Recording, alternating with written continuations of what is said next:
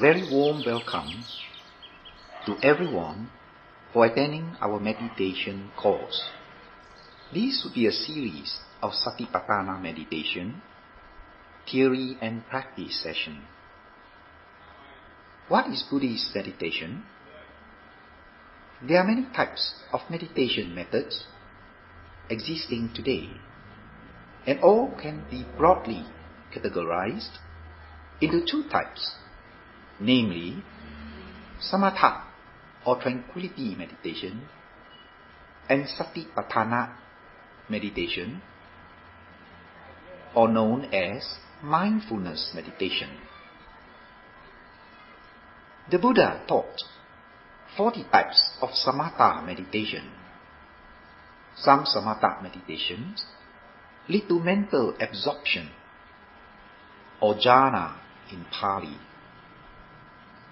In the case of mindfulness meditation, one builds up mindfulness on the mind and body, gaining deep understanding and insight into the nature of this mind and body that is impermanent, unsatisfactory, and egoless.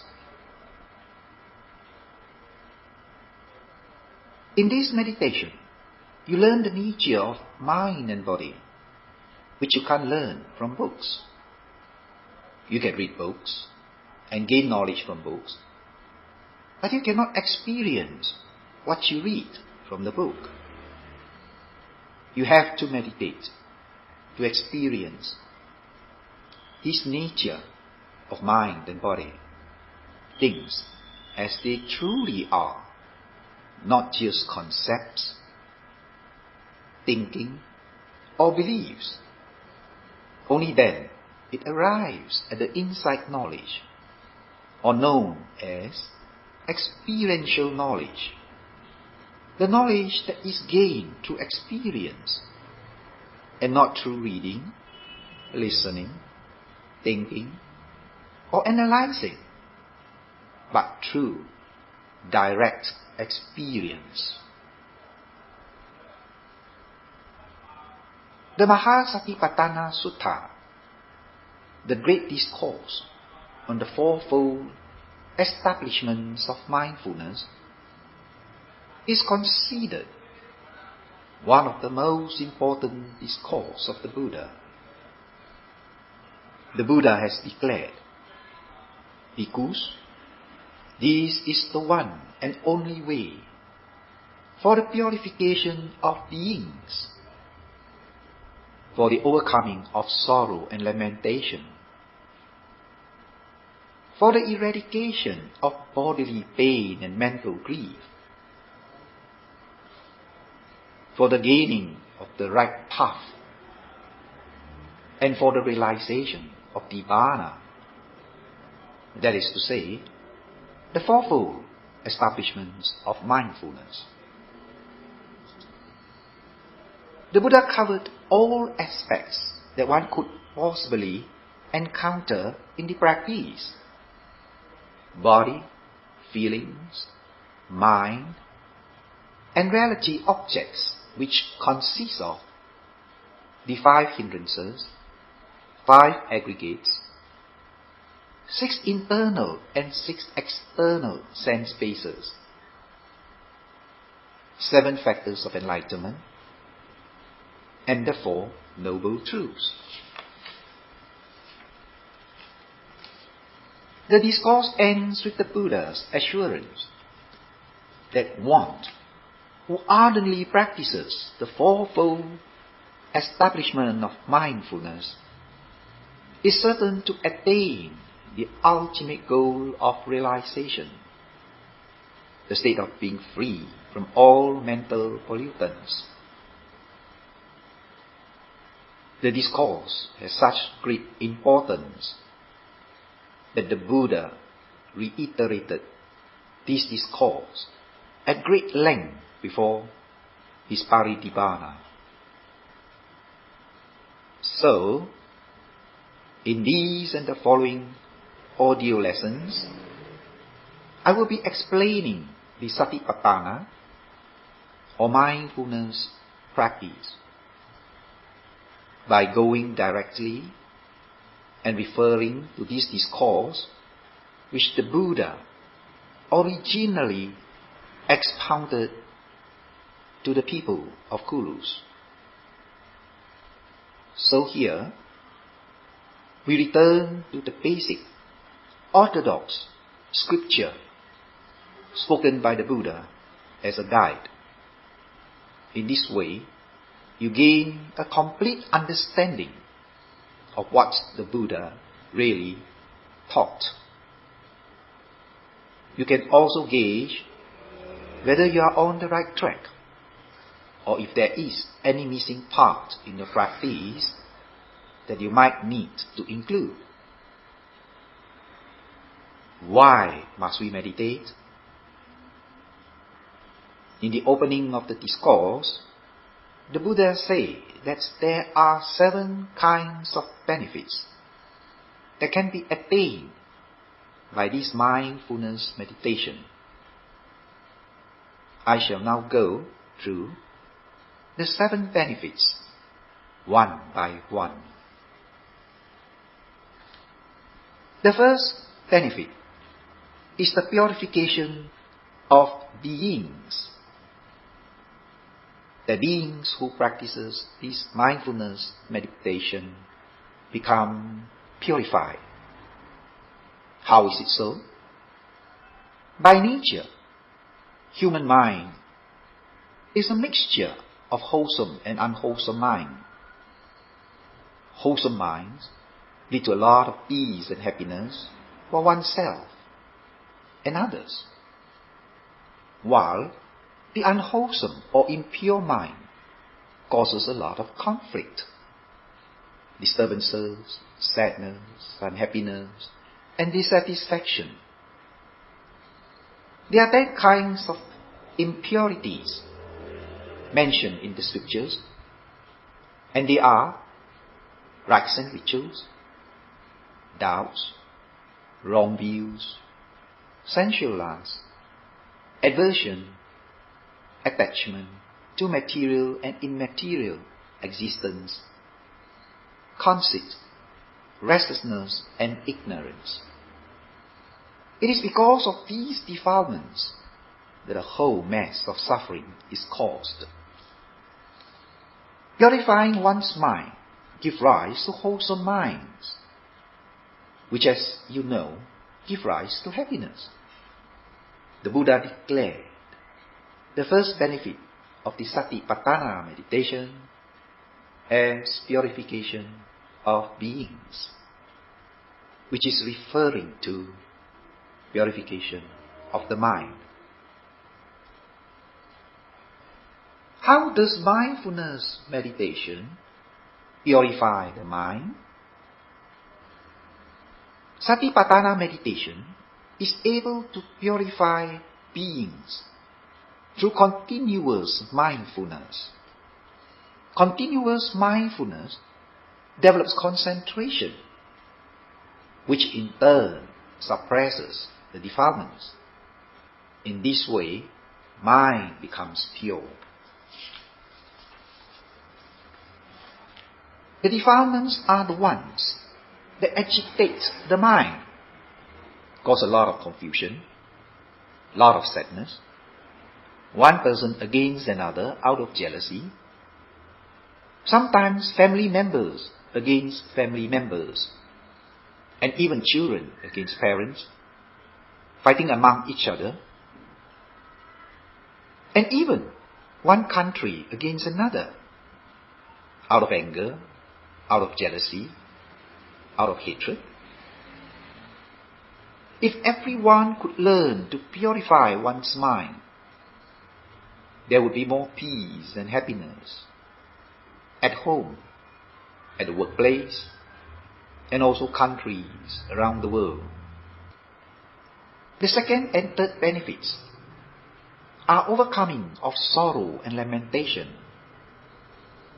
What is sorrow? As mentioned in the scripture, sorrow is the intense worry and alarm that one experiences. Number 1, through loss of loved ones or relative, burglary, robbery, epidemics, fire, flood, storm, accidents, or any other calamity. Number 2, through destruction or loss of property or precious possession by theft, fire, disaster, etc. Number 3, through declining in health or inflicted by sicknesses or diseases.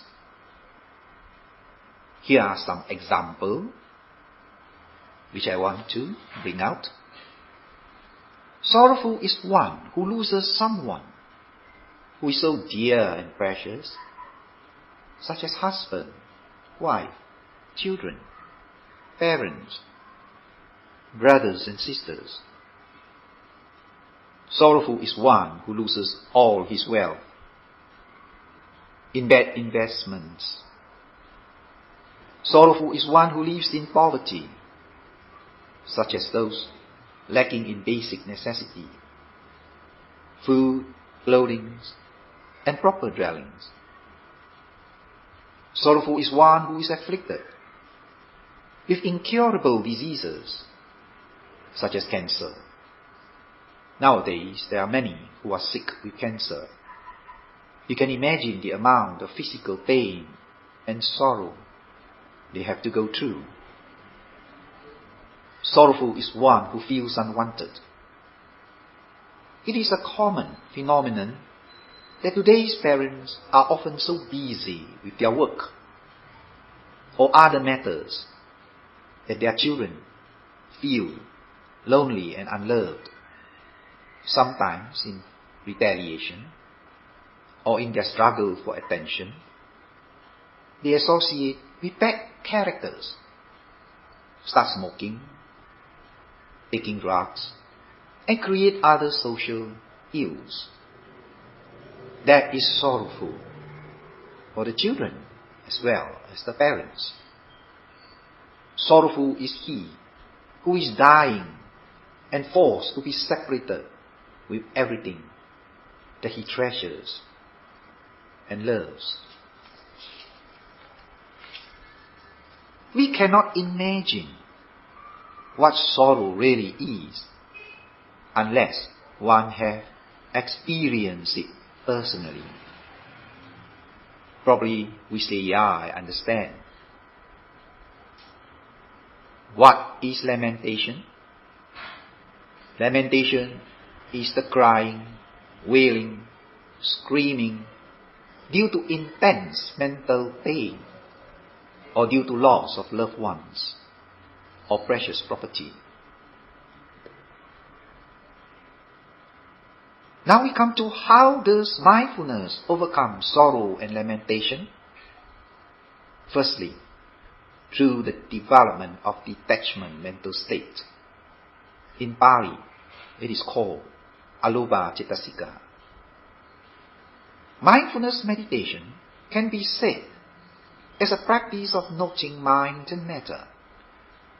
You learn how to practice mindfulness on mind and matter as you progressively listen to our audio courses.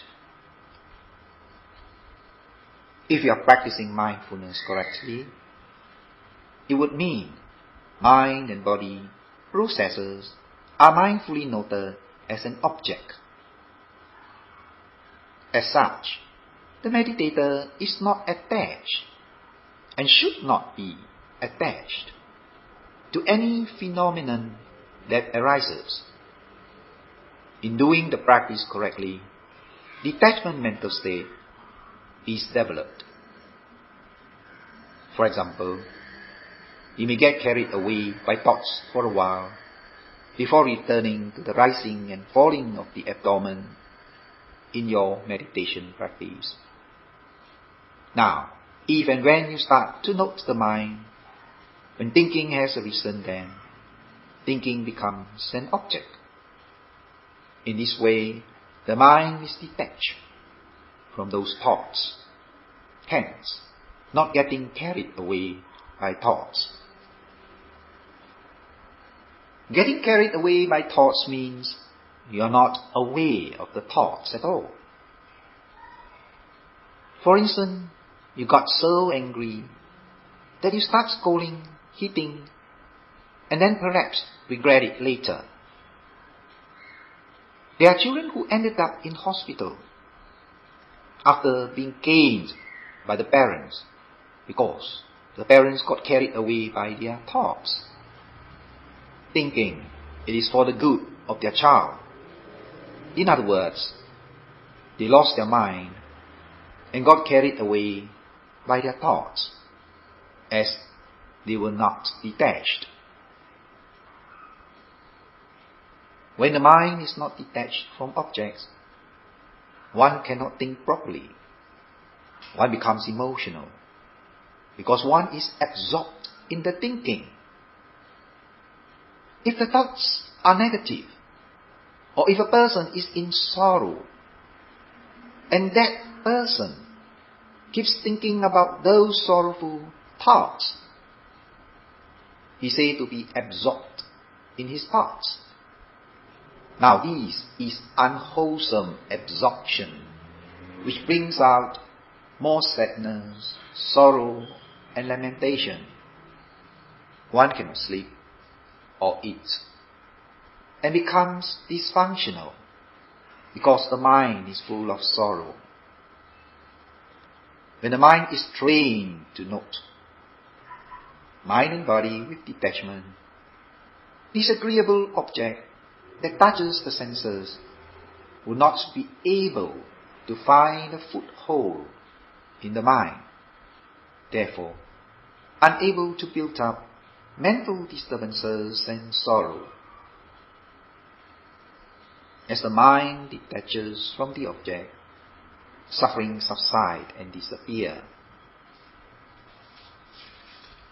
In this way, mindfulness can overcome sorrow and lamentation. Therefore, mindfulness is the escape. Secondly, sorrow and lamentation are overcome through strong and continuous mindfulness. No two or more minds arise or coexist at the same time. For example, in eating, you see food on your plate and you taste it in your mouth. You think you see and taste at the same time. But this is not so actually. As the seeing mind arises, it ceases, and the tasting mind arises, and then ceases. They arise and ceases in alternate moments, continuously, and very quickly. So quick that you think it is all happening at the same time. But mind arises one at a time. Therefore, if there is wholesome mind existing, there cannot be unwholesome ones arising or coexisting at that same time. The way to ensure that there are wholesome minds is to have strong and continuous mindfulness. When mindfulness is present, mind becomes wholesome. When mindfulness is sustained strongly and continuously, wholesome minds are thereby sustained. If and when you become unhappy or lonely or sad, I suggest you just sit down quietly and start noting your rising and falling movement on your abdomen, or feelings, or noting your mind, whichever is strong at the time. You'll find that after some time, you become peaceful, and those mental pains disappear, because wholesome mind have arisen and have become strong. When wholesome mind is strong, unwholesome mind is weak. They are the opposites. Just as when there is light, there can be no darkness.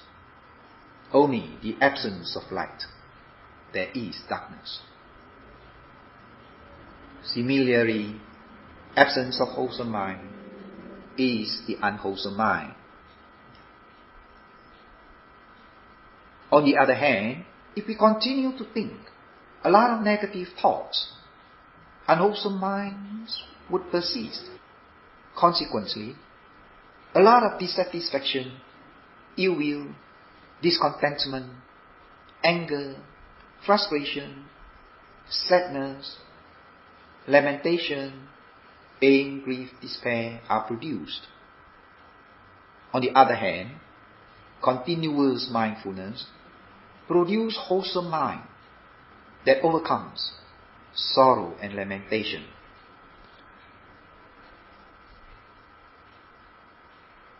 Thirdly, sorrow and lamentation is overcome through calmness, tranquility and peacefulness. Strong mindfulness builds up samadhi, which is calmness. As a comparison, in the samatha meditation, concentration is in the forefront, while mindfulness is not actively cultivated.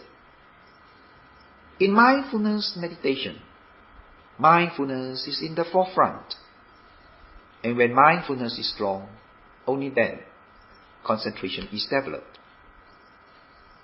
When practicing samatha meditation, the mind gets absorbed into object. When concentration turns to wrong concentration,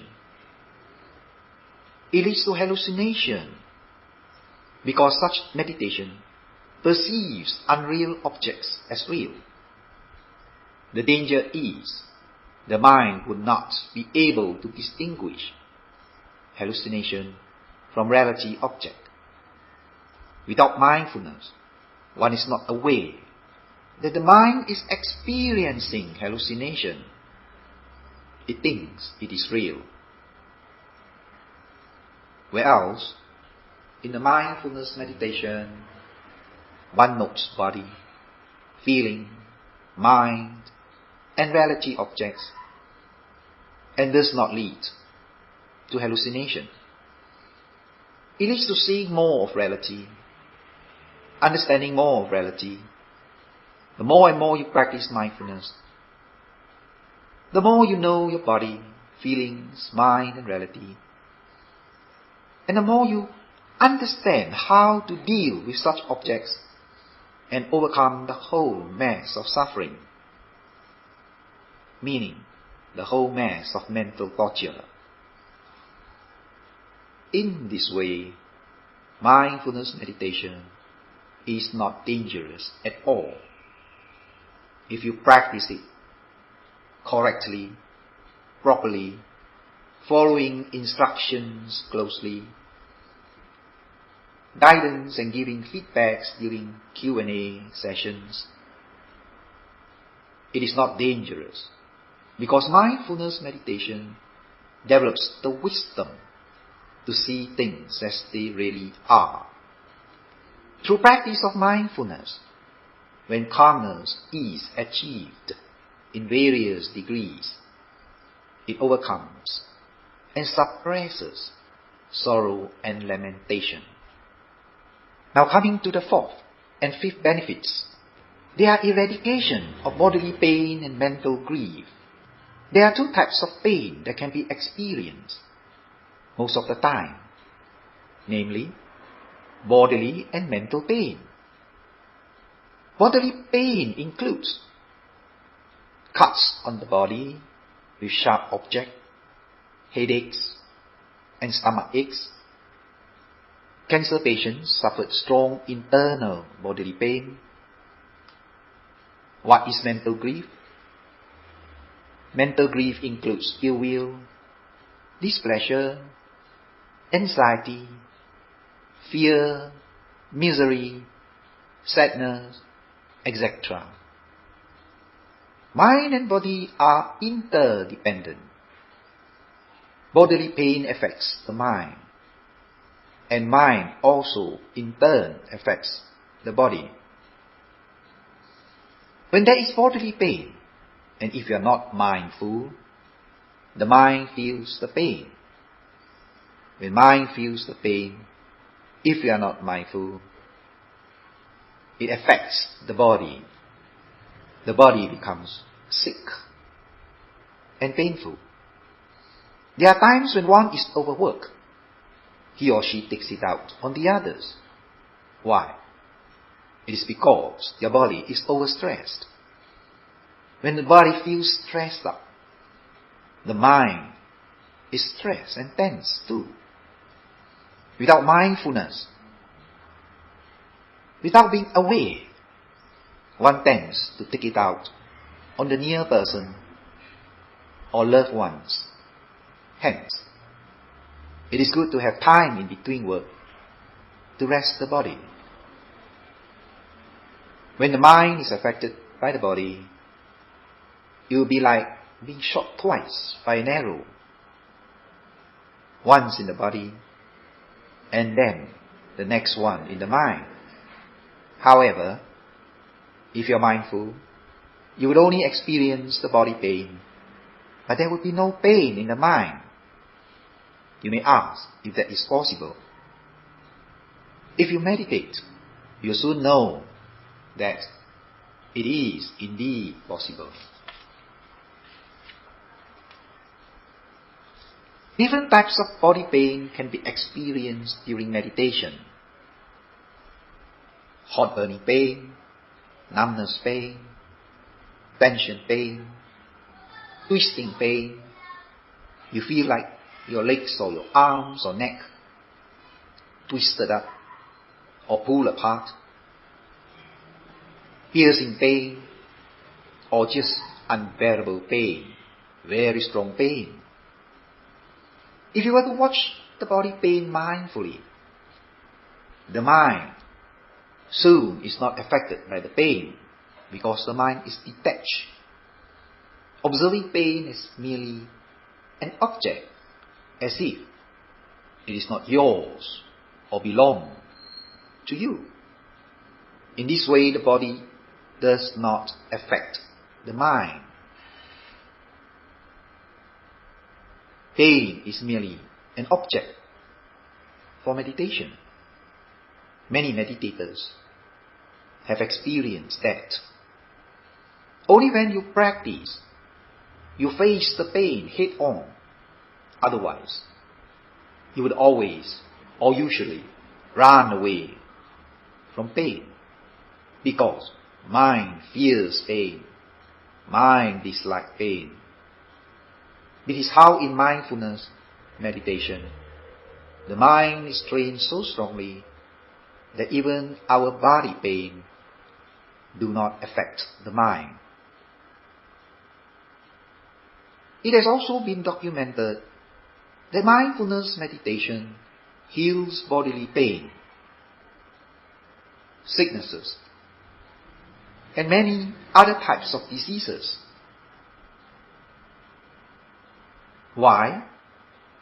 When the mind is peaceful and free from agitation or negative emotion, the body immune system works better at repairing and curing the body. We now come to the sixth benefit. What is the sixth benefit? The sixth benefit is gaining the right path. It is a norm in our society to perceive material gains and sensual pleasures as a way to happiness. Hence, mostly our efforts are directed at pursuits for such gains and pleasure. In our constant pursuits, we encounter things that are undesirable, very stressful, causing grief and dissatisfaction. We overlook the price we have to pay to acquire such things. We are not aware of the great stress, the many efforts frustration and disappointment involved in the process of renewing and acquiring the sense pleasures. As such, how can sensual pursuits be true happiness? How can such pursuits be the right path when pleasures could not be sustained and needs to be constantly replenished? Example, it is like chasing our own shadow, but never achieving it, or a dog chasing after its tail to get rid of the itch. On the other hand, there are those who inflict pain upon themselves, thinking that through pain one purifies oneself, or redeem their sins, guilt, and wrongdoings. Such extreme of causing harm and hurt to the body weakens the mind and body. It saps mental energy and physical strength. A weak mind and weak body is unable to strive towards realization. Therefore, it is not the right path also. The Buddha says the way of Satipatthana, which is the middle way, is the right path to the attainment of fruition, that is realization. Right path leads to right concentration and insight wisdom. Wrong path or wrong practices leads to wrong concentration, results in confusion and suffering. Finally, the seventh and the last benefit spoken by the Buddha is the attainment of Nibbana, the final goal. What is the meaning of Nibbana? The total elimination of greed, hatred, and delusion, which are the root cause of all our sufferings. It also means the cessation of birth, old age, disease, and dying. In other words, overcoming the pain of birth. It is because of birth that there is the suffering of old age, decay, diseases, and dying. Attainment of Nibbana also means the total cessation of lamentation, pain, grief, and despair. That is to say, overcoming the pain associated with the burning of mental defilements. And of course, it is the attainment of the higher supreme bliss, which is the happiness beyond all happiness. Even though Nibbana sounds lofty and abstract, we could still experience a lot of benefits along the way in our practice. One would experience less suffering by letting go, not holding on to negative mental states such as remorse, jealousy, dissatisfaction, and others. By acquiring more wholesome minds, we gain more calmness, contentment, peacefulness, bliss, and happiness. And especially in the attainment of insight wisdom, more intense joy and happiness can be experienced. So today I have covered the 7 benefits declared by the Buddha in the beginning of the Mahasatipatthana discourse, which explains the importance why we must meditate. Next week, I will talk about mindfulness of the body, in Pali known as Kayanupassana.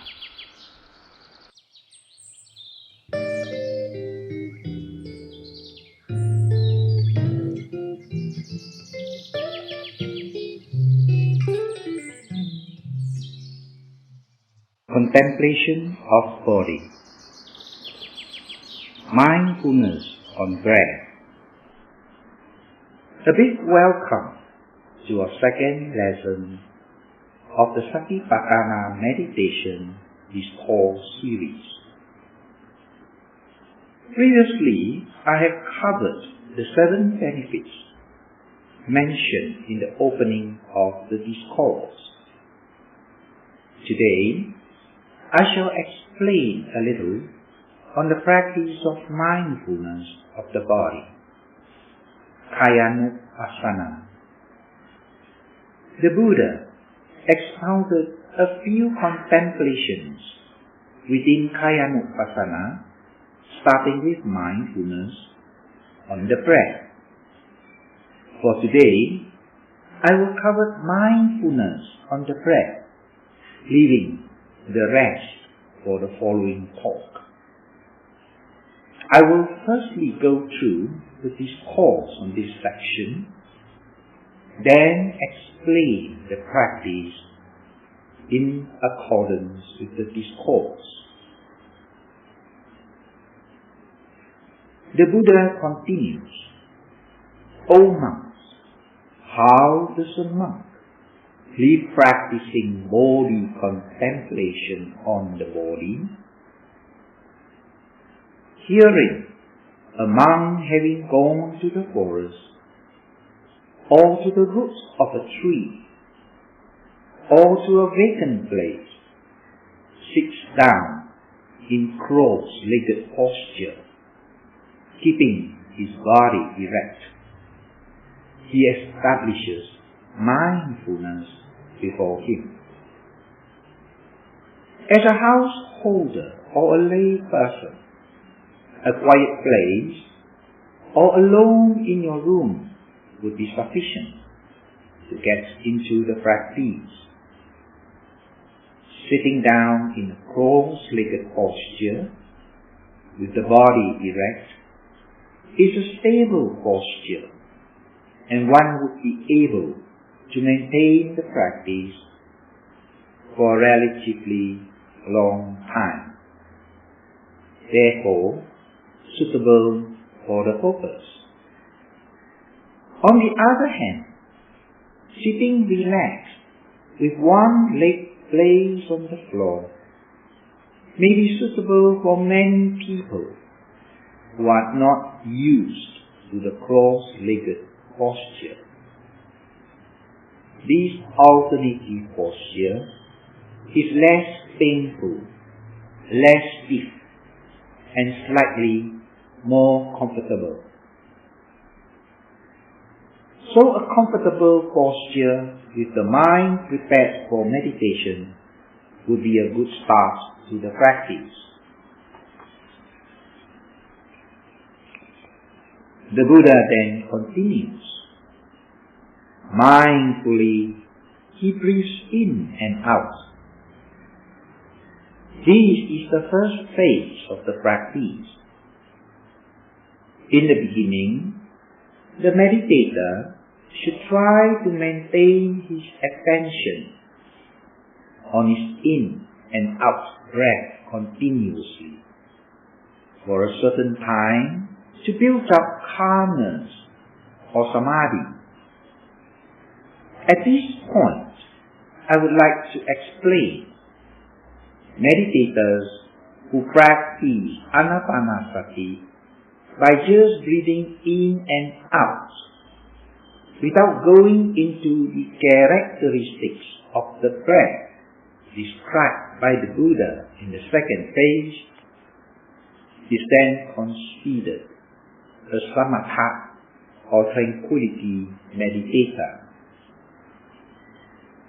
When they get too deeply into calmness, samatha nimitta, that is, calmness that brings out tranquility sign object, will appear. Example of such nimittas includes the breath becomes smooth like silk, warm or hot, or cold, or perceiving nimittas like cotton wool or sewing thread, or even appears like clouds. Arriving at this stage, the meditator could experience joyful mental states or lightness of body. There is a likelihood that the meditator might get attached to this experience and not proceed on to the second phase of the mindfulness development. When samadhi is sufficiently established, the meditator should direct his attention to the second phase of mindfulness development without arriving at the nimittas. Now, coming to the second phase, the Buddha continues. While breathing in a long breath, he knows, I'm breathing in a long breath. Or while breathing out a long breath, he knows, I'm breathing out a long breath. Or while breathing in a short breath, he knows, I'm breathing in a short breath. Or while breathing out a short breath, he knows, I'm breathing out a short breath. This is the second phase of the mindfulness practice. Coming to the third phase, the Buddha says, alertly, aware of the whole breath body, I shall breathe in, he trains himself. Alertly, aware of the whole breath body, I shall breathe out, he trains himself. The whole breath body means being aware of the beginning, the middle, and the end of the breath. When the meditator can see clearly the beginning, middle, and end continuously for a period of time, then his concentration is said to have strongly developed. At this stage, the characteristics of impermanence on the breath body, which is the air element, is clearly experienced. The Buddha continued with the fourth phase, calming down the bodily formation. I shall breathe in, he trains himself. Calming down the bodily formation. I shall breathe out, he trains himself.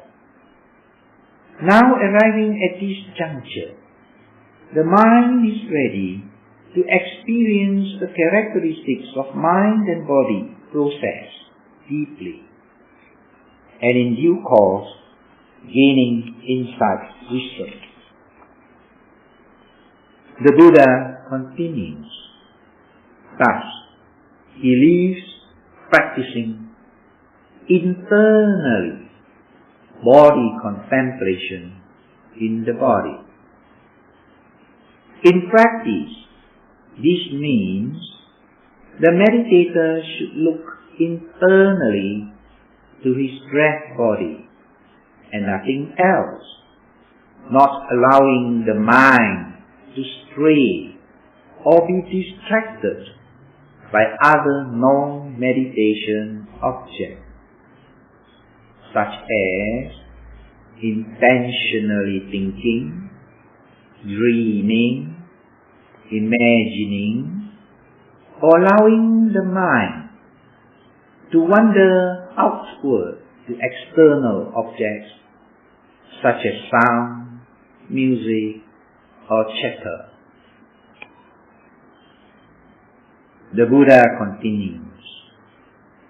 of practicing externally body contemplation in the body.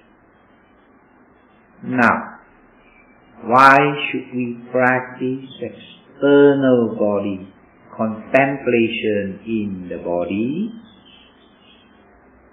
Firstly, this practice trains the mind to view the external body as the same as the internal body, just the body breath or air element, with the purpose of cutting out concepts of a being,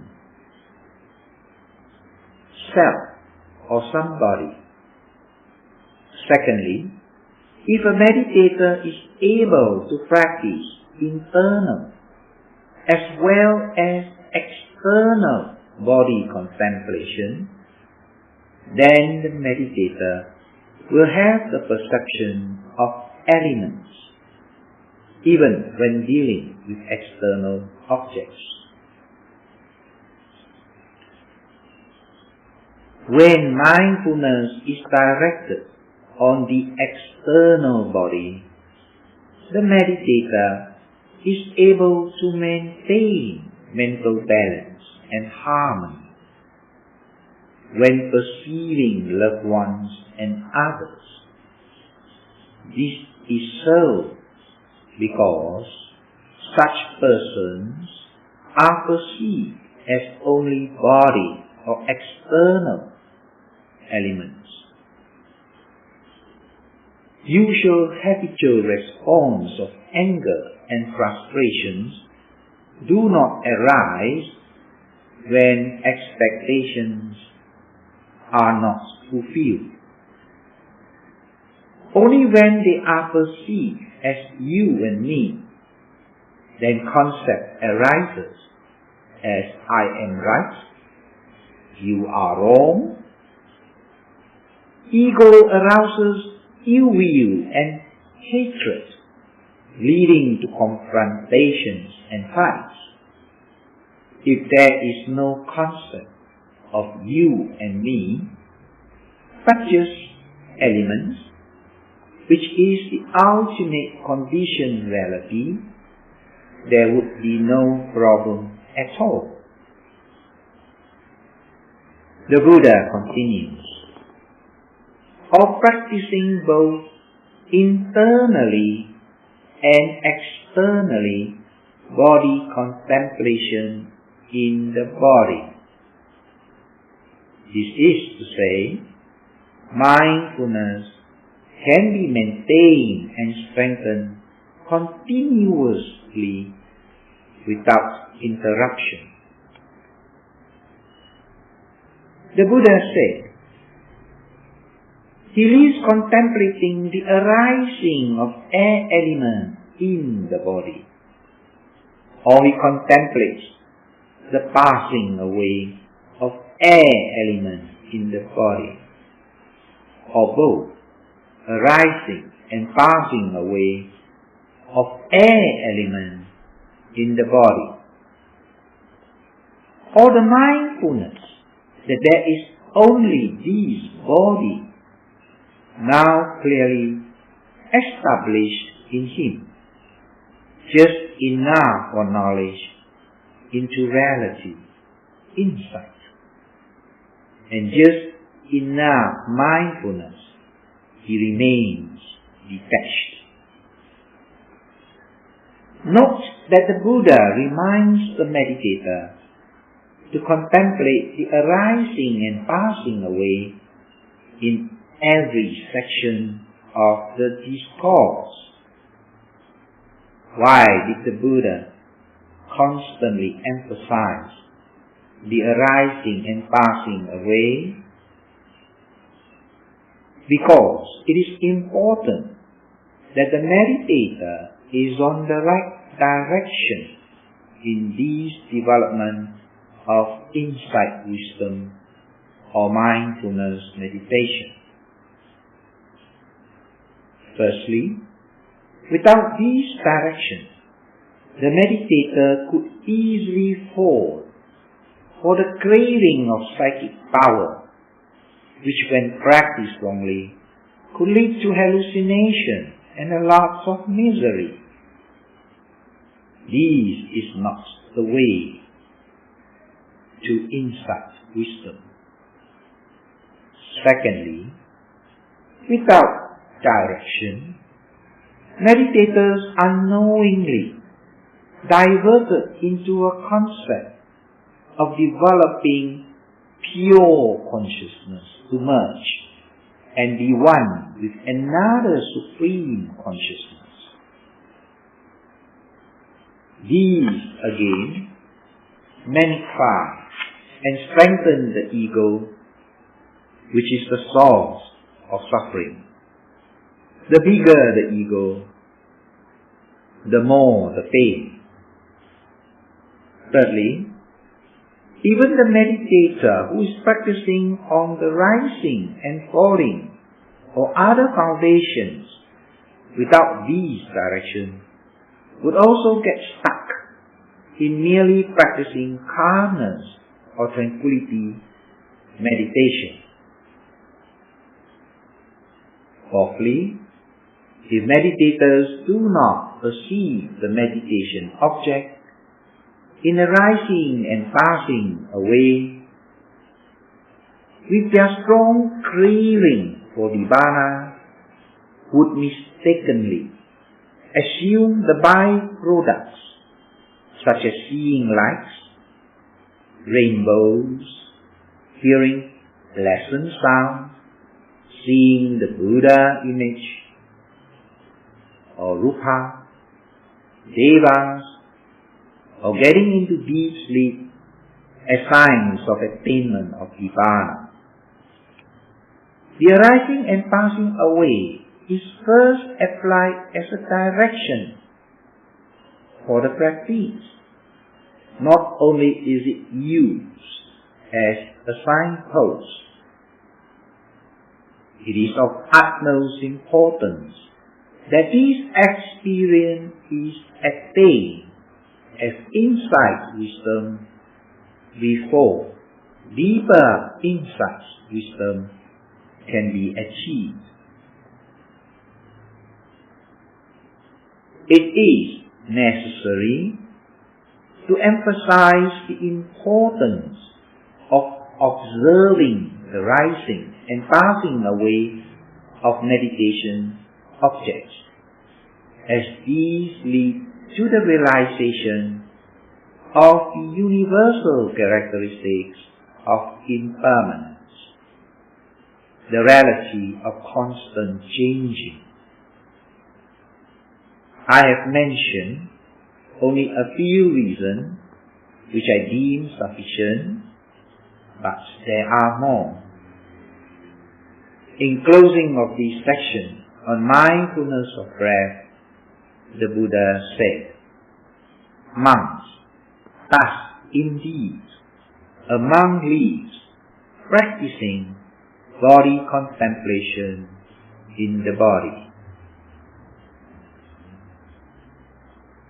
In this meditation course, I'll be using the rising and falling movement of the abdomen in the contemplation of the body, instead of using the breathing through the nostril, anapanasati. I shall give a few reasons why I prefer the rising and falling of the abdomen.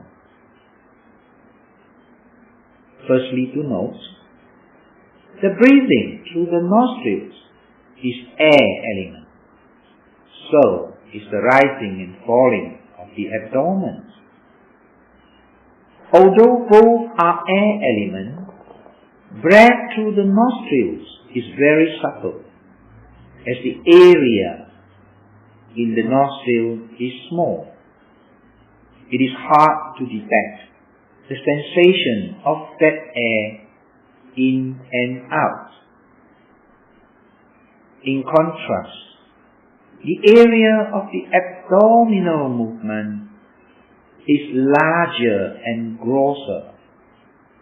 Therefore, the air element here can be easily detected, especially when the meditator puts one hand lightly on the abdomen to feel the rising and falling movements.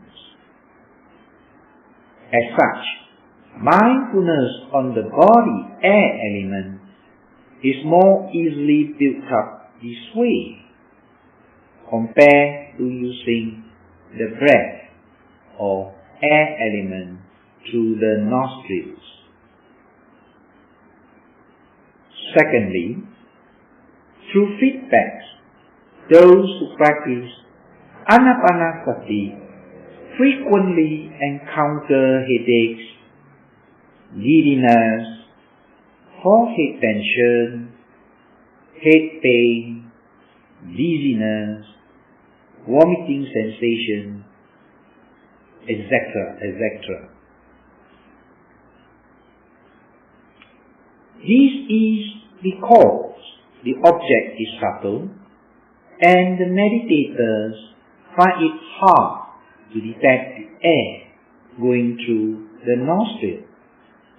So, greater concentration and effort is applied.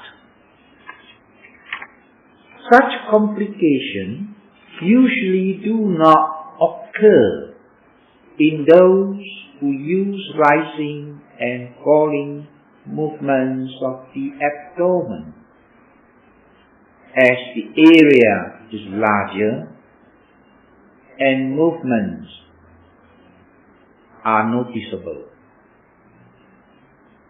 Thirdly, when the meditator gets too deeply into anapanasati, the meditators could develop samatha nimittas, thereby getting into tranquility meditation.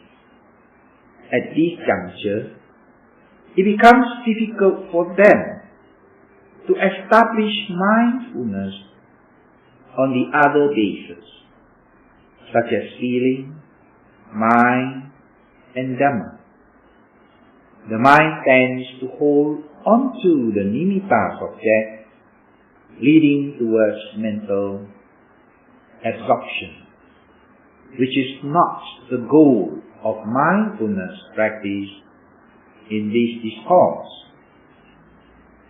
For the above reasons, I would base Kayanupassana, which is contemplation of the body, on the rising and falling of the abdomen. So, how to practice establishing mindfulness on the rising and falling movements on the abdomen?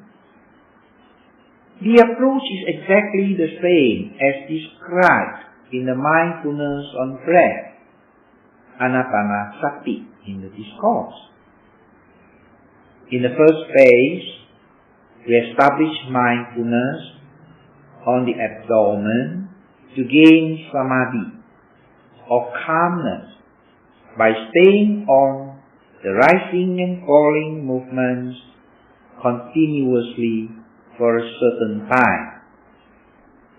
Secondly, when the samadhi is established, the meditator would be able to perceive clearly the characteristics of the air element on the abdomen, whether it is long or short.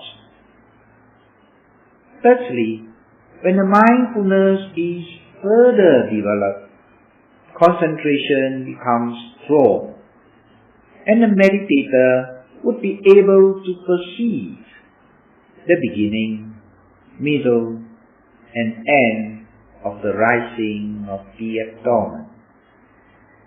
Same goes with the falling of the abdomen, beginning of falling, middle, and end of falling. In the fourth phase, the mind becomes peaceful, clear and free from hindrances.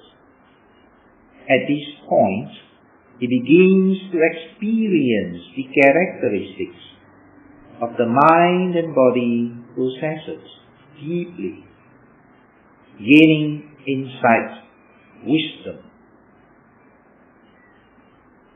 Here I would like to mention that we do not object or stop those meditators who are familiar and have long been practicing anapanasati.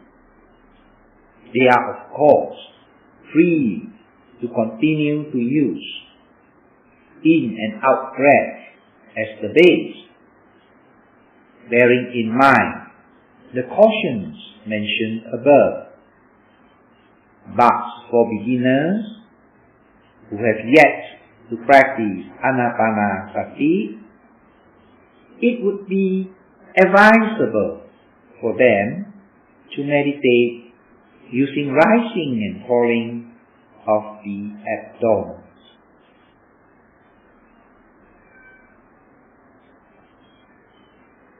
How do you begin the practice?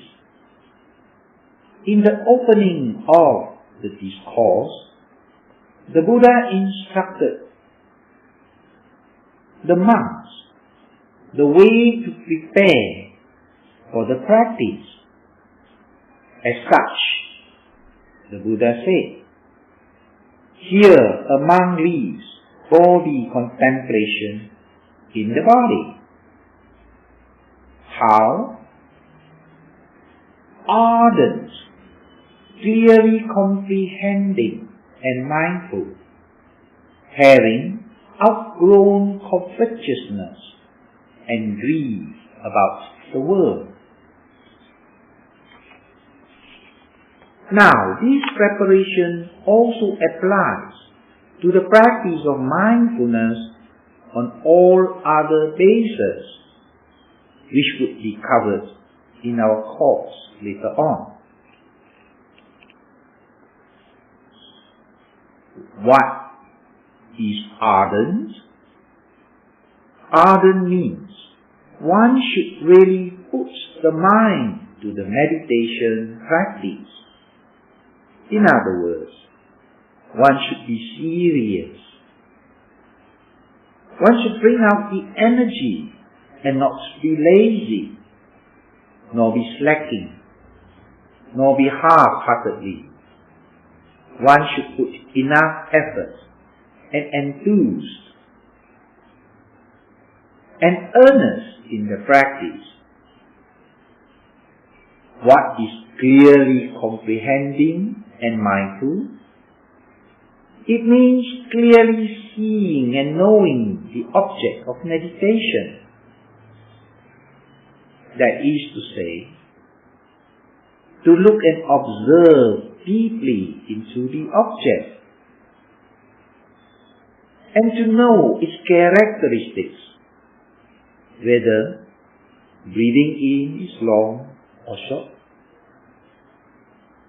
or is it smooth or choppy, or the motion is hard or soft, etc. Having outgrown covetousness, what does it mean? It means to be detached or set aside the greediness of the mind of whatever that does not belong to us, or the various attachments in the mind. And what is anguish? Anguish means grief, pain, sadness, disappointment, including remorse, fear, hopelessness, and such, etc. And about the world means worldly things. So setting aside all those things that belongs to the world. Now I'll stop here for today and let us practice. Please try not to move around. Just listen to the instructions of the practice.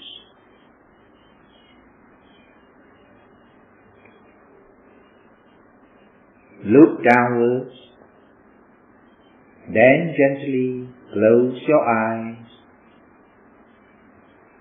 Do not look straight in front, because if you do, you tend to see colors or lights.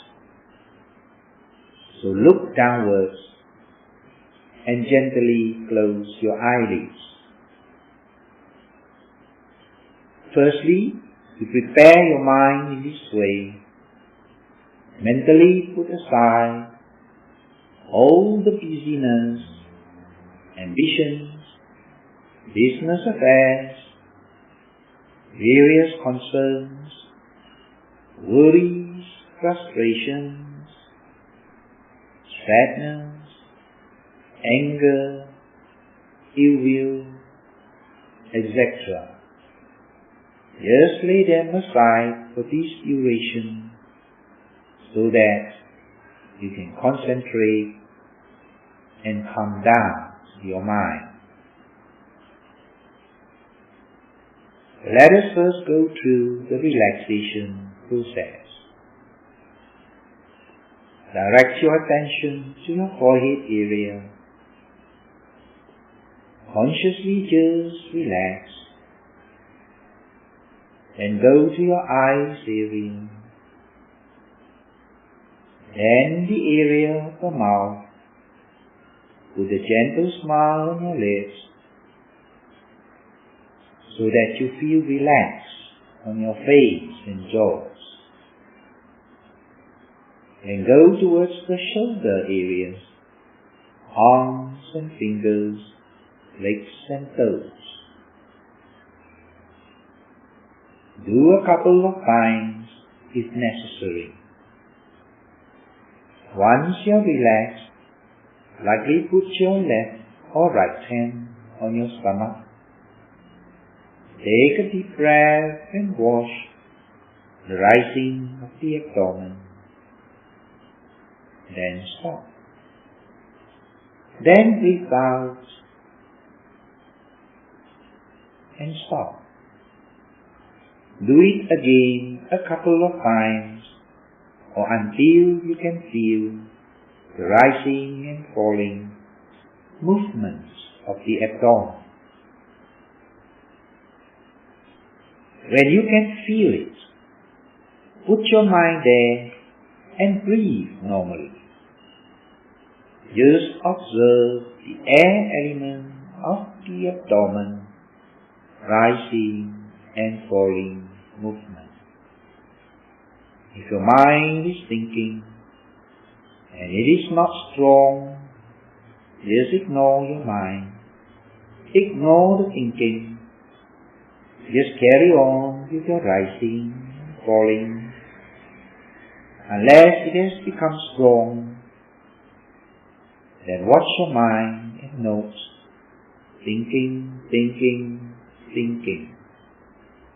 When thinking stops, or refuse to stop after 10 times of noting, return your attention to the rising and falling movements in the abdomen.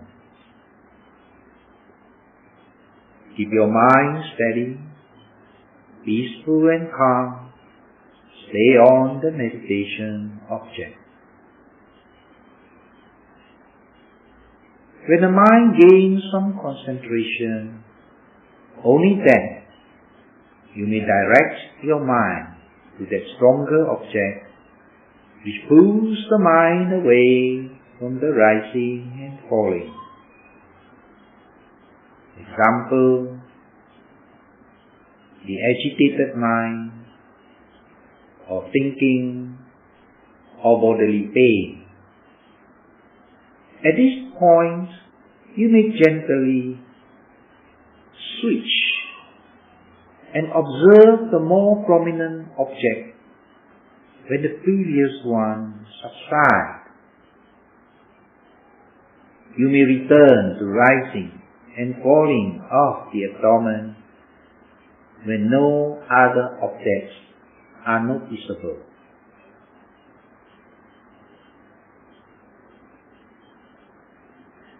If you are agitated, observe the agitated mind.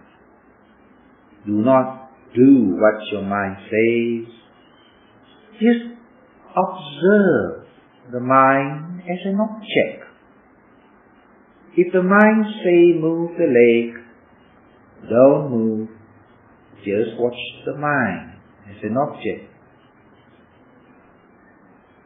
When it passes away, go back to the meditation object, rising and falling, unless there is other stronger object arising. When pain arises, observe that pain. See the intensity of the arising and fading away of the pain. Just observe internally all the internal objects of mind, feeling and body, unless there are stronger external objects that interrupts, like hearing a sudden loud sound, then you note. Hearing, and return to the internal object, like rising and falling movements. Whatever strong external objects that attracts the mind, note it, then return to your internal base. Now you shall meditate for a little while, 20 to 30 minutes.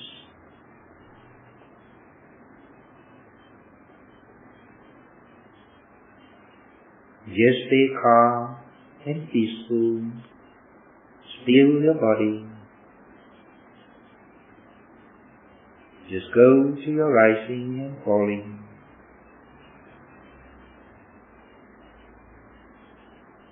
And observe the air elements,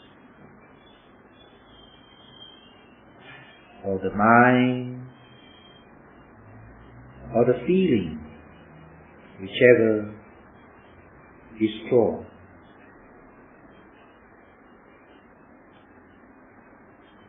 Now time's up. Let us share merits.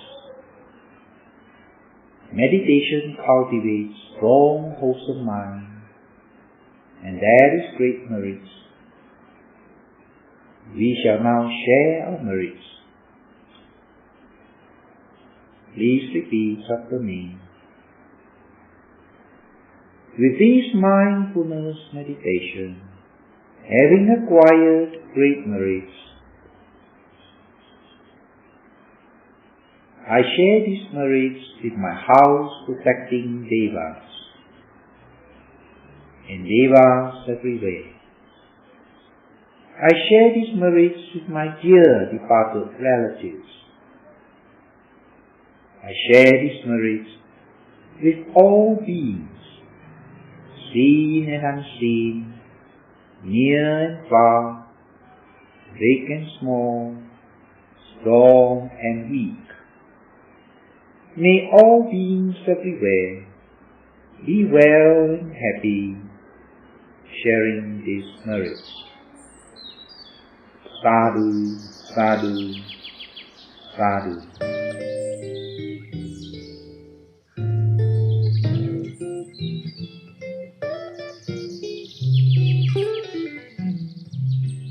Contemplation of Body, Part 2. Section on bodily postures, primary elements, and others. Introduction. Welcome to this third lesson of Satipatthana meditation discourse series. Today, I will continue with the rest of the sections under contemplation of body, starting with bodily postures. In this section of bodily postures, the Buddha said, "When walking, a monk knows I'm walking, or when standing, he knows I'm standing, or when sitting, he knows I'm sitting, or when lying down, he knows I'm lying down, or in whatever position his body is, he knows that position of that body." Again, monks, in walking forward and backwards, a monk practices clear comprehension. In looking elsewhere, he practices clear comprehension. Then the Buddha continues with all other typical daily activities of a monk. In bending and stretching his limbs, he practices clear comprehension. In wearing the inner and outer robe, in carrying the bowl, he practices clear comprehension. In eating, drinking, chewing, and tasting, he practices clear comprehension. In answering calls of nature, in walking, standing, sitting, falling asleep, waking, speaking, and being silent, he practices clear comprehension. How is continuous mindfulness with clear comprehension practiced throughout the day? It is clear from the discourse that mindfulness meditation is not practiced exclusively in the sitting position. Continuous mindfulness with clear comprehension should therefore be applied throughout the day in all postures, when suitable and in appropriate activities.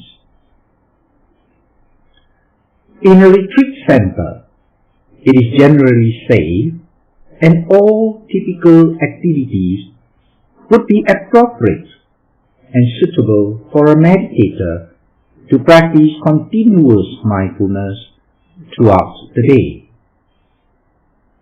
If one is not in retreat center, then appropriate activities in general would normally include waking up, brushing your teeth, washing, bathing, ironing, dressing, preparing your meals, eating, drinking, chewing, sweeping or wiping, cleaning, speaking, keeping silence, or falling asleep, and such other activities that are appropriate.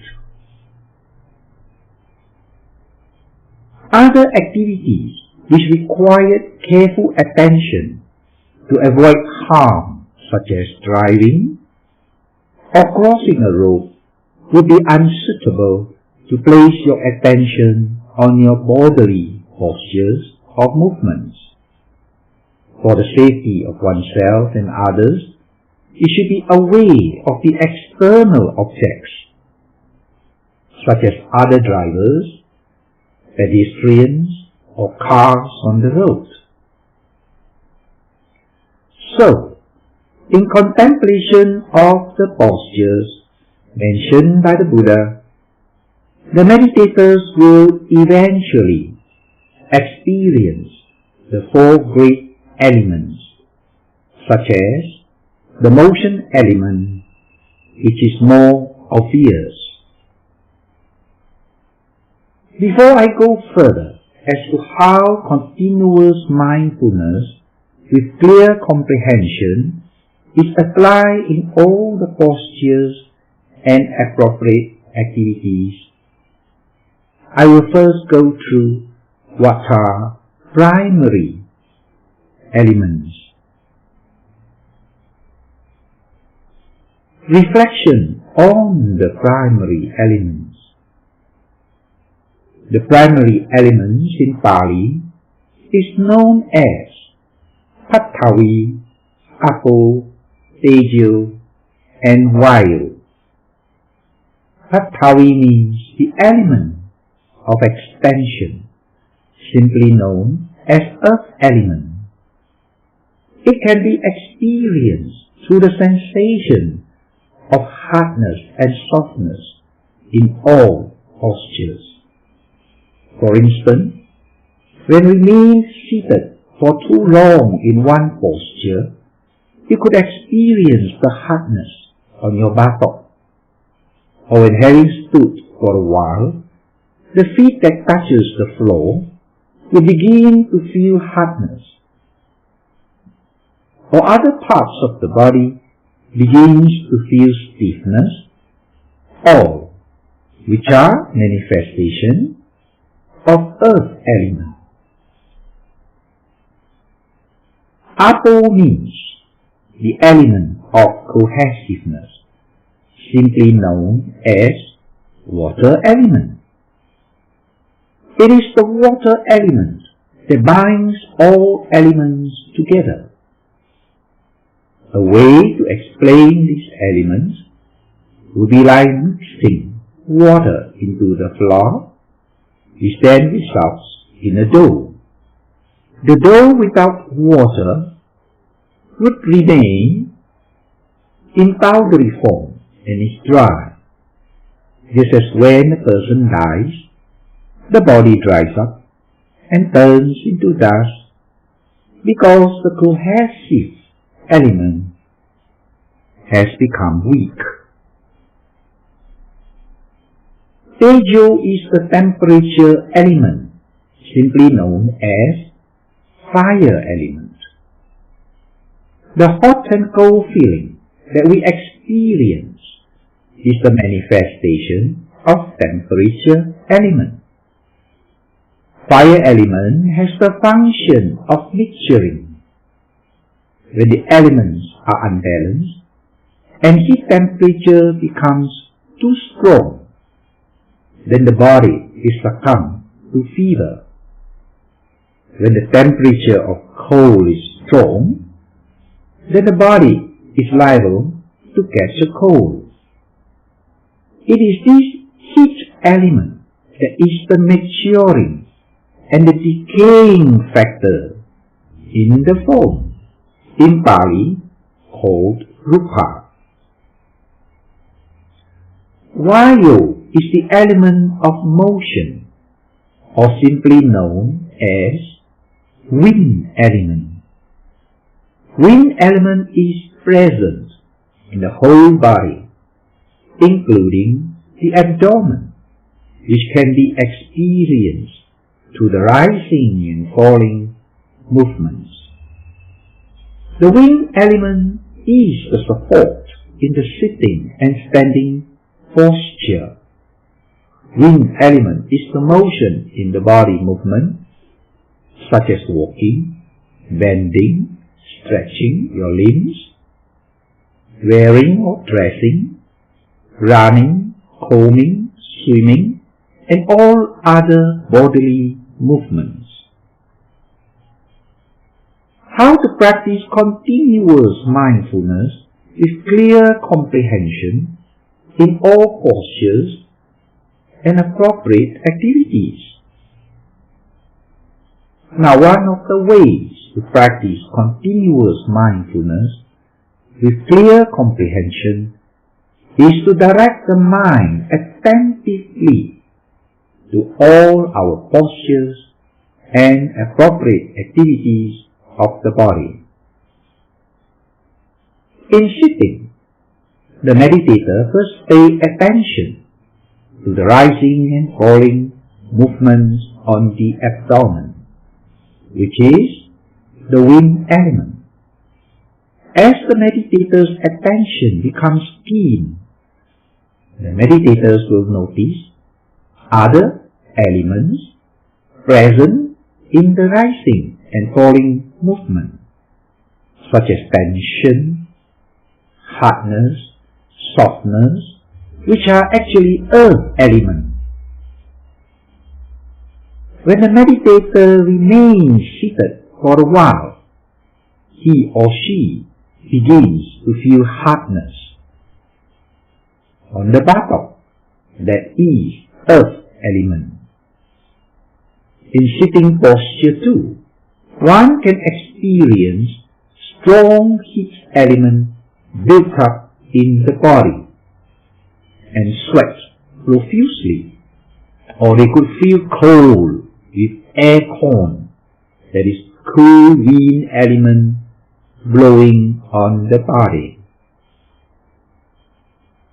As for the water elements, in the sitting posture, it can be perceived as a lump of hardness, a lump of pain, a lump of heat, which is the cohesive or water elements. In walking, how is element experienced? Basically, walking is the air element, but when mindfulness is developed and has become strong, the other elements can also be clearly perceived. For instance, you can feel the heaviness of your body and feet when you walk. That is earth element, or the cold of the floor when your feet touch, or the body heat that could produce sweat and stickiness on the body, etc. However, if the mind goes towards too many elements in the beginning, it becomes dispersed and restless. Thereby, concentration cannot be developed.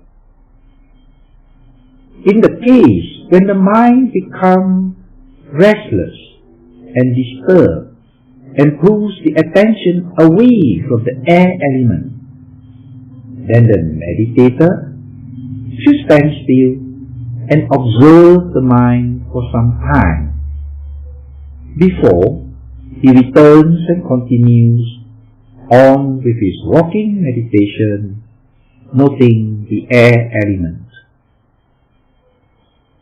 It is beneficial to start noting the movements mentally in the one-step movement, which is the brisk walking, as right leg stepping, left leg stepping. This brings the mind down to the object and prevents it from straying so much. As the calmness sets in, the meditator can proceed on the two-step movement by noting the lifting movement and pushing movement. Once the concentration is developed, then the meditator proceeds on to noting of the three-step movement, that is, lifting, pushing, and putting. At this point, there should be clarity of mind and movements are clearly observed. When clarity of mind and calmness sets in, then the meditator should drop the naming and just bear experiencing the air element without words, without concept, or without naming it. Labels are useful in the beginning to help anchor the mind to the object, but at this juncture, it becomes a hindrance for further progress, and prevents the meditator from experiencing the elements directly. Therefore, it should be dropped when the mind is able to perceive clearly the air element. If the meditator is able to maintain the clarity and sharpen his faculties, the meditator can experience the insight level into the arising and disappearing of the air element. In this way, the meditator is said to have gone insight into the experiential level. In the standing meditation, the meditator could direct his attention to the predominant object, which can be either rising and falling of the abdomen, the hardness on the soul, the body stiffness, heat element. When such element manifests strongly, all the body sensations such as itchiness, pain, numbness, etc. The body is not adapted to long periods of standing, as it causes movement, vibration, and shaking. Therefore, the meditator can note it for a little while and proceed on to the walking meditation. Standing too long is especially unsuitable for elderly meditators who would be more suited in the sitting posture. Walking is still important, as in the walking, the objects are stronger and therefore easier to build up concentration. Walking also generates energy. As such, meditators do not fall into sloth and torpor or sleepiness, whereas in sitting, meditators, and especially elderly ones, will succumb to sloth and torpor when they sit too long without moving their body. Now, in the lying posture, the hardness and softness is usually predominant, but one can also direct the attention to rising and falling of the abdomen. If one stays in the lying posture for a long time, one could feel the build-up of strong heat element on the body parts that touch the mattress. If one cannot feel the changing in the heat element, but merely stagnated, it is advisable to switch over to the other bases, where one could perceive the changing, that is, the arising and disappearing, more distinctly, such as feeling, itchiness, numbness, pain, or air elements. So, we have covered the basic four postures in which the four great elements can manifest. A meditator should therefore not presume that in the sitting there is only rise and fall, or in the walking there is only motion. A meditator should also notice the other predominant elements as it arises. Clear comprehension of directing the mind to the body in all postures, walking, sitting, standing, lying down, and changing from one posture to another posture, can be applied continuously in retreats or in daily life, except when driving, crossing the road, or other risky activities. Here are some examples of how mindfulness with clear comprehension can be applied in daily activities.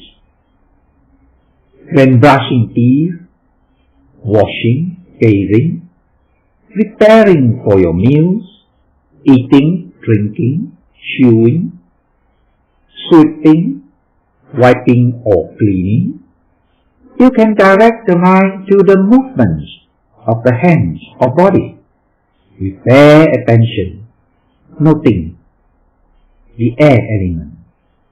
Even when speaking or keeping silent, you could also practice mindfulness, noting the mind, so to ensure your speech is not harsh, hurtful, or connected with ill will, but is pleasant and beneficial.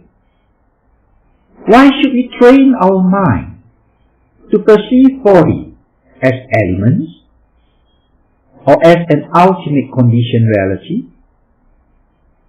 I shall give an example here. In one of the meditation classes I conducted, a yogi reported to me that he could not really meditate. So, he opened his eyes to look around, and he noticed that there was another yogi sitting next to him. And there was this mosquito that had just landed on his leg. The mosquito was poking in and sucking up the blood.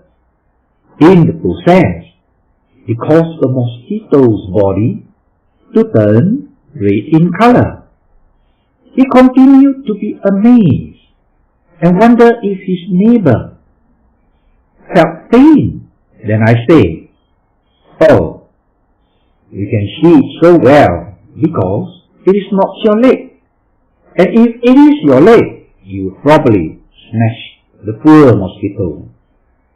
Since it is not your leg, you think it is quite alright." Now, in the same way, if you are able to cultivate mindfulness with detachment, objects would not easily affect your mind. The Buddha asked the monk, "Monks, why is attachment to the body suffering?" "Because, monks, the body is painful by nature. Therefore, attachment to the body that is painful brings suffering." How is it painful? How is attachment to the body? Resulted in pain? There is suffering in birth, old age, decay, sicknesses, and dying. Why is birth suffering? The mother's womb is cramped and constricted. It is also painful to the fetus when the mother consumes food or drink that is either too hot, too cold, or which burns. Example, like taking chilies, drinking alcohol, or smoking. It is also painful for the newborn to pass through the birth canal, which is narrow. This is suffering of birth.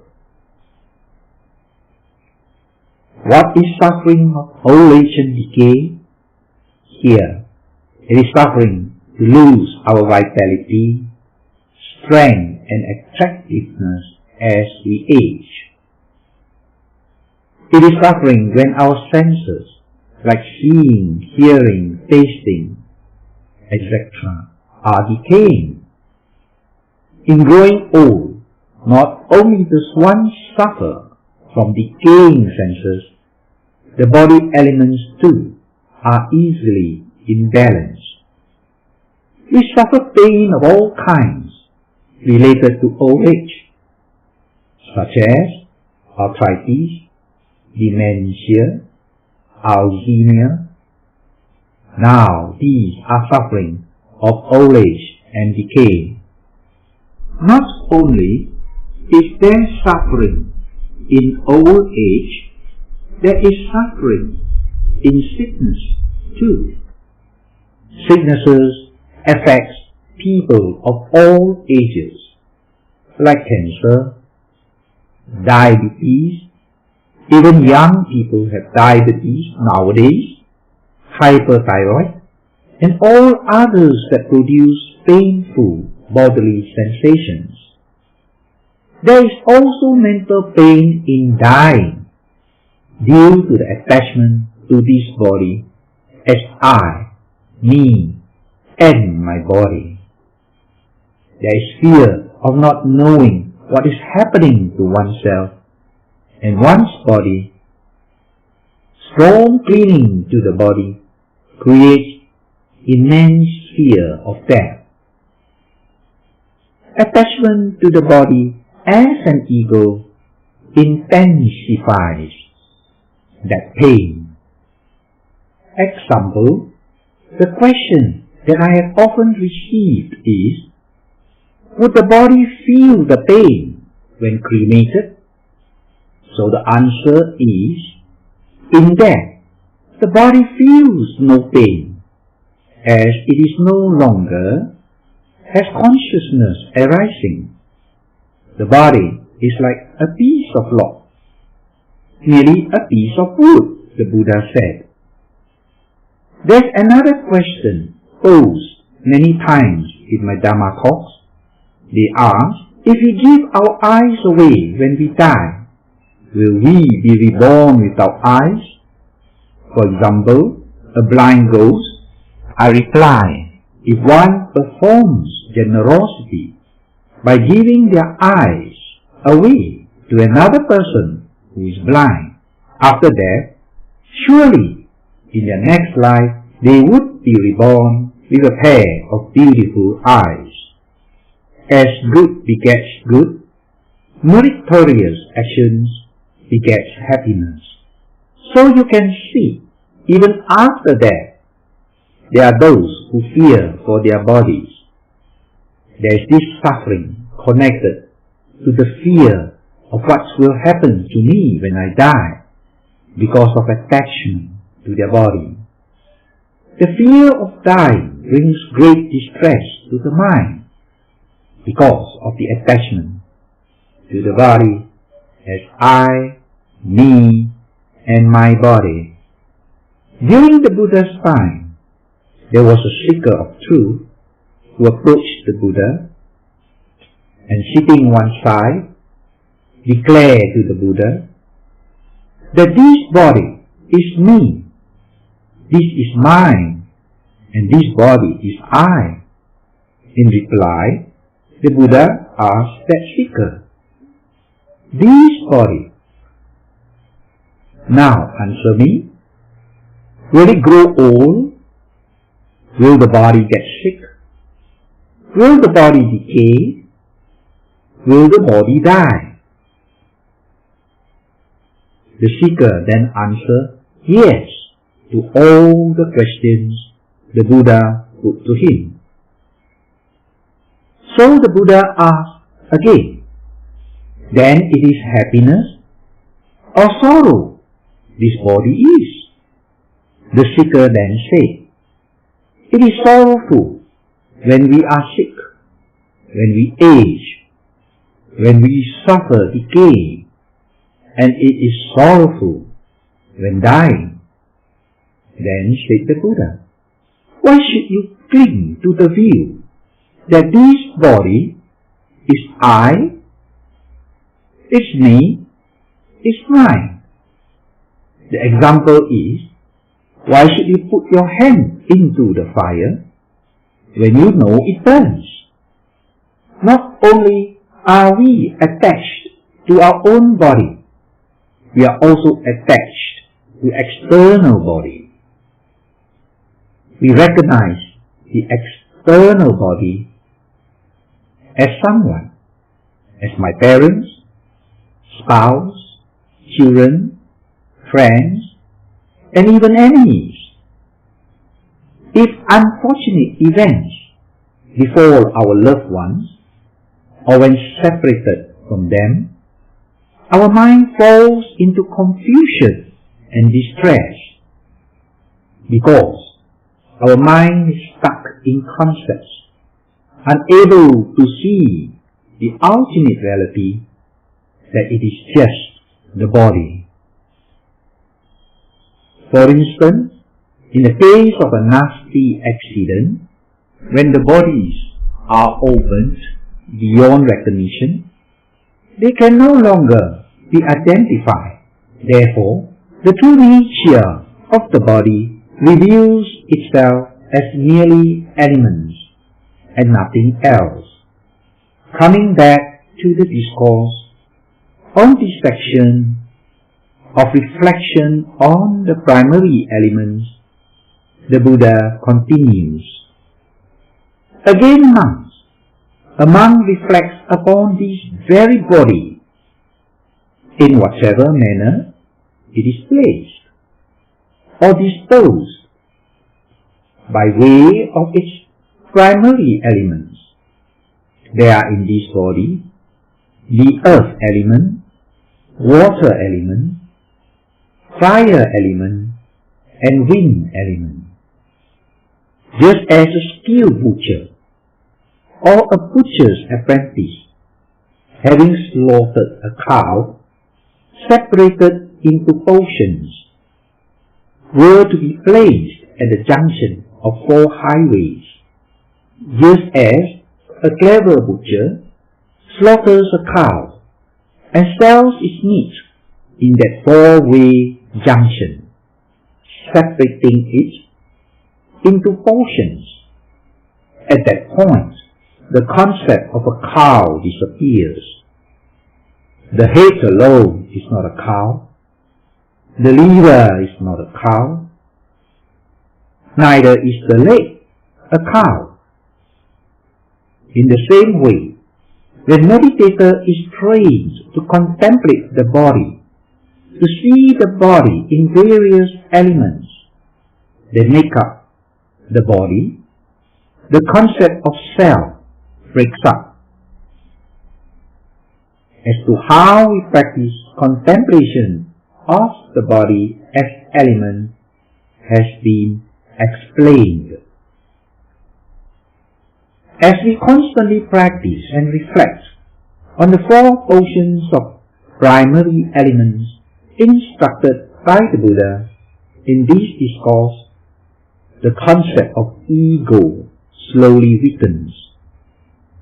Without the concept of ego generating craving and ill will, unwholesome states of mind is weakened and does not manifest in gross unwholesome bodily actions such as harming, hurting, or taking of life. Wrong views manipulated by craving or ill will are pernicious. Wrong views associated with ego could cause conflicts, disaster, and misery through wars in the name of righteousness, justice, protection, or even fear. When the ego is checked, noted, and kept in its place, there will be less arising of defilements such as covetousness, greediness, ill will, jealousy, fear, frustration, sadness, dissatisfactions, and others. Consequently, more wholesome mental states will arise in the mind, such as wisdom, kindness, compassion, contentment, calmness, joy, and happiness. In this discourse, the Buddha taught several methods of contemplation of body. Here, we have covered all the sections that would be applied in this meditation course, except contemplation on the 32 parts of the body and contemplation of the 9 decaying processes of corpse, as these two sections are very extensive and have a different approach altogether. So I will stop here tonight, and next week I will go to the next section of the discourse, namely contemplation of feelings.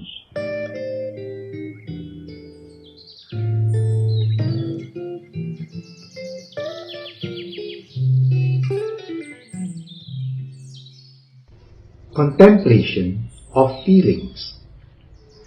Part 1. Welcome to the 4th lesson of Satipatthana Meditation Discourse. Today, we move on to contemplation of feelings. In Pali, Vedanupassana. Why do we need to practice mindfulness contemplation on the feelings?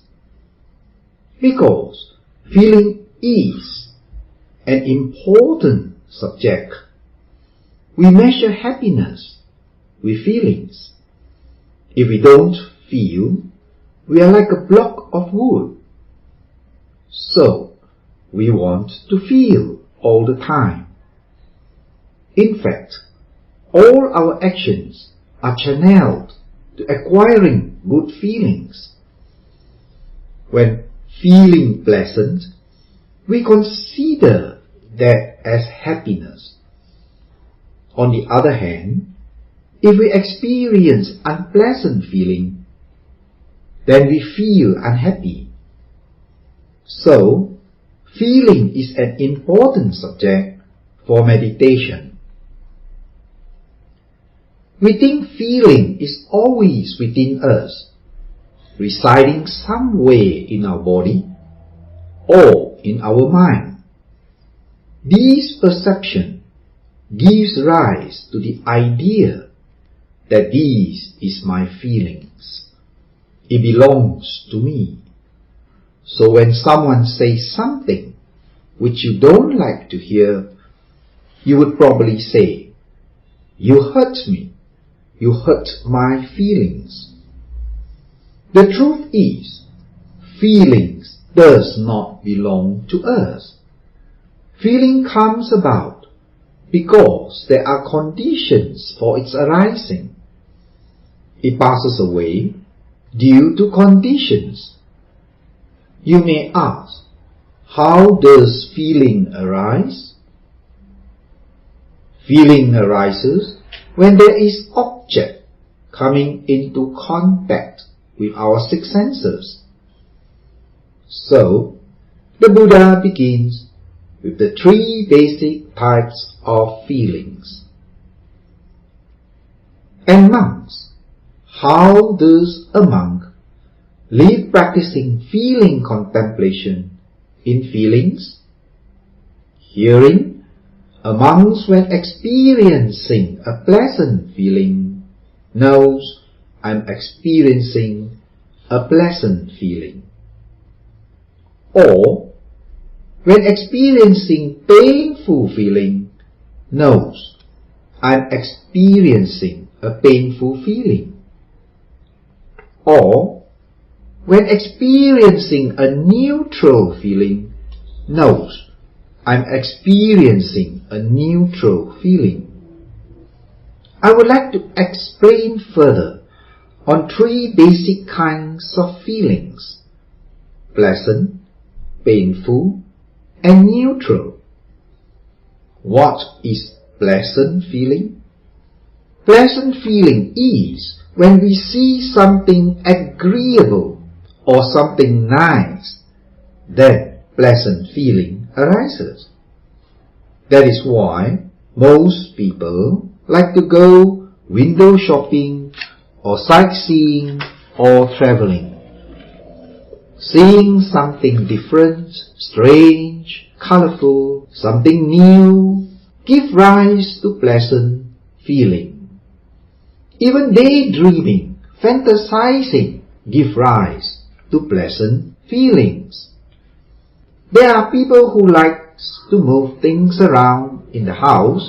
It makes them feel happy to see their things put in a proper place. Some would frequently change the wall color, the pictures hanging on the wall, and even flower pots. It makes them feel happy. Even though they can't move houses, they could still feel a different environment each time they change things around. For those who are lucky, we say as a Buddhist that owing to their past good karma, they now have pleasant objects appearing. They stay in a beautiful house with nice garden. They wake up in the morning, look out of the window, they see beautiful flowers in a clean garden. They drive big cars, no traffic jam, reach the office, and people say, "Good morning, boss," and they feel happy because they are being respected. Then they go out to lunch in a hotel with ambience. Then, when they go back home, they see their children well behaved, see their wife, and feel happy to see them. It is indeed a very happy life. All these pleasant objects give a lot of joy.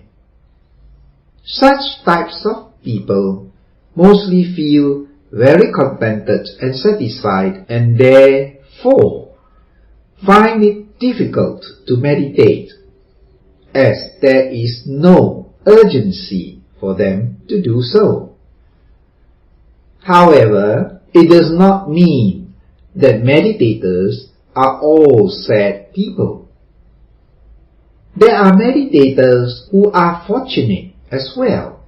There are those who have acquired great wealth, but understand that there are things more meaningful in life besides worldly sense enjoyment, so they come to meditate. There are also those who wish to seek for deeper meaning in life other than superficial worldly happiness, etc. So there are other reasons as well. What is painful feeling? Now, the problem in life is we can't have everything that we want. We can't expect everyone to speak nicely to us all the time. Strangers, colleagues, or even dear ones might say things that you don't like to hear, which makes you unhappy and upset. In life we meet with these objects, pleasant and unpleasant, all the time. So our feeling is like a yo-yo, going up and going down.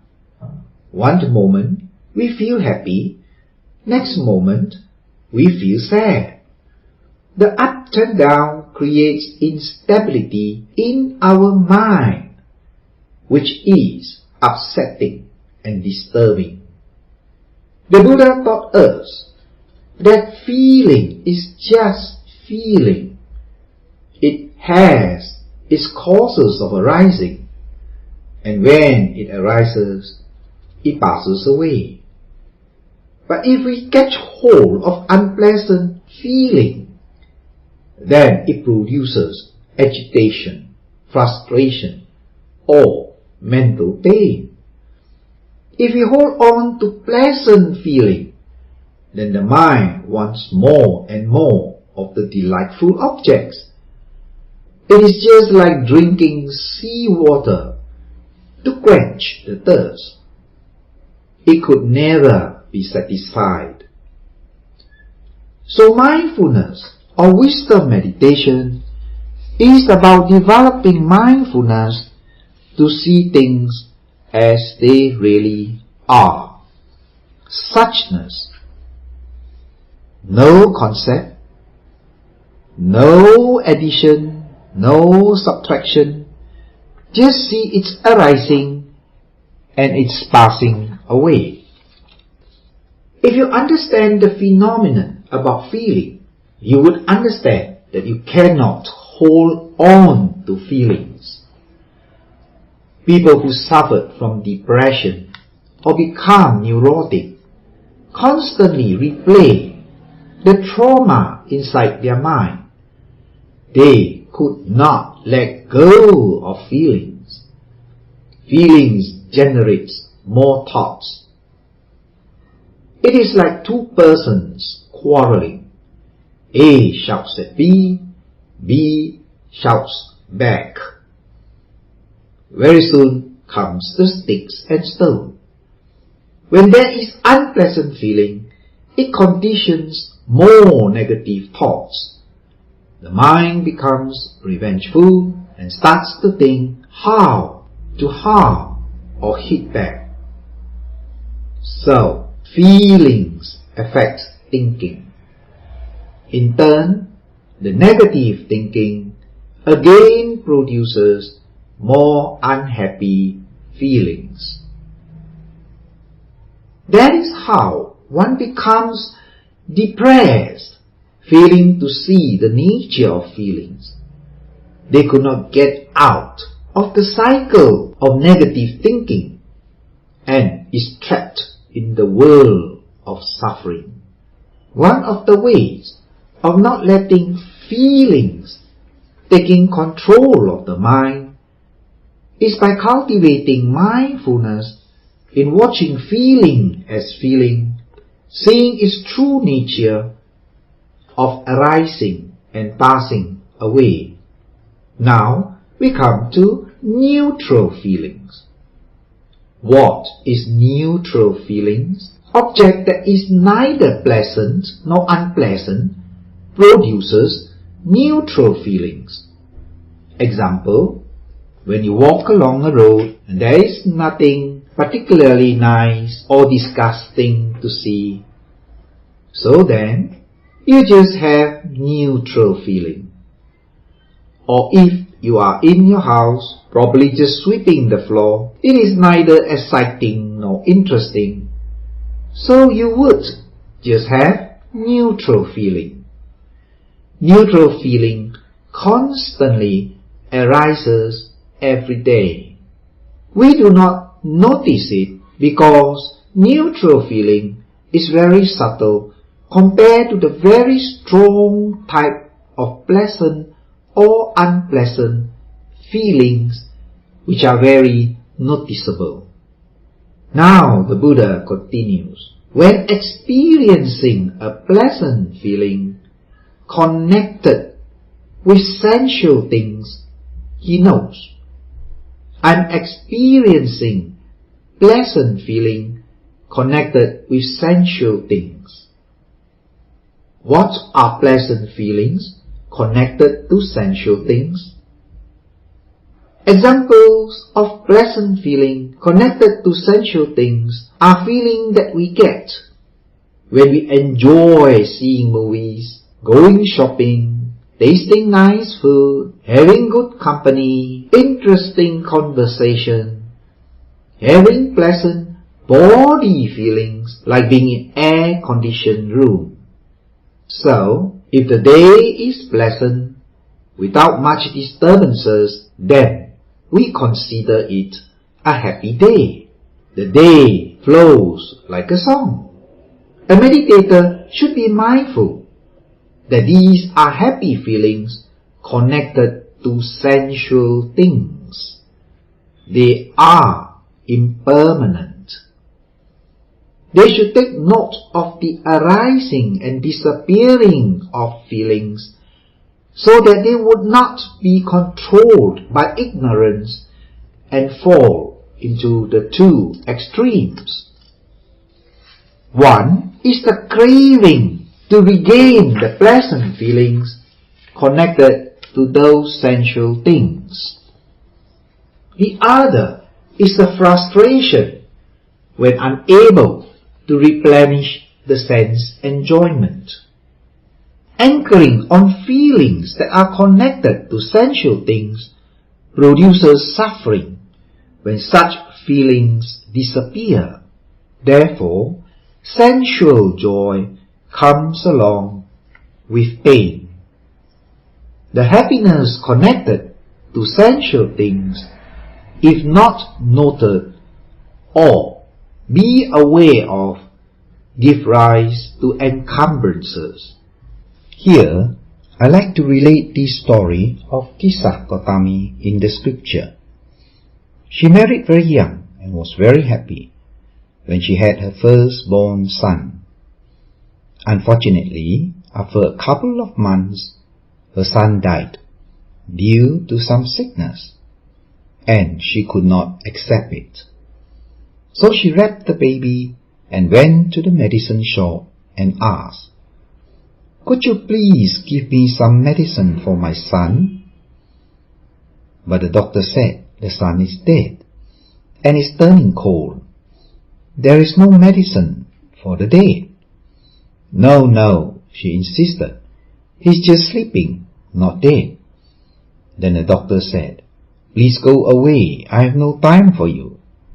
So she goes on to the next shop and the next, and she was chased away by all, until she came to this one shop, where a man took pity on her and said, "The Enlightened One, the Buddha, can help you.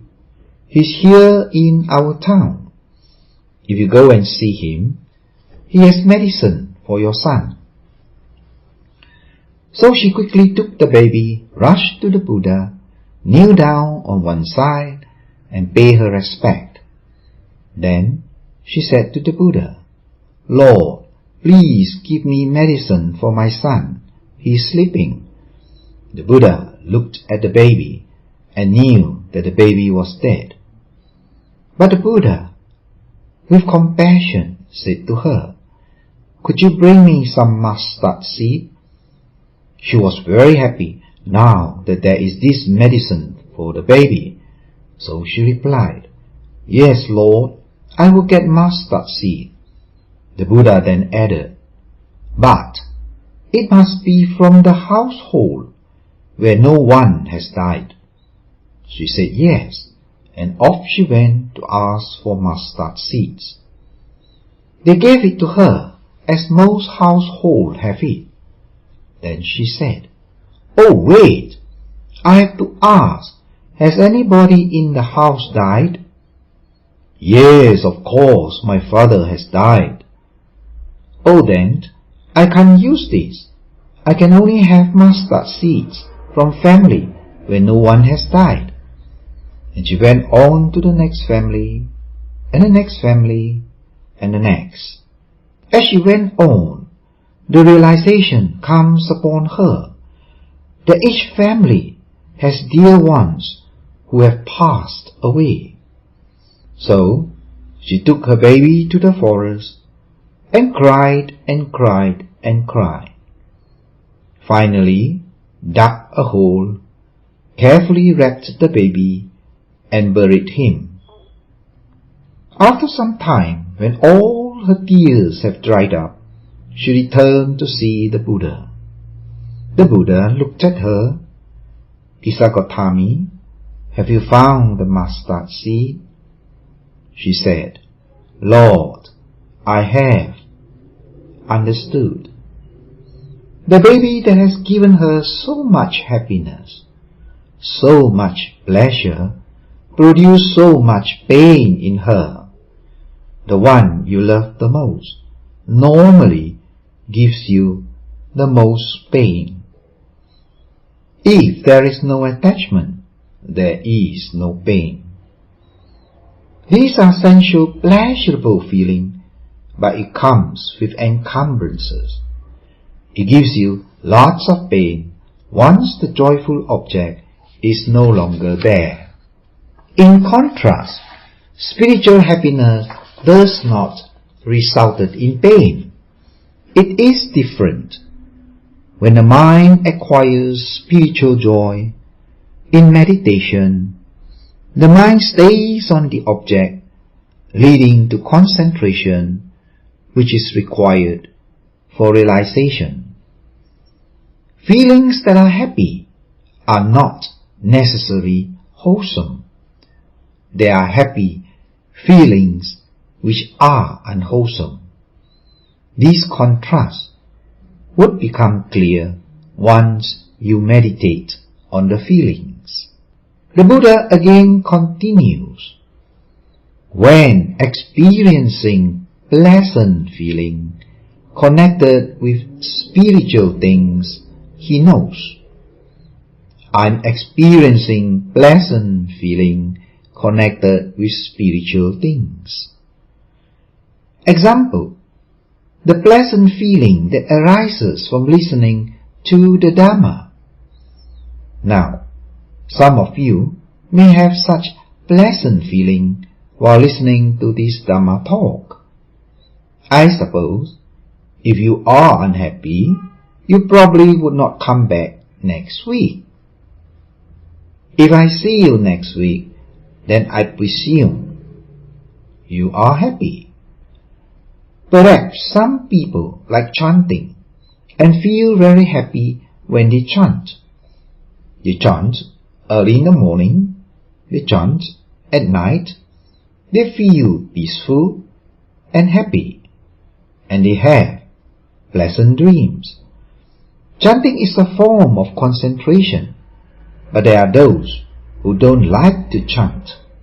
That is also quite alright, because it is individual preference. Now, these are spiritual things. With regard to services, some like to help out in the temple. Some like to go to the old folks' home or children's home. Even though they are not paid, some even bring food to cheer. It gives them joy and they feel happy.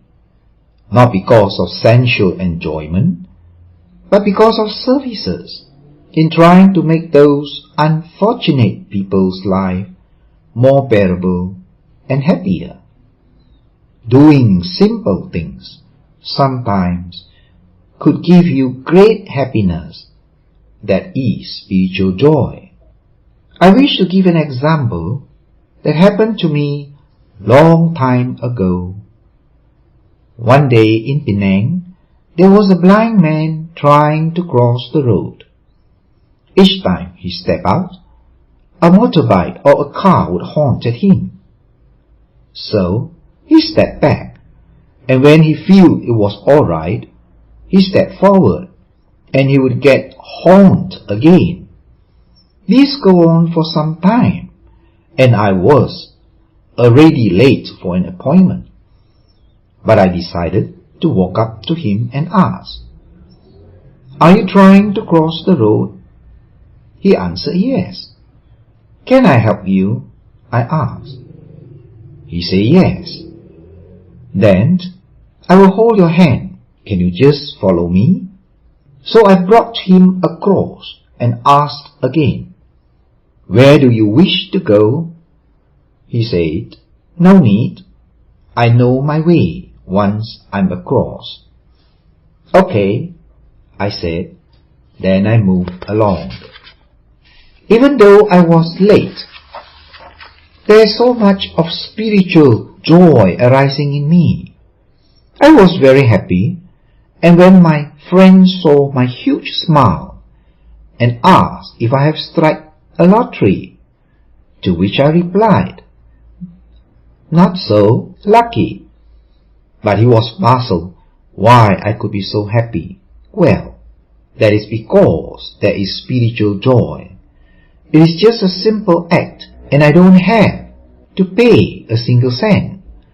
All I did was to take a blind man across the road, and the joy lasted for a long time. Now this is spiritual joy. One must also not assume that when you meditate, you would become like a stone with no feeling. Some meditators used to ask me, does it mean that people who meditate on mindfulness and equanimity have no more feeling of joy?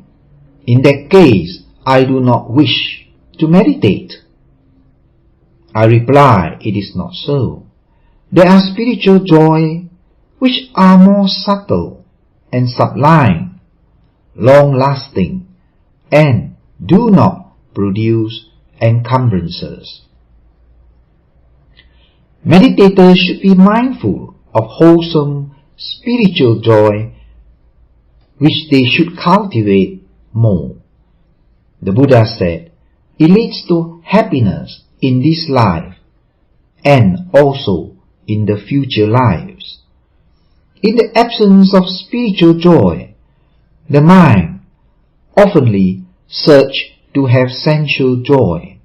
Otherwise, one would feel deprived and become agitated, sad, angry, and jealous at those who have it. As one cultivates and experiences more spiritual joy, then the need for worldly joy becomes lessened. As a Buddhist, we must remember that in the enjoyment of worldly pleasure, we should not cause harm to ourselves and others. For instance, we should not steal or cheat in order to satisfy our wants. One should not consume nor distribute drugs. Meditators without keeping precepts will find it difficult to progress in meditation, because morality is the foundation for establishing concentration, peacefulness, and wisdom.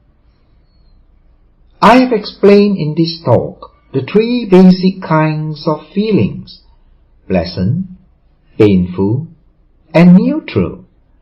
I have also explained the pleasant feelings connected to sensual things and pleasant feelings connected to spiritual things. How to practice contemplation of feelings? In the practice of meditation, how do we cultivate mindfulness on the feelings? In the beginning of the sitting, we normally start with rising and falling of the abdomen as the preliminary starting point, so that we need not have to go searching for an object, and also to build up our concentration in the beginning. After some time, a meditator may find that the sensations or feelings on the body become more predominant and obvious. A meditator could then switch over to the body feelings such as itchiness, numbness, painful sensation, tension, etc. The meditator should observe the feeling, the way one should be mindful of the body as instructed by the Buddha. That is, ardently, clearly comprehending and mindful. One should look deeply into the feeling and see the build-up of intensity of that feeling, whether it is itchiness or painful sensations. That is, being built up gradually. So, it is essential to practice equanimity and mindfulness so that the mind can be detached from those painful feelings. Only when the feelings become unbearable should the meditator change his posture, mindfully changing, by putting down one foot on the floor or both feet relax on the floor without interlocking. In this way, the meditator then observes the painful sensations disappearing from the leg gradually. Sometimes a meditator could see the arising and disappearing of the sensation, even without moving the legs or releasing the posture. As for itchiness, which is bearable, a meditator should not scratch it, but observe the itchiness, which sometimes moves, or becoming stronger or gradually disappearing. A meditator should refrain from moving the body. Once he has settled into a comfortable posture, so that feelings that are built up and become prominent can be observed. A meditator therefore can switch to other feelings arising from the body instead of coming back to the rising and falling of the abdomen, which is the air element, if the feeling object is clearer and predominant.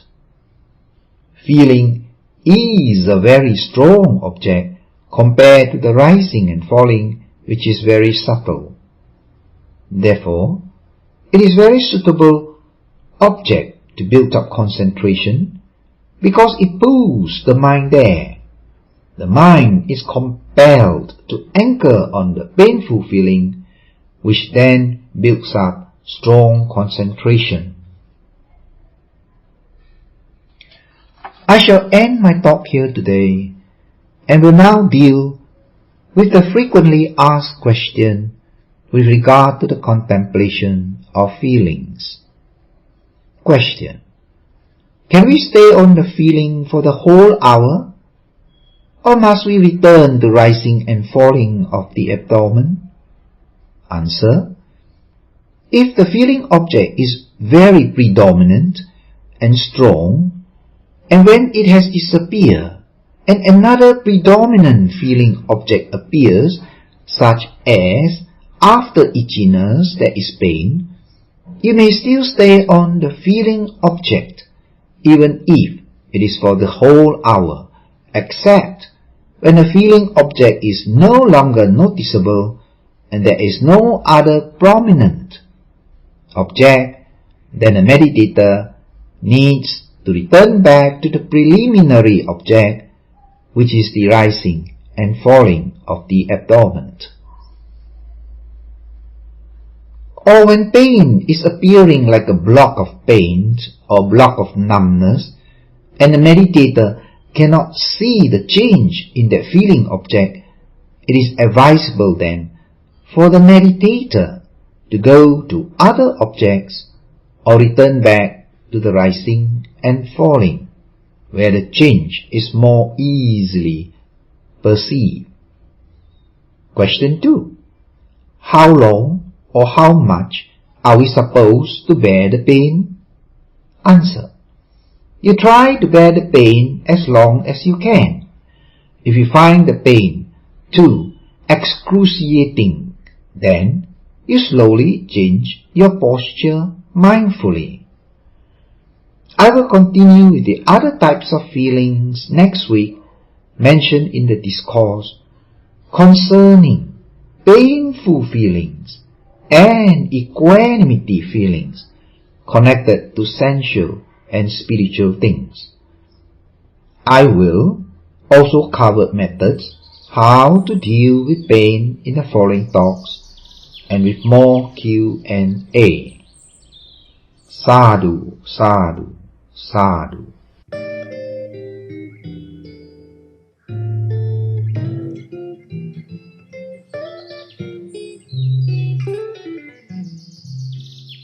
Part 2.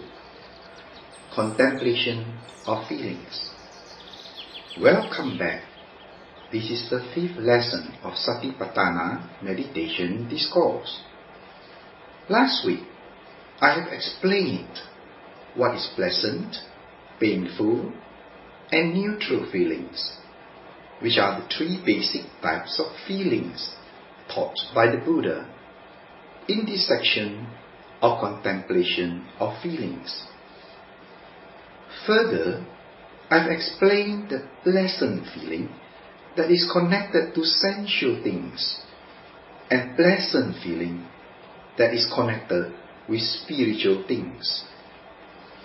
Today, I will continue with the remaining part of the section on painful feelings and equanimity feelings connected to sensual and spiritual things. Painful feelings connected with sensual things. The Buddha continues, when experiencing a painful feeling connected with sensual things, he knows. What is this painful feeling connected to sensual things? In this world which we live in, we have so much worldly things, sensual things, belongings, ambitions, longing for things which we cannot have. Those objects that come into contact with our senses, which we dislike, produce pain. For example, meeting with unpleasant or disagreeable persons, growing old, being sick, decaying, dying, being separated from loved ones or precious belongings, or even being fearful, thinking of unpleasant things that might happen to us or loved ones. These are some of the experiences of painful feelings connected to sensual things that are sorrowful, unprofitable, and do not lead to spiritual growth. The Buddha says he knows the painful feeling connected with sensual things. So, the meditator must know such feelings. One should let go of painful feelings. And how to let go? A meditator notes the painful or unpleasant worldly feelings till it fades away. But if you are unaware of it, the painful sensual feelings stay on for a long, long time. When I was in India long ago, I stayed in one Indian temple for a few days. There was one lady who looked about 50 years old, sat in the corner crying.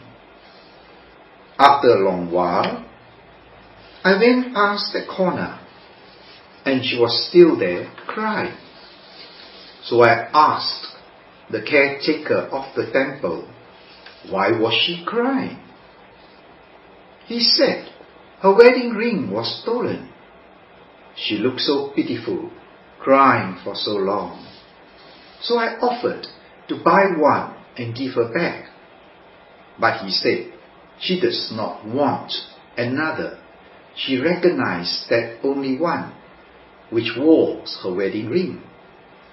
This went on for a few days. I felt sorry for her and tried to talk to her, but she refused to talk to me. I carried on with my journey to other places after that. I found out from a friend after some time that she died shortly from a broken heart.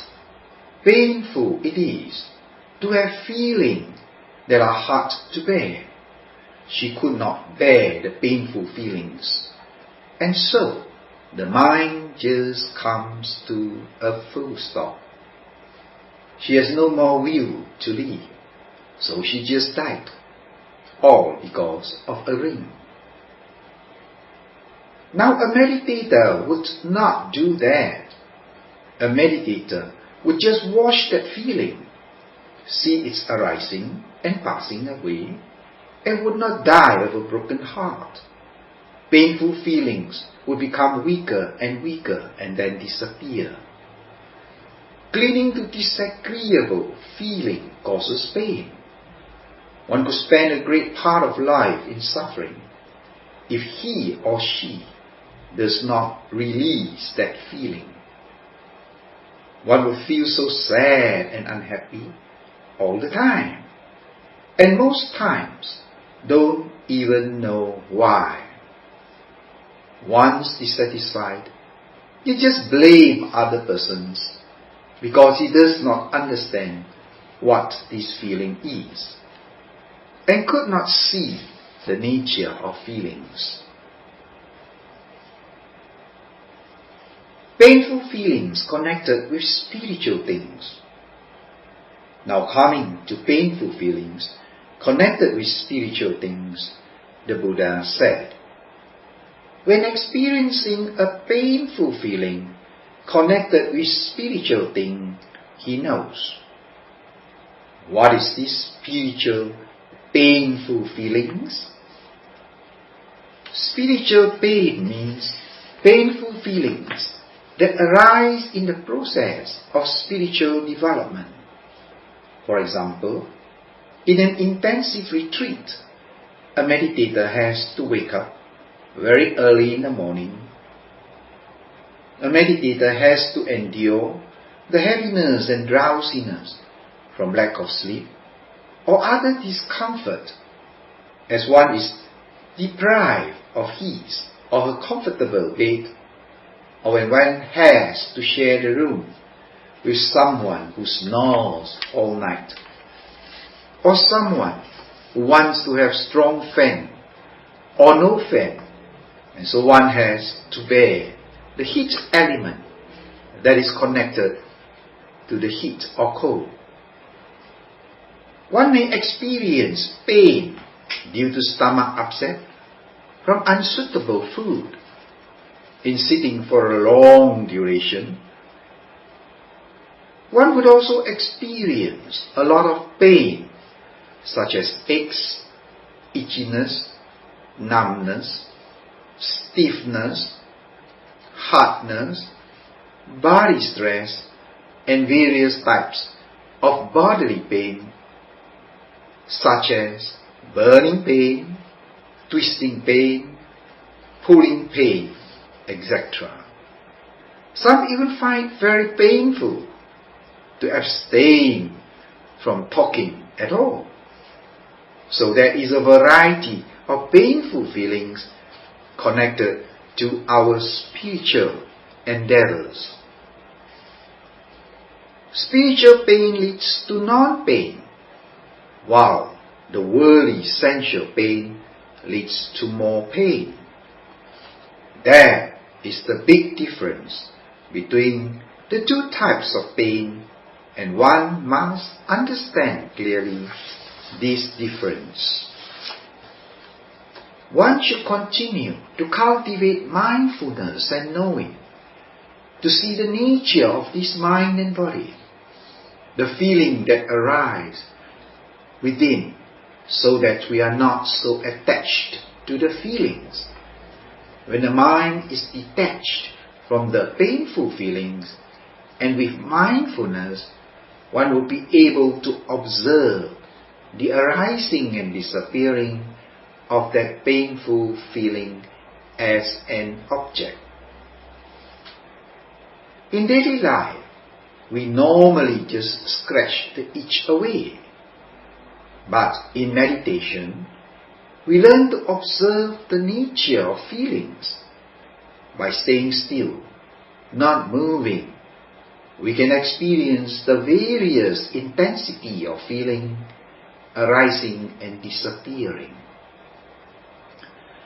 When the mind is trained in such way, then whenever one encounters painful feelings, the trained mind is able to stay balanced and take note of the painful feelings as merely one of the meditation objects, so that the mind will not be affected or be dragged into dissatisfaction, anger, frustration, etc. Now we come to neutral feelings connected with sensual things. Neutral feelings are those which are neither pleasant or unpleasant. We have a lot of neutral feelings throughout the day, and sometimes we complain of boredom, especially if one has lots of routines. For example, one goes to the office, come back home, then bathe, eat, when tired, drop to sleep. Next day, the same thing repeats. Another common example is the housewife. She feels bored by the repeated, uninteresting routine of cooking, washing, ironing, or cleaning the house. These are examples of worldly equanimity feelings. Some people divert their attention to pleasant activities so that they would not fall into depression, dissatisfaction, anger, frustration, etc. But as a meditator, feeling is an object of meditation. Therefore, we do not need to divert from these feelings towards other pleasurable activities to overcome the equanimity feelings. Instead, the meditator should take the equanimity feeling as an object of mindfulness, noting the arising and disappearing of the equanimity feelings. In that way, the strength and momentum of the equanimity loses its intensity and will fade away. In this manner, we are going directly to the object, dealing with it at its root and overcoming it by way of mindfulness. In this way, the neutral feelings, when arises, would not greet the mind. Otherwise, the neutral feelings that have gripped the mind would make the person restless and disturbed. Neutral feelings connected with spiritual things. Now, what about spiritual, neutral feelings? These are neutral feelings that are wholesome, which are opposite of the neutral feelings connected to sensual things, as explained before. One could have neutral feelings when performing wholesome actions like giving, services, etc. Example, one may just give $1 to a beggar along the street with neutral feelings. One may be cleaning up the temple or visit the old folks in welfare home with neutral feelings. Another example, one would bring to the mind the intention to keep his precepts with neutral feelings every morning. The precepts, abstinence, could also arise with neutral feelings. In other words, the meditator should recognize the neutral feelings that are wholesome. There are also wholesome spiritual feelings that are highly developed in the fifth jhana or mental absorption. When the developed mind has gone beyond the pleasant and painful, it stays on the neutral feelings at its apex with stillness and peacefulness. These equanimity feelings are lofty and wholesome.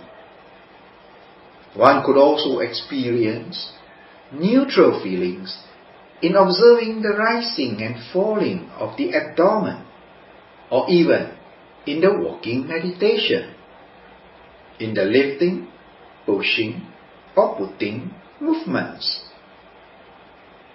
One could also experience neutral feelings arises with the noting of sound, smell, taste, or noting any external objects with neutral feelings.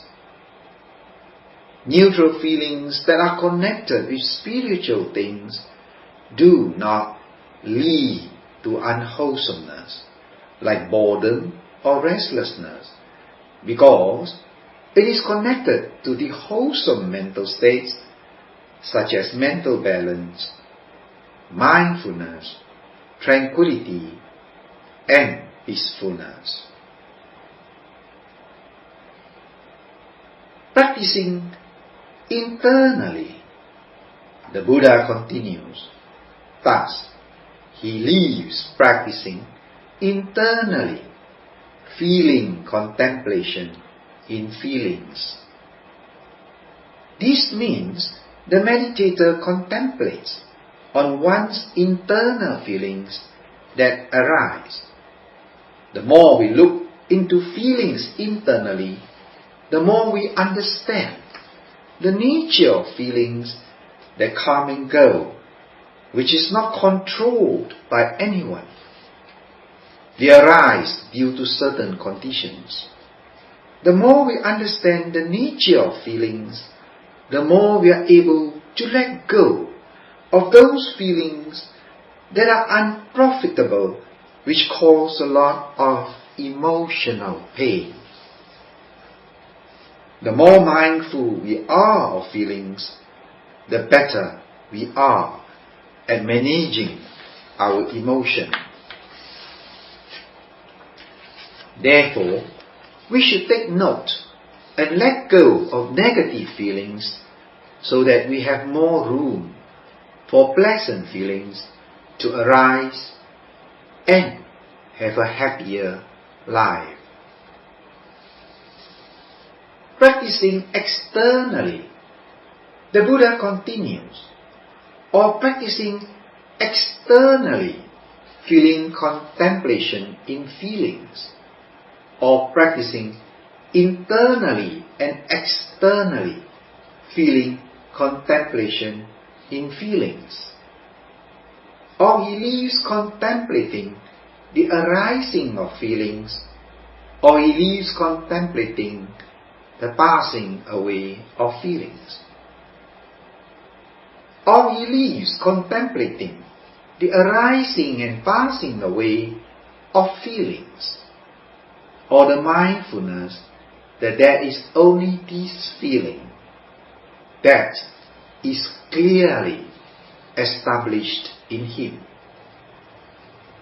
This means the meditator not only contemplates on own feeling that arise, but also contemplates feelings that are external as well.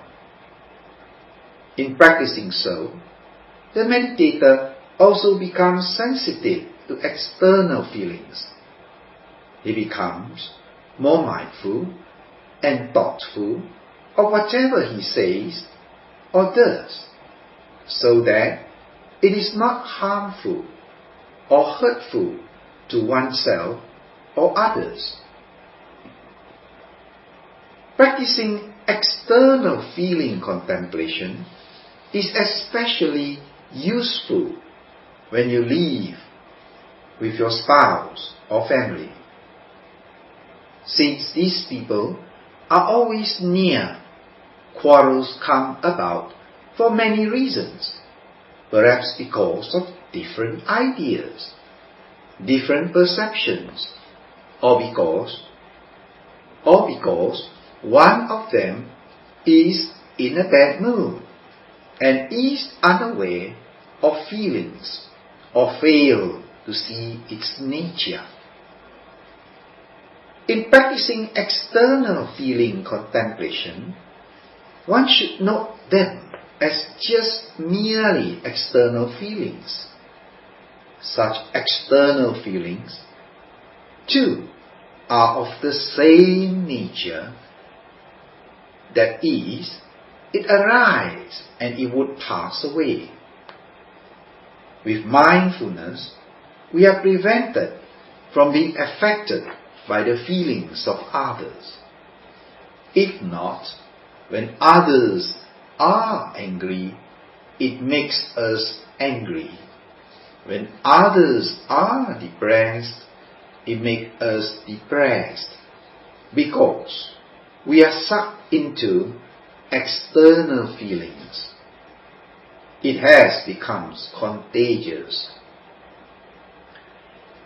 By frequently noting external feelings, the meditator is unaffected by them, and he can maintain his balance of mind and peacefulness. In other words, one should practice contemplating one's own feelings and also external feelings. See and understand the nature of feelings, that just as internally being conditioned, it arises and will cease. Also in the same way, external feelings, being conditioned, it arises and passes away. And not somebody, but just feelings, until such knowledge is clearly established in the meditator. So, in ending the section on contemplation of feelings, what are the feelings that need to be cultivated and maintained? Those feelings that are the spiritual feelings should be cultivated and maintained. Those sensual or worldly feelings that are causing more pain, sadness, frustration, lamentation, grief and despair are the ones that should be let go. Only when one let go of more such negative feelings, then one has room for more positive feelings. It is like having a lot of dirty water in your glass. There's no more room for clean water. But if one were to pour away the dirty water, only then there are space for clean water to fill up. Now such positive feelings would include the painful spiritual feelings, like the pain that the meditator would have to endure in the practice of meditation, such as discomfort, itchiness, and numbness. One should not fear pain. One should continue to note it, because this spiritual pain can be a good friend. It can be a suitable object to develop strong concentration and insight wisdom. I will end my talk here today, and will continue with contemplation of mind in the next lesson. For now, I will answer some common questions with regard to the practice of contemplation of feelings. Question 1. If I cannot see the rising and falling or feeling, what should I do? Answer. You can observe the touching points of the sitting posture, such as the sensation where the feet touch the floor or each other, and locate 3 or 4 points which can be clearly perceived. You can also note the sitting posture itself, that is the upright tension at the back. Try to experience the element of hardness, softness, or heat element? Is it warm or hot? Or sometimes there are vibrations on the leg area and buttock area. Once you know an area for some time, probably 20 to 30 counts, you still cannot perceive the object with the characteristics of change, then you move on to the next area and stay again for probably another 20 to 30 counts in the same way.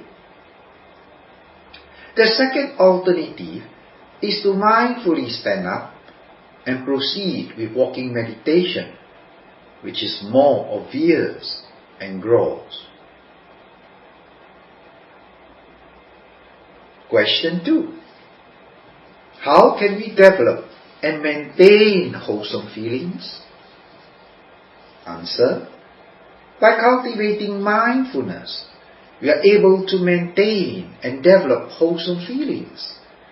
In other words, when we bring our mind to meditation, charity, or keeping precepts, or in assisting others in wholesome works, we are more able to bring out wholesome spiritual feelings. Question 3. How do we let go of unwholesome feelings? Answer. If one habitually directs the mind to watch feelings as an object of meditation, the meditator learns to recognize feelings, including negative feelings.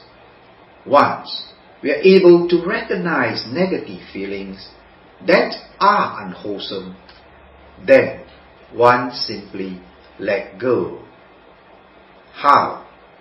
By noting feeling as an object with detachment. The feelings then will cease by itself when it is not held to. It is like fire being put off when there is no more gas. Question 4. Must we learn to contemplate on feeling instead of just rising and falling?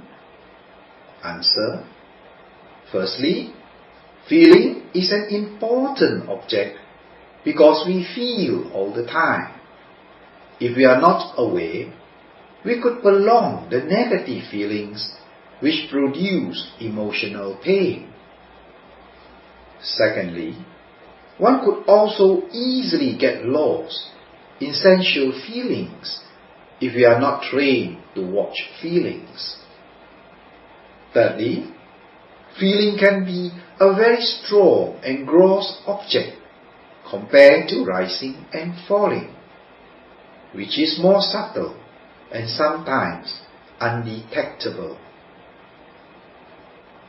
In the absence of rising and falling, we must take the next object that is clear and prominent so that we can maintain mindfulness.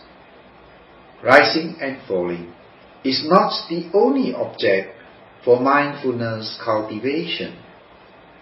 It also involves the other three foundations: feelings, mind, and Dhamma, which will be discussed later on.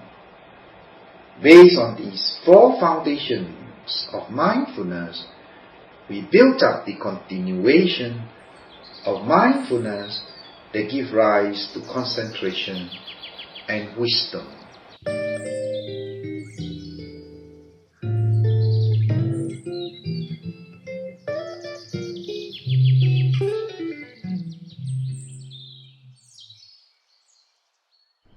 Contemplation of Mind, Part 1. Lesson 5 wraps up the discourse on contemplation of feelings.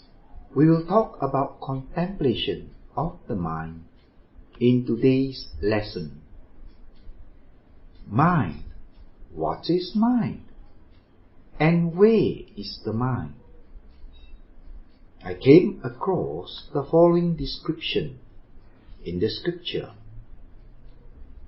Is it a mind of the past, the future, or present? What is past has ceased, the future has not yet come, and in the present mind is constantly changing. The mind, Kassapa, cannot be found within, nor outside, nor in between, no place of abiding. Mind, O Kassapa, is formless, invisible, intangible, and needing support. It cannot stand on its own. Mind is without an abode. Example, a permanent place to stay. Mind, O Kassapa, is like a magician illusion. That is, it can conjure up things that is real to be unreal, and what is unreal to be real, such as perceiving things that are impermanent as permanent. Mind is like a river current, never at a standstill, constantly moving. It is like a monkey jumping from tree to tree, like mind jumping from object to object. Mind is like a flash of lightning that in a moment comes to an end. Mind is the forerunner of actions. If mind is wholesome or positive, happiness follows one as the wheel of the cart follows the hoof of the horse. But if mind is unwholesome or negative, sadness follows one as a never-departing shadow. The untrained mind is like our worst enemy. They can harm us and causes us great pain. Therefore, it is of great importance that we develop awareness of the mind and understand its nature, so that we have a choice. We can choose either to make ourselves happy or sad. When we know how the mind works, we know the way to handle the mind, so that we don't get carried away by the mind. It is not by prayers or mere faith that we become happy. Happiness comes from within our mind, and if we learn to manage it properly, our problems would not take control of our mind and make us miserable.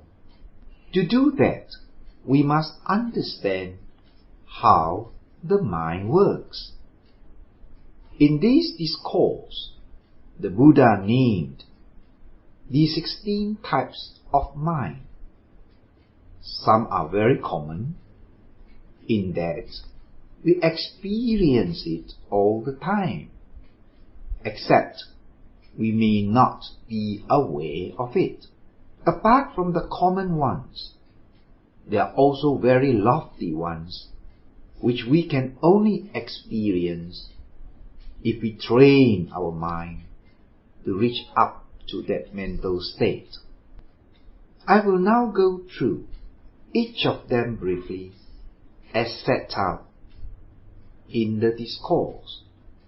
The Buddha continues in the sutta saying, "And monks, how does a monk live practicing mind contemplation in the mind?" Herein, a monk knows the attachment-affected mind as attachment-affected mind, or he knows the attachment-free mind as attachment-free mind. The first type of mind is attachment-affected mind. What is attachment-affected mind? Attachment mind includes greediness, craving, selfish desire, longings, covetousness, and clinging, etc. It is like glue.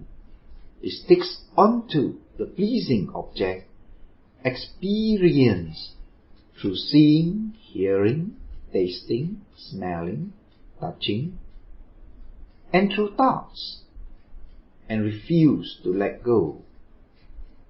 To explain this type of mind, I wish to give a few illustrations. Here, I repeat a story. There was a crowd watching a big fire burning some houses, and one man said to another, standing next to him, "This is awesome. I have never seen such a big fire before." The man replied, "But brother, that one is my house." To this man, the fire is not awesome. It is painful to watch his house and his possessions being burnt away. Another example, our attachment to our children. Most people love their children very much, even though some may not show it. Children give us much pleasure and happiness when we see them grow up and become fine adults. Yet, sometimes they can make their parents sad and troubled, especially when they are naughty or don't live up to their expectations. Once, there is this friend who asked me, "We are like slaves to our children, serving them day and night, looking after them, saving every dollar to provide for them, and stinge on our own wants. Am I being stupid?" Then I replied, "No, you are not stupid. You just love your children very much." Attachment brings much happiness, but also comes with pain, anxiety, and worries as well. Like a coin that has two sides, you can't have one without the other. Following that, what is attachment-free mind? There are those who, after taking up meditation for some time, they start to feel less disturbed and stressed. Things don't bother them as much as it used to. They used to be so attached to their children, grandchildren, and it keeps them very busy and have no peace of mind. Slowly, they learnt to delegate what they cannot do. They become more peaceful, contented, and have more time for spiritual life. If you are attached to lots of things, you will not have time for spiritual life. Especially, elderly people should be encouraged to spend more time for spiritual life and learn to be detached. If you think about it, there are a lot of things which is not necessary for us to be involved in. So we ought to learn to be detached and let go. When your mind becomes free from too much activities. It becomes relaxed and peaceful. In other words, free from attachment. The word detachment is often confused and misunderstood as selfishness or couldn't care less. It is not so. Detachment can also arise with kindness, compassion, wisdom, generosity, and etc. Example of kindness with detachment is that one could be kind in helping others and be detached from expectations of rewards or returns. Another example of detachment with knowledge or wisdom is when one can maintain one's car with knowledge that it needs to be properly maintained, like changing the engine oil, without being attached to the car. One can also do one's household daily chores of cleaning, wiping, with knowledge that we need to keep the house livable without being attached to the house. Next, the Buddha continues with the third and fourth type of mind. Herein, a monk knows the hate-affected mind as hate-affected, or he knows the hate-free mind as hate-free mind. The hateful mind is like a forest fire that burns everything in its path. It hurts everyone, even loved or dear ones, and destroy everything that stands in its way. Just like when someone is annoyed, even though you may not be the cause of his annoyance, but he will still lash out at you when you are with him. This is the nature of the hateful mind.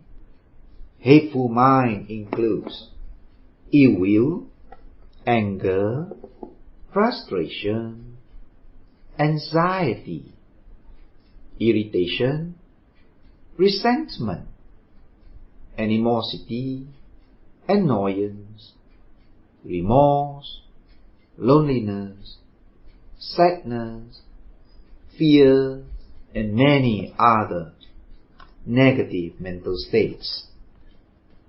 The hateful mind is not there all the time. Don't think that I'm so hateful, people don't like me, or I'm so jealous, people don't like me. Don't associate mind with me or I or mine.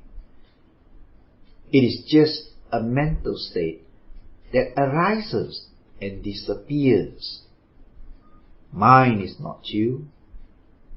It is not yours. It does not belong to you. It is not me.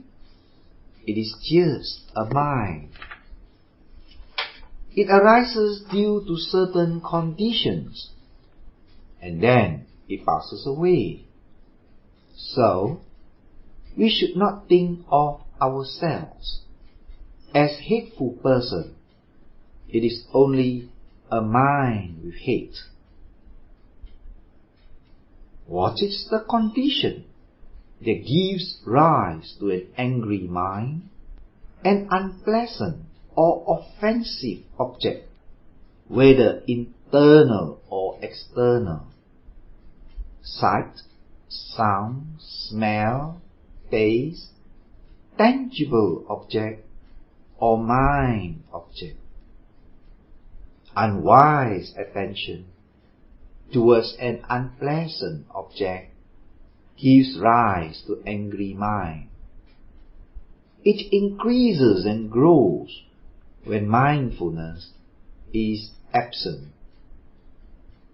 When sadness, remorse, or dissatisfaction arises, and left to grow and become strong, it leads to unstable and depressed mental states. Next, we come to hate-free mind. With mindfulness and wise reflection, anger or other negative mental states that have arisen will decrease and subside. The power of mindfulness is the detachment from object. Once you detach your mind from the offensive object, the angry mind dies off by itself. If you don't have mindfulness, the mind will continue thinking of the unpleasant object, and the mind would be pulled down, get sucked to the very bottom like a very heavy weight.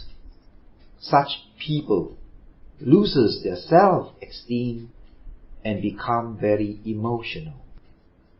Not only that, negative mind states also produces loss of bodily immunity and other bodily sicknesses such as gastritis, thyroid, migraines, hypertension, and many others. Mind affects the body, just as, in return, body affects the mind.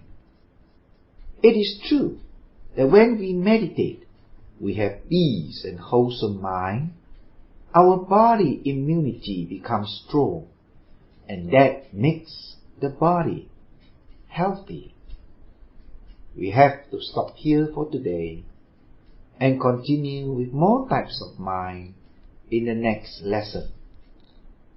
Before we go into the practice, let's go deeper into the subject by Q&A so that we can clear our doubts and clarify certain points further on this subject. Question: can we go straight into watching the mind instead of rising and falling? Answer: at first, it may not be so beneficial. It is difficult to cultivate mindfulness of the mind when mindfulness is still weak and cannot see the mind clearly. Mind is delicate and subtle. It is more beneficial to begin the practice with mindfulness on the body, because body is gross. In that way, mindfulness is easily built up from the body base. When mindfulness is built up and then directed to watch the mind becomes clear. It is easier to establish mindfulness of the mind in this way. However, there are meditators who have already cultivated strong mindfulness, and they can go directly to watch the mind as they can perceive their mind clearly, whether in their formal or informal meditation in their daily life. Having said that, there are times when their mindfulness weakens or is weak. In such time, they should then return to the body base to establish mindfulness. When meditators are experiencing deeper insight, mind appears very clearly to them. Question 2. If it is so hard, why must we watch the mind? The Buddha said, the untrained mind is like our worst enemy, because it brings about all kinds of misery and vexation. It can cause one to even take birth in the suffering realm. It is therefore essential to watch the mind. The untrained mind creates defilements, causing mental pain, without one being aware of it. Question 3. Must we cultivate mindfulness of the mind? I can be aware of the sadness, anger, frustration, without having to cultivate mindfulness of the mind. Answer. There is a difference between mindfulness and consciousness. It is the nature of the mind to be conscious of an object, but not necessarily mindfulness. Mindfulness arises with detachment, mental states. Therefore, the pain will subside if one keeps noting. Whereas, consciousness has no detachment, but merely conscious of the object. As such, pain continues for a long time without subsiding, even if one is conscious of it. That is the big difference between being conscious and being mindful. Question 4. How to deal with mind when it has sadness, remorse, ill will, etc.? Answer. Firstly, recognize the mind and then be detached from it. If one is able to quickly catch it in the beginning or when it arises, then such mind does not gain momentum. If not, the unwholesome mind, having gained strong momentum, will take longer time to subside, even when being noted. If mindfulness is strong, it usually disappears the moment it is being noted, or that it disappears after a few noting. Example, it is like pulling out a small plant compared to chopping a huge tree. If it persists, or if one's mindfulness is not so strong, one can switch base, return to rising and falling, or feeling object. One can note the type of feeling that is being experienced at that time, like what depression feels like. The negative mind should disappear once the meditator switches to other bases. Question 5. Must we only note the unwholesome mind, such as sadness, craving? Answer. No, you should equally note the positive ones for balance. If a meditator only notes the unwholesome mind, he would become disgusted and turn away from meditation. Therefore, it is essential that the meditator also equally note the positive ones, such as calmness, happiness, joy, and so forth. The benefits of noting the wholesome mind is that it gives encouragement. As we meditate or progress, our mind becomes more wholesome.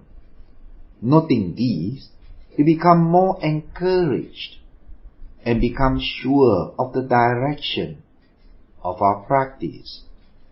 It gives us the conviction to cultivate more of wholesomeness, or to go deeper into the practice.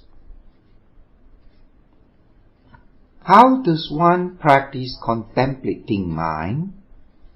In order to get a feel on how to take mind as an object of meditation, we will start off today's practice by just watching the mind.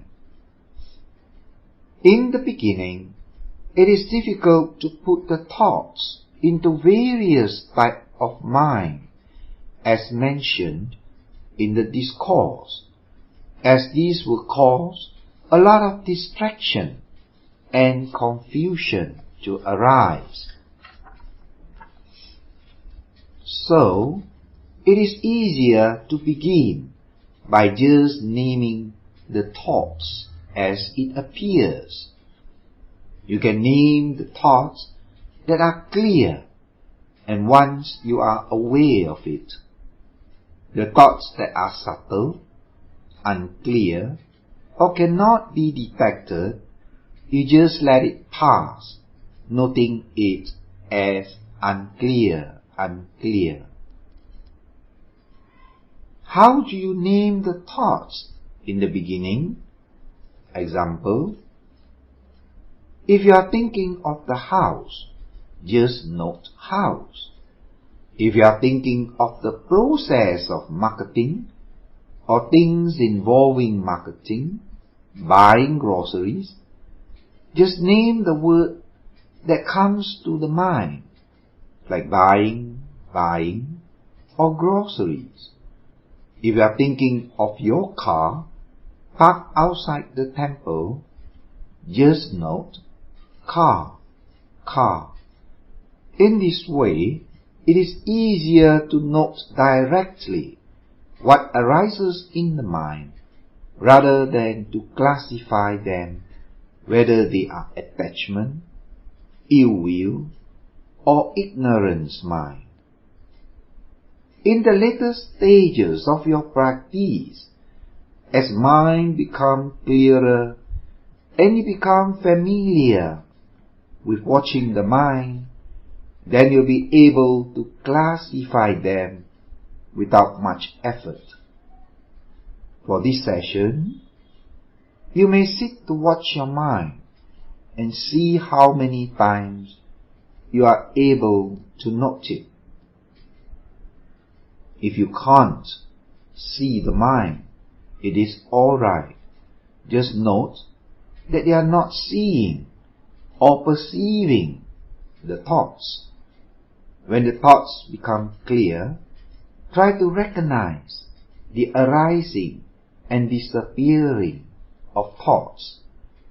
A new thought arises and passes away. Different thoughts arises and passes away. Don't try to add further thoughts or stop the thinking. Just observe thoughts as thoughts. It is coming together and it is disappearing. Just watch them as they really are. You can gain certain level of calmness by just seeing the thoughts coming and going, by not getting involved or interfere in its process. So, there is no likes or dislikes.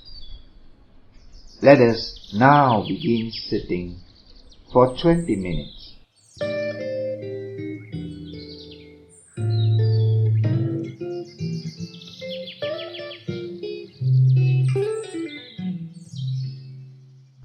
Contemplation of mind.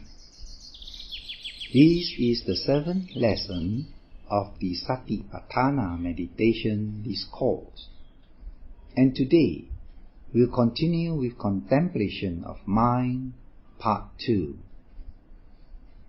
Deluded mind and delusion-free mind. The Buddha continues with the 5th and 6th type of mind. Herein, a monk knows the deluded mind as deluded, or he knows the delusion-free mind as delusion-free. What is a deluded mind? It is ignorance, confusion, not knowing, or mental blindness. Mind whirls around like merry-go-round, just like a confused mind when it goes round and round, not knowing what to do.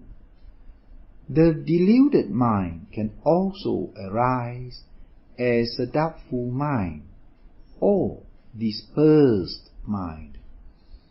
It is because of deluded mind there arises the doubt about Nibbana, the way of enlightenment, the Noble Eightfold Path, and those who have attained enlightenment.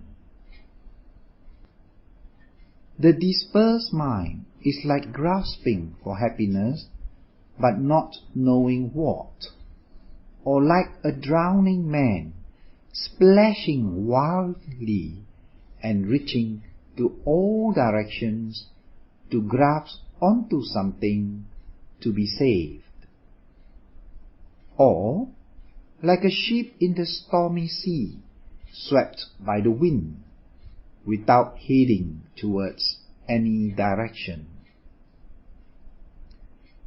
It is ignorance that covers up our mind that causes suffering.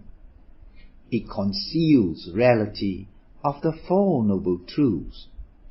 It conceals suffering, cause of suffering, cessation of suffering, and the way out of suffering. The deluded mind is like mental blindness. Example, sometimes meditators can experience these in their practice, just not being aware of feelings, mind state, body, or anything at all. Don't even know if they are meditating or sleeping. Delusion is like cataract covering the eyes. One is unable to see deeper into reality, only anchoring on the surface with concepts, which is just conventional reality. Concept leads to more concepts, and hence one can argue to no end, because no one is really right. One can think of one's concept is right, so the other person thinks likewise. The near cause of ignorance is unwise attention in perceiving the impermanent as permanent, suffering as happiness, and egoless as self. Example is, when things start to change, one becomes disturbed, distraught, not knowing that things are actually changing all the time. One gets into intense pain and suffering when the changes are not in our favor. Like what is precious to us is lost, and what we dislike or fear happens. We often think if we can attain or have certain things in life, we'll be the happiest person in the world. When we do achieve that, we would realize that our expectation has changed. The fascination of external objects has also changed. In this ever-changing world which we live in, no true lasting happiness that we yearn for could be found. By seeing the egoless as ego, we build up fantasy or views such as, I'm very rich, I'm great, or I'm famous, etc.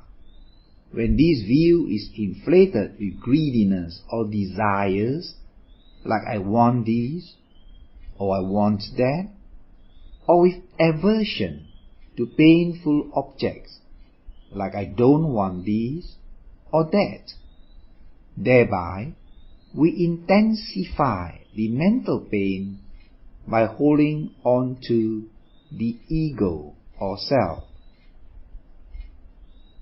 Coming to the sixth type of mind is the mind that is free from delusion.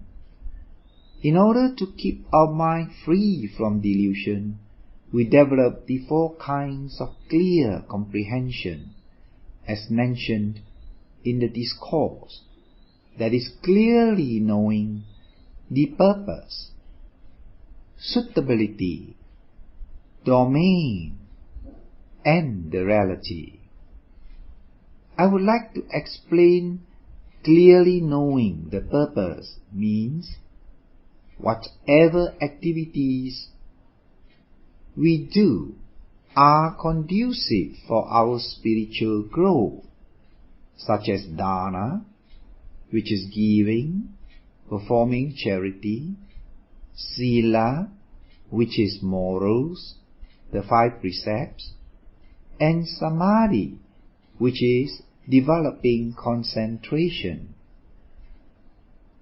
Clearly knowing the suitability includes knowing the suitable time to meditate, the suitable time to eat, suitable food, the suitable place, quiet, peaceful, and free from danger, the suitable and proper guide or experienced teacher, the suitable climate, not too hot or not too cold, the suitable meditation method, and etc. Clearly knowing the domain means cultivating mindfulness in whatever we are doing in the present moment. Like walking, we are mindful we are walking. Bathing, cleaning, eating, and even while working, and etc. Clearly comprehending the reality means looking deeply into the realities of mind and body, and not just superficially. It means perceiving its characteristics of constant change, unsatisfactoriness, and selflessness. We move on to the 7th and 8th type of mind. The Buddha continues, herein a monk knows the contracted state of mind as contracted state of mind, or he knows the distracted state of mind as distracted state of mind. What is this contracted mind? It is a mind that is sort of constricted, shrunken, unworkable, stuck, or stagnant. We do experience this mental state during meditation sometimes. You feel that the mind is just stuck, refused to work or move. You may want to direct the attention to watch rise and fall, but it just won't oblige. It just wants to sleep, feeling drowsy. Everything is unclear. The mind is just blurred and unworkable. It refuses to watch feelings, mind. Nothing works in this state, in the form of shrunken mind. So what do we do with the shrunken mind? Firstly, you ought to note the shrunken mind. Try to experience what the shrunken mind is like. Try to see the change. If this does not work, one should go to the stronger object, such as standing or walking meditation. It will surely disappear if one induces more effort. Next is the distracted mind. The distracted mind is the restless, wandering, or scattered mind. This is when our mind does not stay on the object. It runs all over the place. Now, why are we distracted? It is because there are things done not to our satisfaction, or things not done, such as marketing, fetching children from tuition center, etc. The mind may also be busy trying to solve problems. This mind comes with worries. It is distracted. When experiencing this type of mind, the meditator should know it as a distracted mind. And what can we do with the distracted mind? One should then try to bring it back to the meditation object, such as rising and falling, or feeling. Otherwise, one is no longer meditating, even though he may be sitting still and not moving. He is actually not cultivating mindfulness. Not recognizing the distracted mind, the mind can become very restless and even causes insomnia. One may not sleep well or have bad dreams. Mind is like strong current. If the unwholesome mind gets caught in the current, then it will be pulled down to the bottom, meaning one can be dragged into sadness, unhappiness, where one finds it difficult to get out. So, one should develop mindfulness to watch the mind, so that one would not be dragged down by the strong current.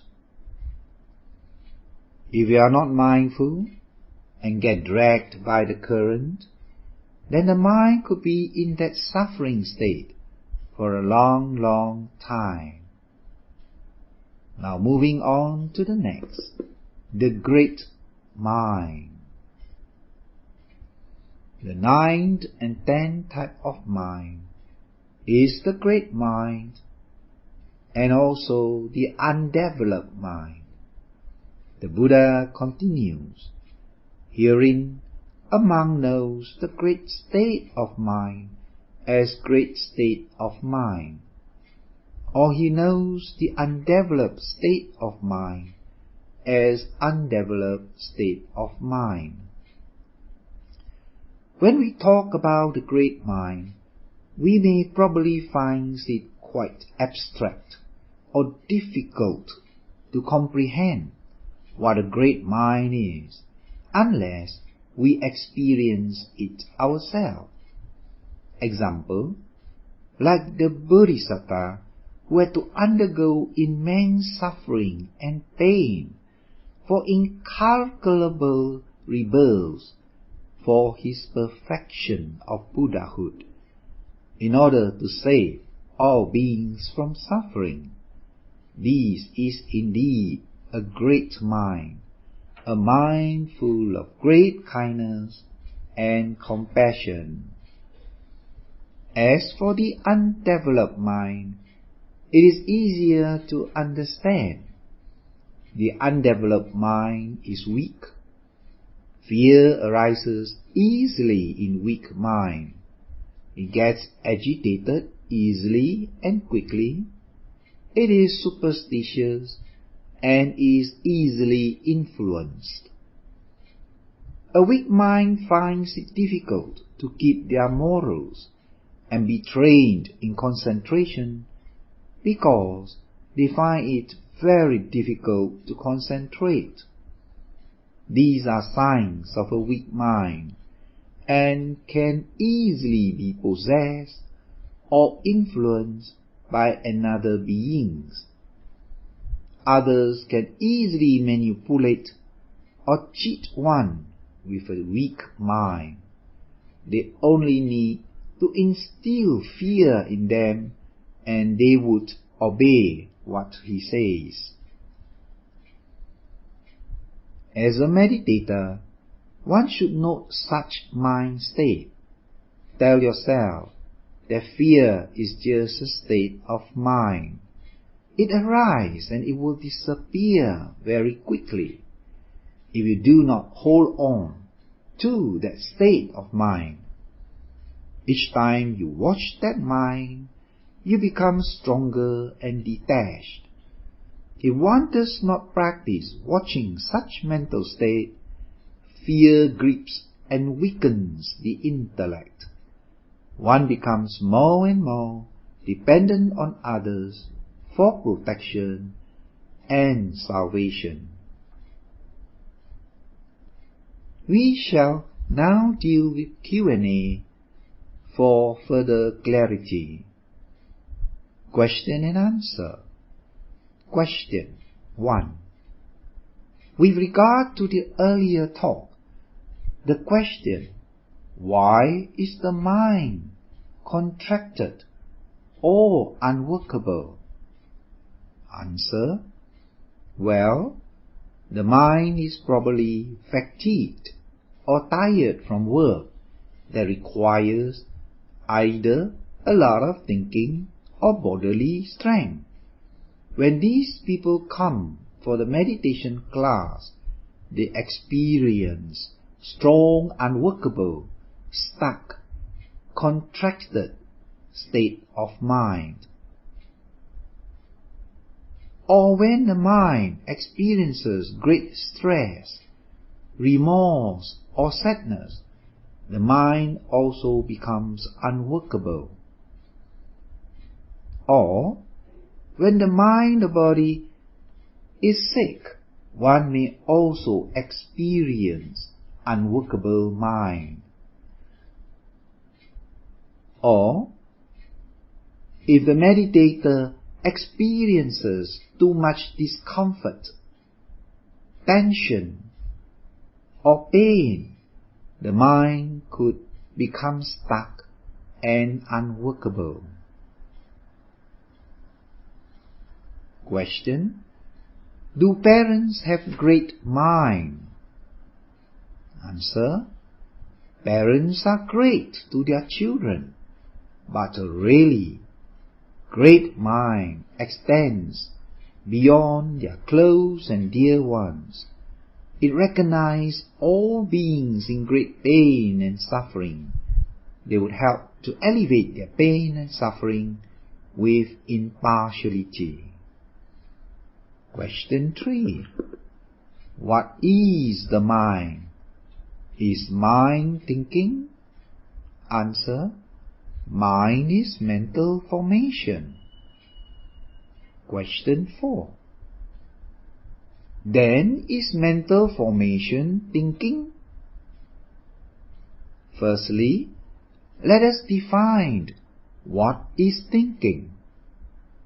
Thinking usually means solving problems, generating words mentally, thinking what to do, planning, likes and dislikes, etc.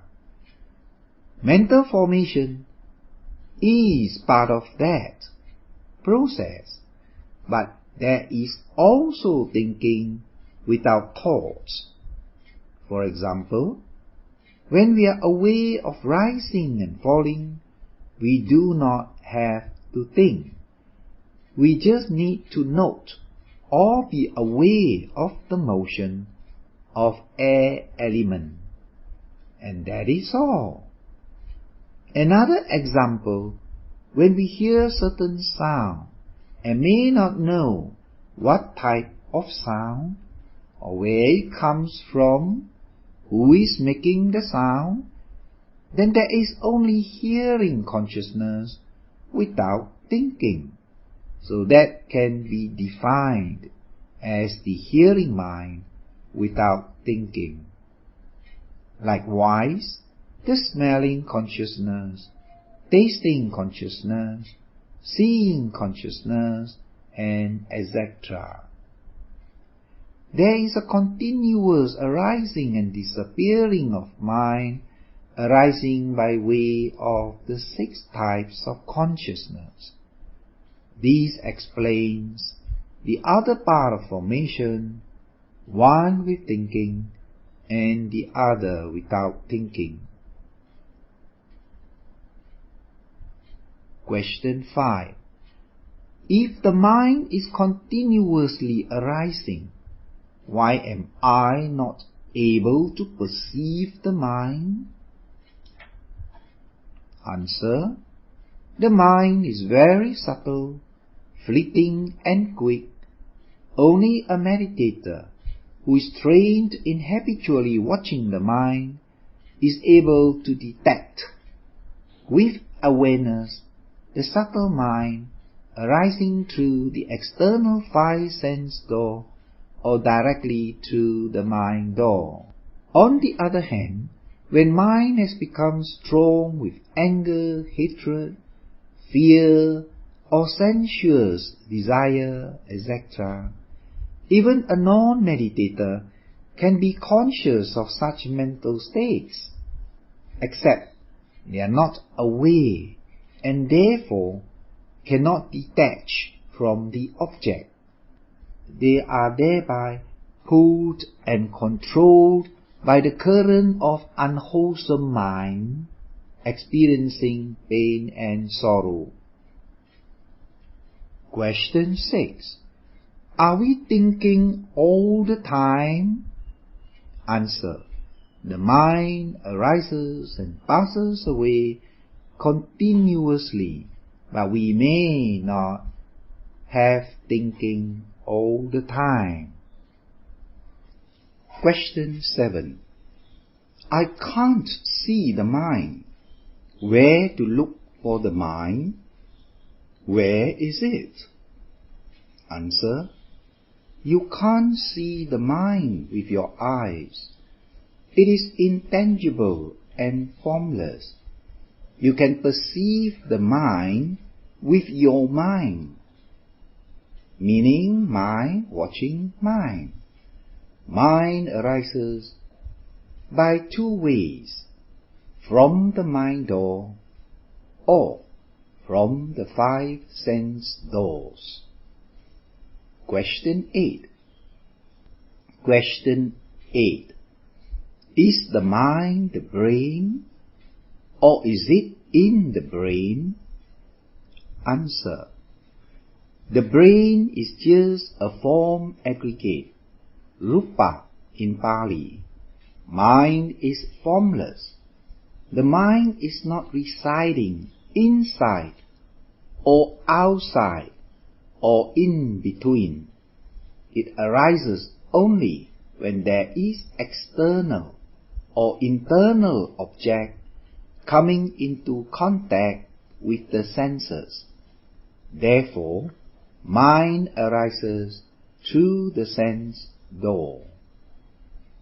When the mind comes into contact with the ear, then it arises the ear consciousness, which is the hearing mind, or the object coming contact with the eye consciousness, which is the seeing mind.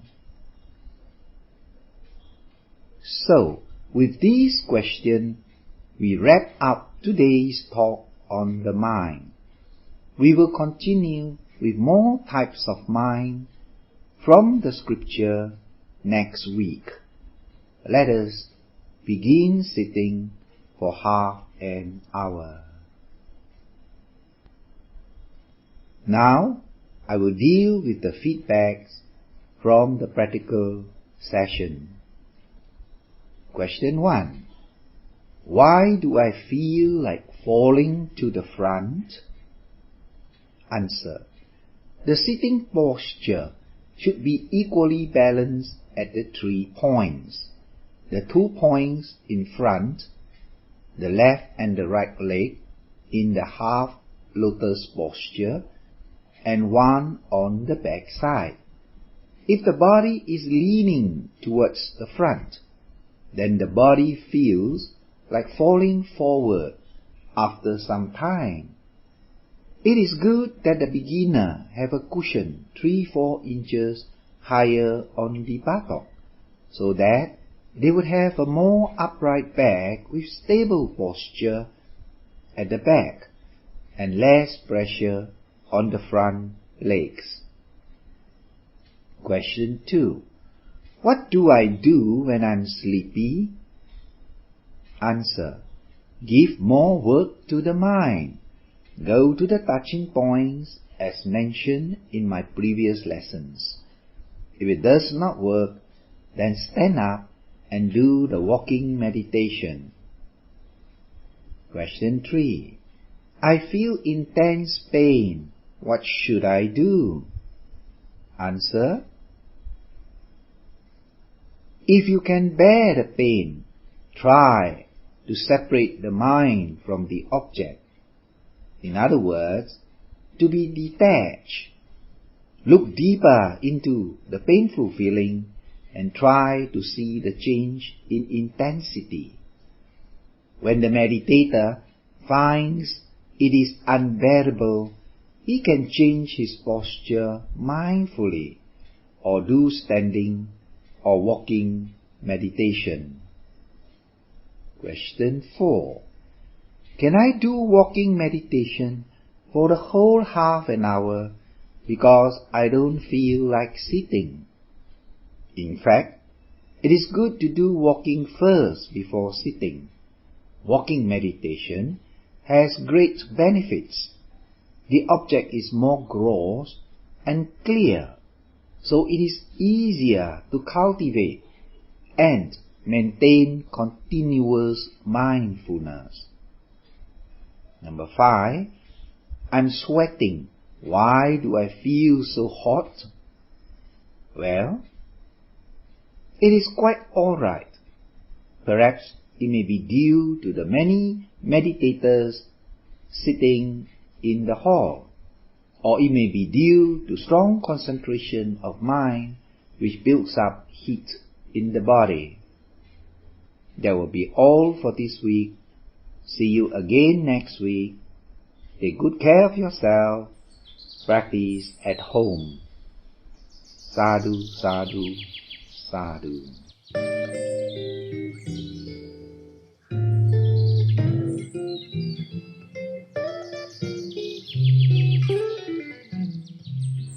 This is the 8th lesson of Satipatthana Meditation Discourse. The Buddha continues with the 11th and 12th type of mind.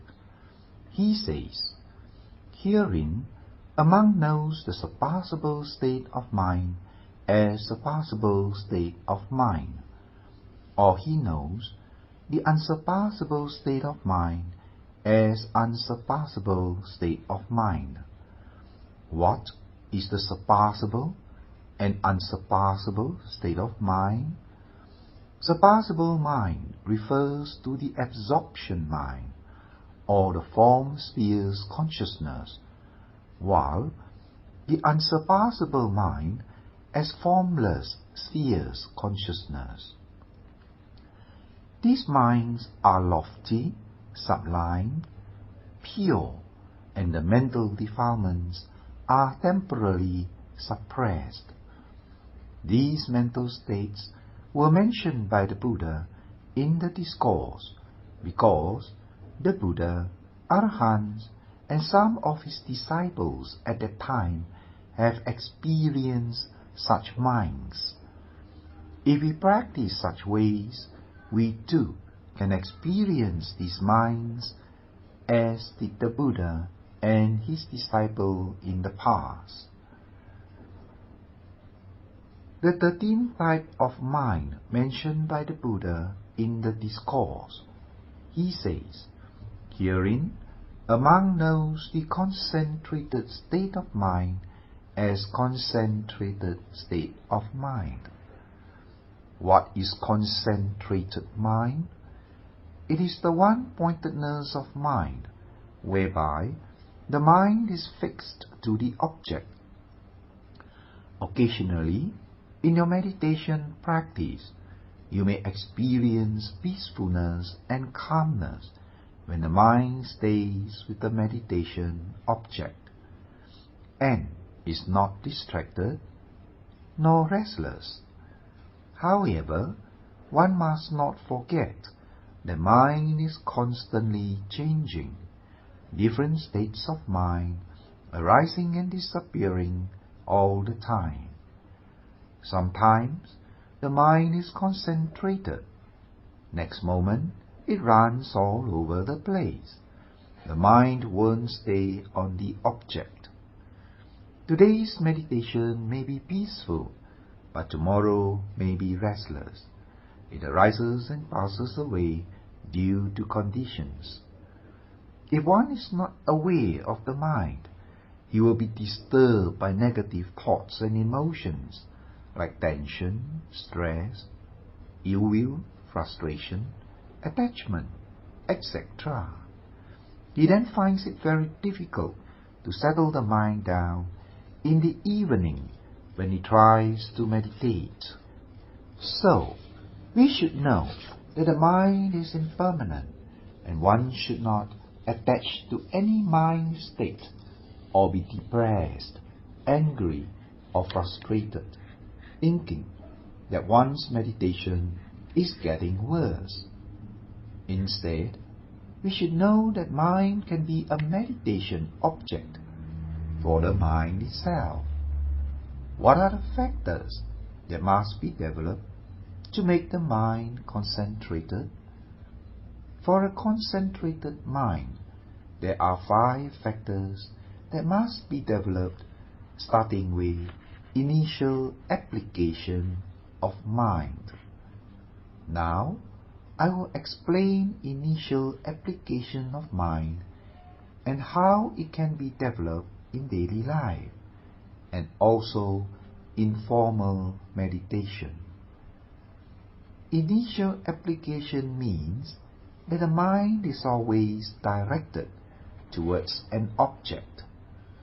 In daily life, if the mind is constantly directed towards objects that are unpleasant, through seeing, hearing, smelling, tasting, or touching, it can give rise to irritation, anger, ill will, discontentment, and such other mental disturbances.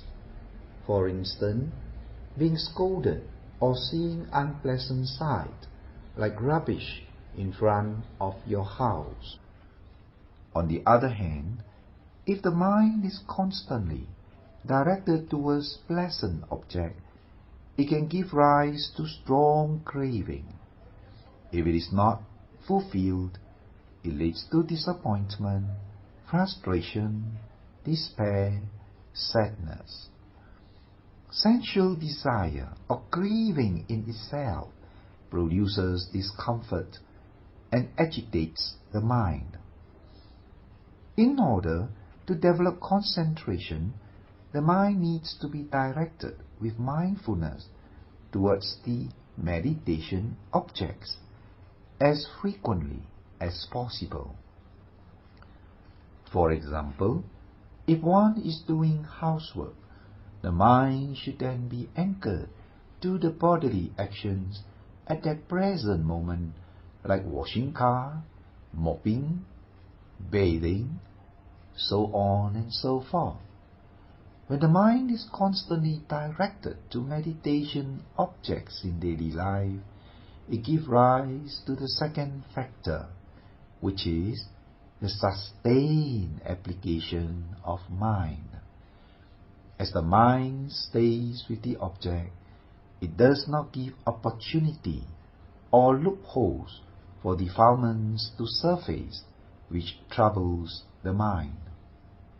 The sustained mind produces a certain degree of calmness, depending on how strong the mind is sustained in the mindfulness practice. After some time, the peaceful mind produces joy, which is the third factor of concentration. This joy is born out of wholesomeness and peacefulness, which is not the same happiness derived from sense enjoyment. When such joy arises, it becomes easier to stay with whatever one is doing with mindfulness, as the mind finds joy and peacefulness in doing so. When joy is intensified with sustained mindfulness, happiness, which is the fourth factor of concentration, arises. When there arises happiness, the mind is at ease and stays contented with whatever he is doing. What is the difference between joy and happiness? Joy is like a thirsty traveler seeing a pool of clear, clean, and fresh water. Happiness is the quenching of the thirst. Joy can also be compared to a hungry person who finds a nice restaurant, and happiness is the fulfilling of his hunger. With happiness, the mind becomes focused and concentrated, which is the fifth factor. In other words, the mind is not wandering, not restless, thinking of past or future, or worried about other things like family or solving problems. The mind remains fixed, calm and concentrated in that present moment. When concentration factor is developed in daily life, the hindrances become inactive and weaken. This helps greatly in the formal meditation. The mind could easily focus on the meditation objects, clearly comprehending it. How do we develop these 5 mental factors in the formal sitting meditation? First, the meditator needs to apply initial application of mind to one of the meditation objects. When the mind strays away from it in the form of thinking, dreaming, or falling asleep, then the meditator should be mindful that he is not meditating anymore. He should then bring his attention back to the meditation object. By such repeated action, the mind begins to stay closely to the object. When it stays long enough, the sustaining mind arises. Here I would like to give a simile. Initial application is like the bird taking flight. Sustained application is like the bird gliding in the air after it has reached a certain height. Another example, initial application is like a bee flying in the direction of a flower, while sustained application is the circling around that flower.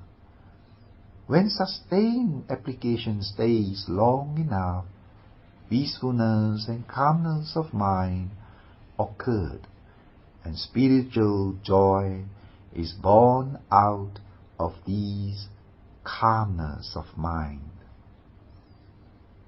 Normally, joy that arises in the formal meditation can be experienced by the meditator in greater intensity compared to the daily life practice. Why? Because the mind is less distracted and more focused, during the formal meditation, as other activities are set aside. Such spiritual joy can manifest in many ways, such as lightness of body and mind, coolness sensations, floating sensation, pleasant feeling that comes like ocean waves, deep contentment, feeling at ease and comfortable, etc.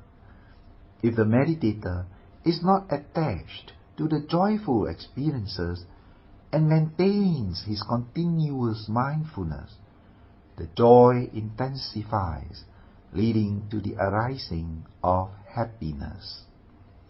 Happiness can be experienced as buoyancy of mind and body, or the very blissful state of mind, like being freed from all worldly burdens, or cooling sensations that permits the whole body and the mind, or as if sitting under a waterfall, the happy feelings that prompts constant smiling and laughing, the feeling of lightness like a feather blown by the wind, especially when walking.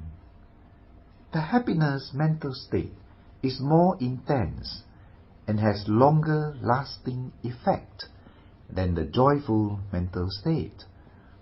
During that period of happiness that lasts for hours, there is no desire for sense enjoyment.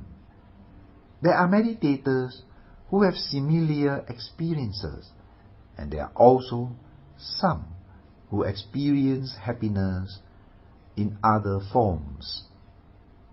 If one is not attached to the happiness, mindfulness further develops and the mind becomes focused and one-pointedness.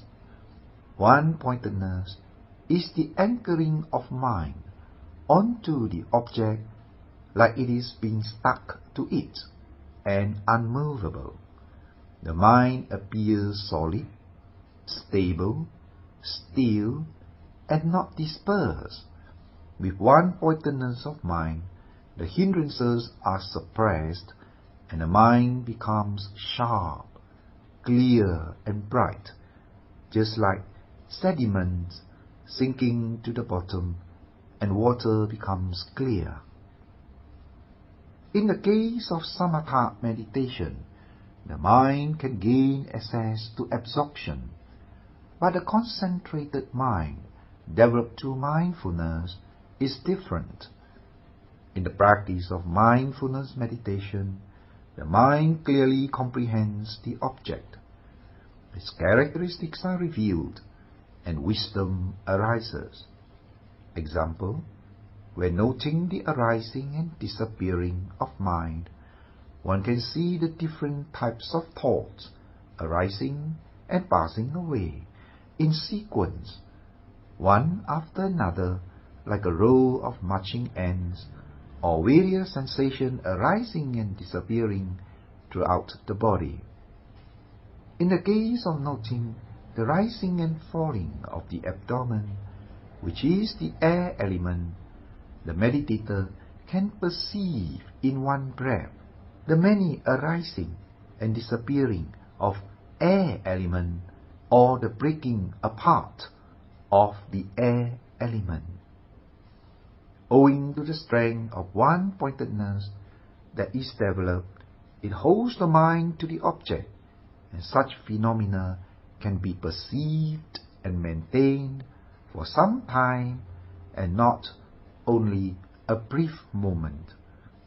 So, the characteristics of impermanence is clearly perceived and experienced.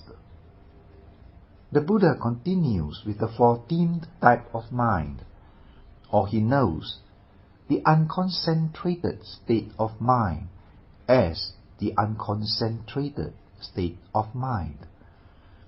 The unconcentrated mind is restless, dispersed, scattered, and lacks focus. the unconcentrated mind is unable to achieve much because it is not focused on any given task and is easily distracted. It can't stay put to finish any job. In that sense, an unconcentrated mind is similar to a disabled mind, a mind that is not useful at all. A mind that is untrained and unconcentrated is also a danger to oneself and others. For example, accident may occur when the mind wanders off to other things and pays no attention to the road when driving. One may also cut one's fingers if he does not pay attention to the simple chores of cutting vegetables. An unconcentrated mind is unprofitable in spiritual and material world and is regressive in those respects. So, how does one deal with the unconcentrated mind in formal practice and daily life? They should first recognize this type of mind. Seeing the danger in such mind, they should put more effort in their practice to develop concentration.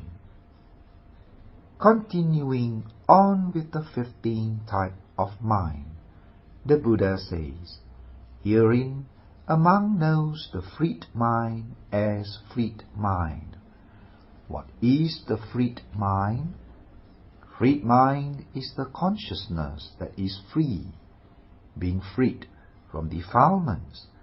Freed mind can be divided into 3 levels. First level, momentary freedom. When mindfulness is present during meditation practice, defilements are temporarily inhibited. In every moment, one notes rising, falling, of feelings, mind, etc. Mindfulness is present and defilements cannot enter the mind, and the mind is momentarily freed. In other words, the purity is only from moment to moment. However, you may not be able to see that the mind is pure, because mind arises and passes away very, very fast, unless one's experience a stretch of moments with mindfulness. In this instant, you are able to perceive the momentary freed mind, that is, the mind which is pure and wholesome, devoid of defilements. This is only possible if mindfulness is built up and stays on vipassana objects from moment to moment for some period of time. The second level, temporary freedom. This is more intense. When concentration is strong, the unwholesome mind cannot arise for some time. If you are very consistent with your meditation practice, you gain good concentration. You find that even in daily life, you become peaceful and mindful. In whatever you do, you are mindful. When concentration is thus built up, there is calmness and peacefulness of mind, and defilements are suppressed.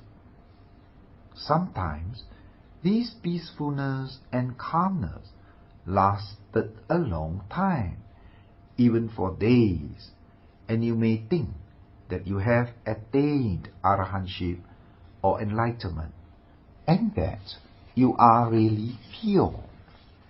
You could see objects clearly with certain brightness. You could even smile when being scolded, as anger does not arise in that instant. This is just temporary freedom, and many meditators have experienced this. In this case of strong concentration, but not attaining absorption, when concentration begins to weaken, defilements can still arise. When they do arise, it is weak and disappears fast.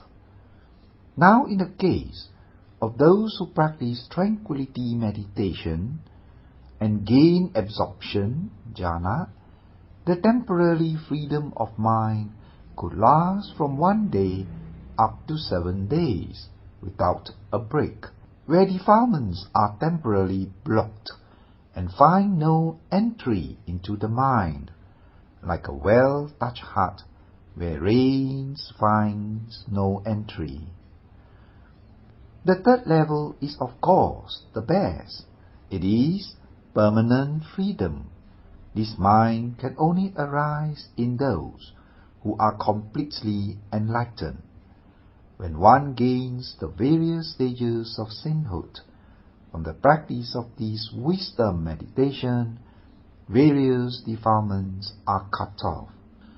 Upon attaining arahantship, all defilements are completely cut off.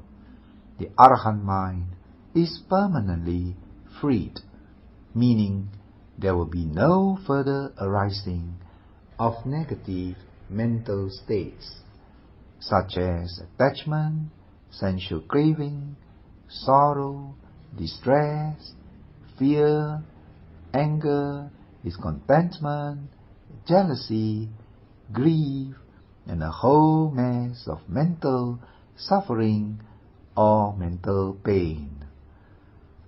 Some may say, I do not want to have any religion, or I am a free thinker. By these, he thinks he is free to think whatever he likes, but he is not free.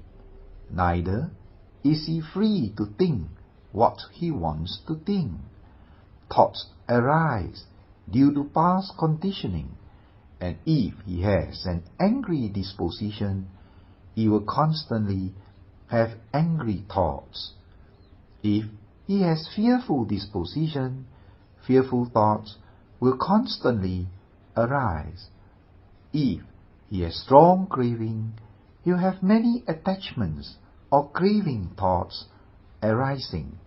These thoughts regularly surface, and hence the mind is constantly harassed by mental suffering, although he calls himself a free thinker. Continuing on with the 16th and the last type of mind mentioned in the discourse, the Buddha says, or he knows the unfreed mind as the unfreed mind. What is the unfreed mind? The unfreed mind is bound by the 10 factors, and these factors are rites and rituals, doubts, wrong view of a personality or ego, sensual craving, ill will, attachment to form and formless fears, conceit, restlessness, and ignorance. I will briefly explain the factors that bind the mind to suffering. Rites and rituals are repeated unwholesome actions based on wrong views. They are factors because it leads to more suffering and not liberation. Doubts that are not followed by mindfulness and investigation lead to non-action. There is no cultivation of the Noble Eightfold Path. Therefore, it is a factor. However, doubt can be overcome by knowledge and faith. Wrong view of personality or ego is a factor because ego strengthens defilements such as craving, hatred, and confusion. Wrong views produce strong attachment, so it leads to unwholesome mental and physical actions resulting in further suffering.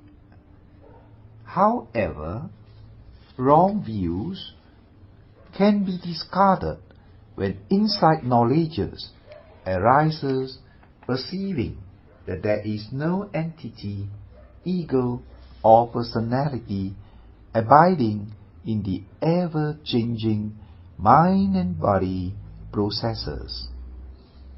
When these three factors are overcome by the four foundations of mindfulness cultivation, the first state of sainthood is attained.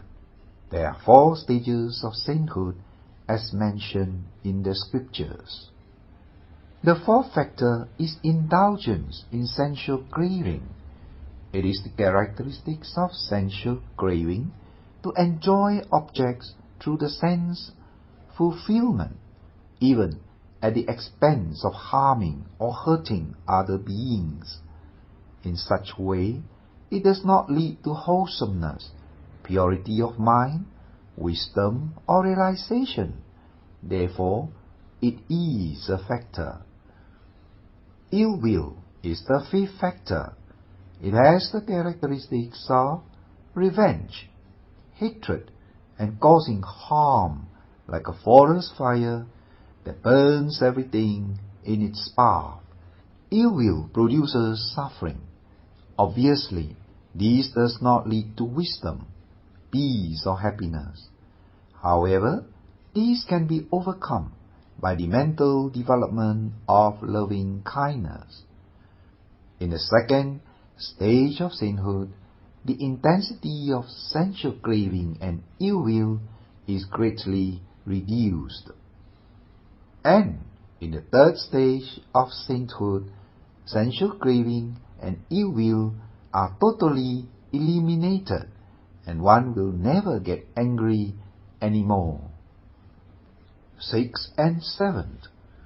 Attachment to form and formless spheres are factors. These are more refined and subtle attachments compared to the gross sensual craving, eliminated in third stage of sainthood. Conceit is the 8th factor. Conceit is the pride of achievement, like for instance, when the mind compares to those things that makes one more superior or better than the others. The 9th factor is restlessness. It is a factor because the mind that is constantly moving produces distortion, and the object cannot be clearly perceived in its true nature. These, however, can be overcome by strong concentration. Number 10. Ignorance is a factor because it blinds the mind, makes the mind confused. It covers up the true nature of objects. This is finally destroyed by full enlightenment. The Arahant would have gotten rid of all the remaining 5 factors from number 6 to 10. I have just explained how an unfreed mind is bound by the 10 factors and how the unfreed mind is liberated by the 4 stages of sainthood. Every meditator who seeks enlightenment needs to overcome all these 10 factors in order to gain full enlightenment, and this process is undertaken gradually, step by step. When a meditator cultivates mindfulness to see things as they really are, he becomes more detached and defilements gradually weaken. This process is automatic and not to be forced upon oneself. In one of the discourses, the Buddha told a group of monks that the ocean slopes gradually, and does not deepen suddenly, just as wisdom matured gradually and cannot be forced upon. Otherwise, it is like plucking an unripe fruit that cannot be eaten. As the saying goes, 1,000 miles journey begins with the first step. The meditator should never lose faith as he keeps on moving. With every step taken, they are closer to the goal. I would answer a couple of questions now. Question: what if I have no time to attend the regular sitting in the temple? Can I do the sitting at home by myself? The answer: for beginners, group sitting is very encouraging because a group of persons having the same intention reinforces the strength and faith in each other. If the meditator stays away from the group sitting for a long period of time, the mind can easily become influenced by sensual craving, or when encountering various problems and misfortunes, the mind can be pulled away or sway away from the meditation practice. Regular group sitting can help the meditator to anchor the mind back on the right path. In the regular group sittings, there are also discussions on the finer and deeper points of meditation. Different approaches are also introduced to help meditators in their practice. New topics are also regularly introduced to the meditators. Also, meditators are in need of new instructions and motivation as he progresses.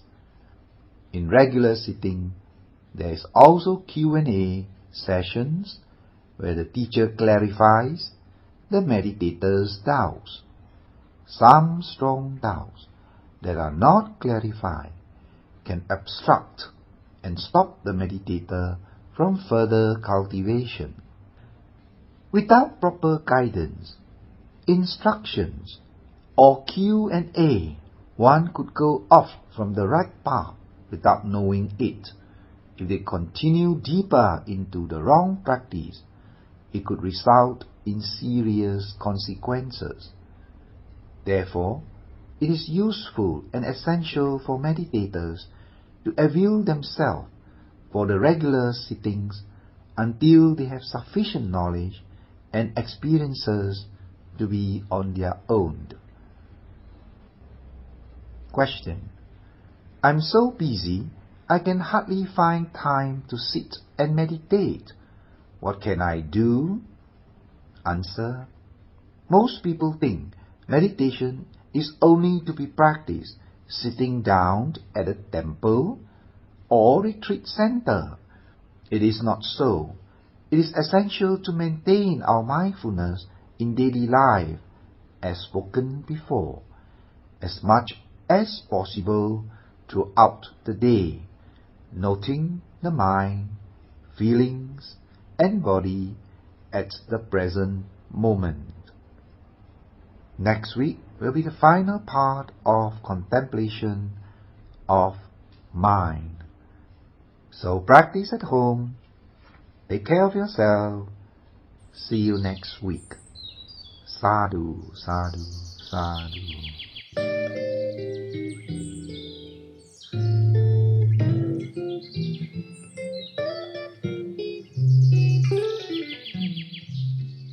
Welcome to the 9th lesson of Satipatthana meditation discourse, and also the closing talk on the mind contemplation. After classifying the various minds, the Buddha continued and gave instruction on how mind contemplation is to be practiced. The Buddha says, thus, he lives practicing internally mind contemplation in the mind. How does he practice internally mind contemplation? Or in other words, practice establishing mindfulness on mind internally? Here is an example of how mindfulness on the mind can be practiced with regard to an arisen greedy mind. When a greedy mind arises, the meditator ought to be mindful of that greedy mind. He notes it as just another object of mindfulness and detaches from it. By doing so, the greedy mind does not find footing in one's mind. Greediness causes trouble and disturbances as it agitates the mind. Being unaware of its presence, it takes hold of the mind and magnifies it. Clinging is the intensified mental state of greediness, which could result in unskilled actions like killing, stealing, lying, sexual misconduct, or taking of drugs to divert from mental sufferings. However, a meditator with mindfulness and detachment can let go of the thoughts that may cause harmful consequences. In doing so, the greedy mind ceases. Hence, he let go of the thoughts that are causing pain and suffering. Awareness of the mind prevents hasty decisions or actions. One who practices mindfulness on the mind does not become a slave, victim, or a puppet of the mind, controlled by its whims and fancy. Here is an illustration of how greedy thoughts are interjected. If there is a thought that says, "Suppose if I were to steal," and the meditator becomes aware of the greedy mind and the potential consequences, and so another thought follows. "But what if I'm caught? That would be shameful and blamed by the wise. I can even be punished or cast into prison." Mindfulness intervenes such unwholesome thoughts and allows negative mental states to become positive. Hence, a meditator needs to be aware of strong desires that lead to clinging. If not, it obstructs and prevents the growth of concentration, calmness, and wisdom. There are many kinds of greedy minds. Some yearn for self-gratification, which causes no harm to others, like the desire for tasty food, listening to nice music, enjoying bodily comfort like air conditioning, etc. If one can afford it with money rightly earned, and if it is inoffensive and legal, one can enjoy such comfort and happiness through the senses. That is one's privilege. Although relatively less harmful, one must still be reminded that these are still unwholesome mental states. Enjoyment in excess or causes nuisance, hurt, or harm to oneself or others, mentally or physically, should be refrained.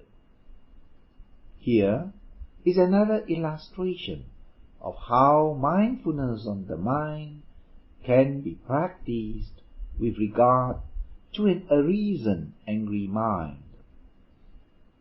When an angry mind arises, it takes hold of the mind and gains momentum in the absence of awareness. It gets out of control, resulting in unkind speech, shouting, screaming, and even violence. It is in the nature of an angry mind to harm and hurt another, just like a forest fire that burns everything in its path.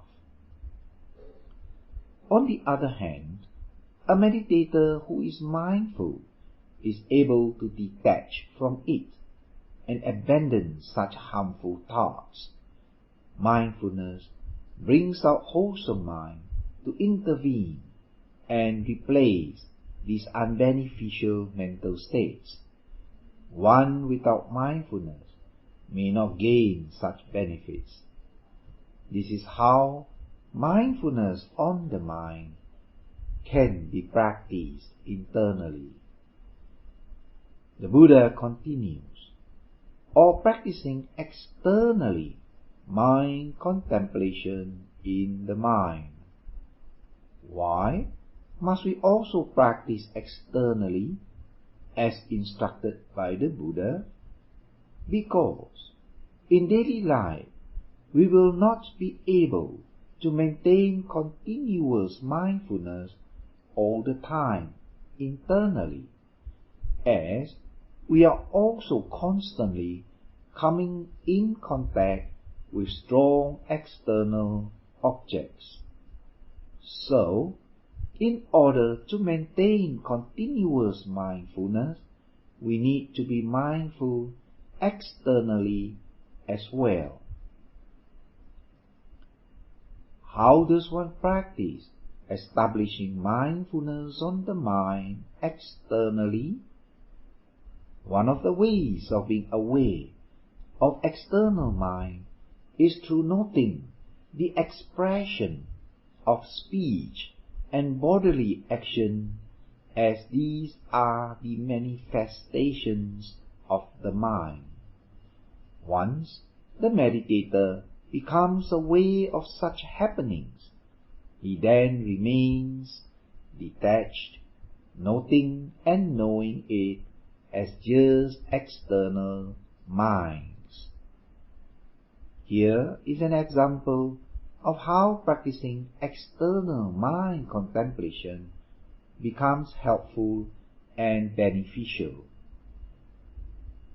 Normally, in family gatherings, the exchanging of views often give rise to arguments and quarrels.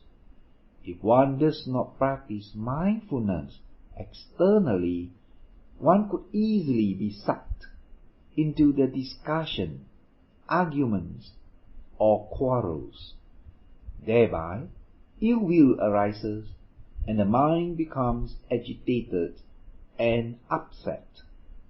This creates tension, dissatisfaction, and hatred that may last for some time. Therefore, it is essential to be mindful externally.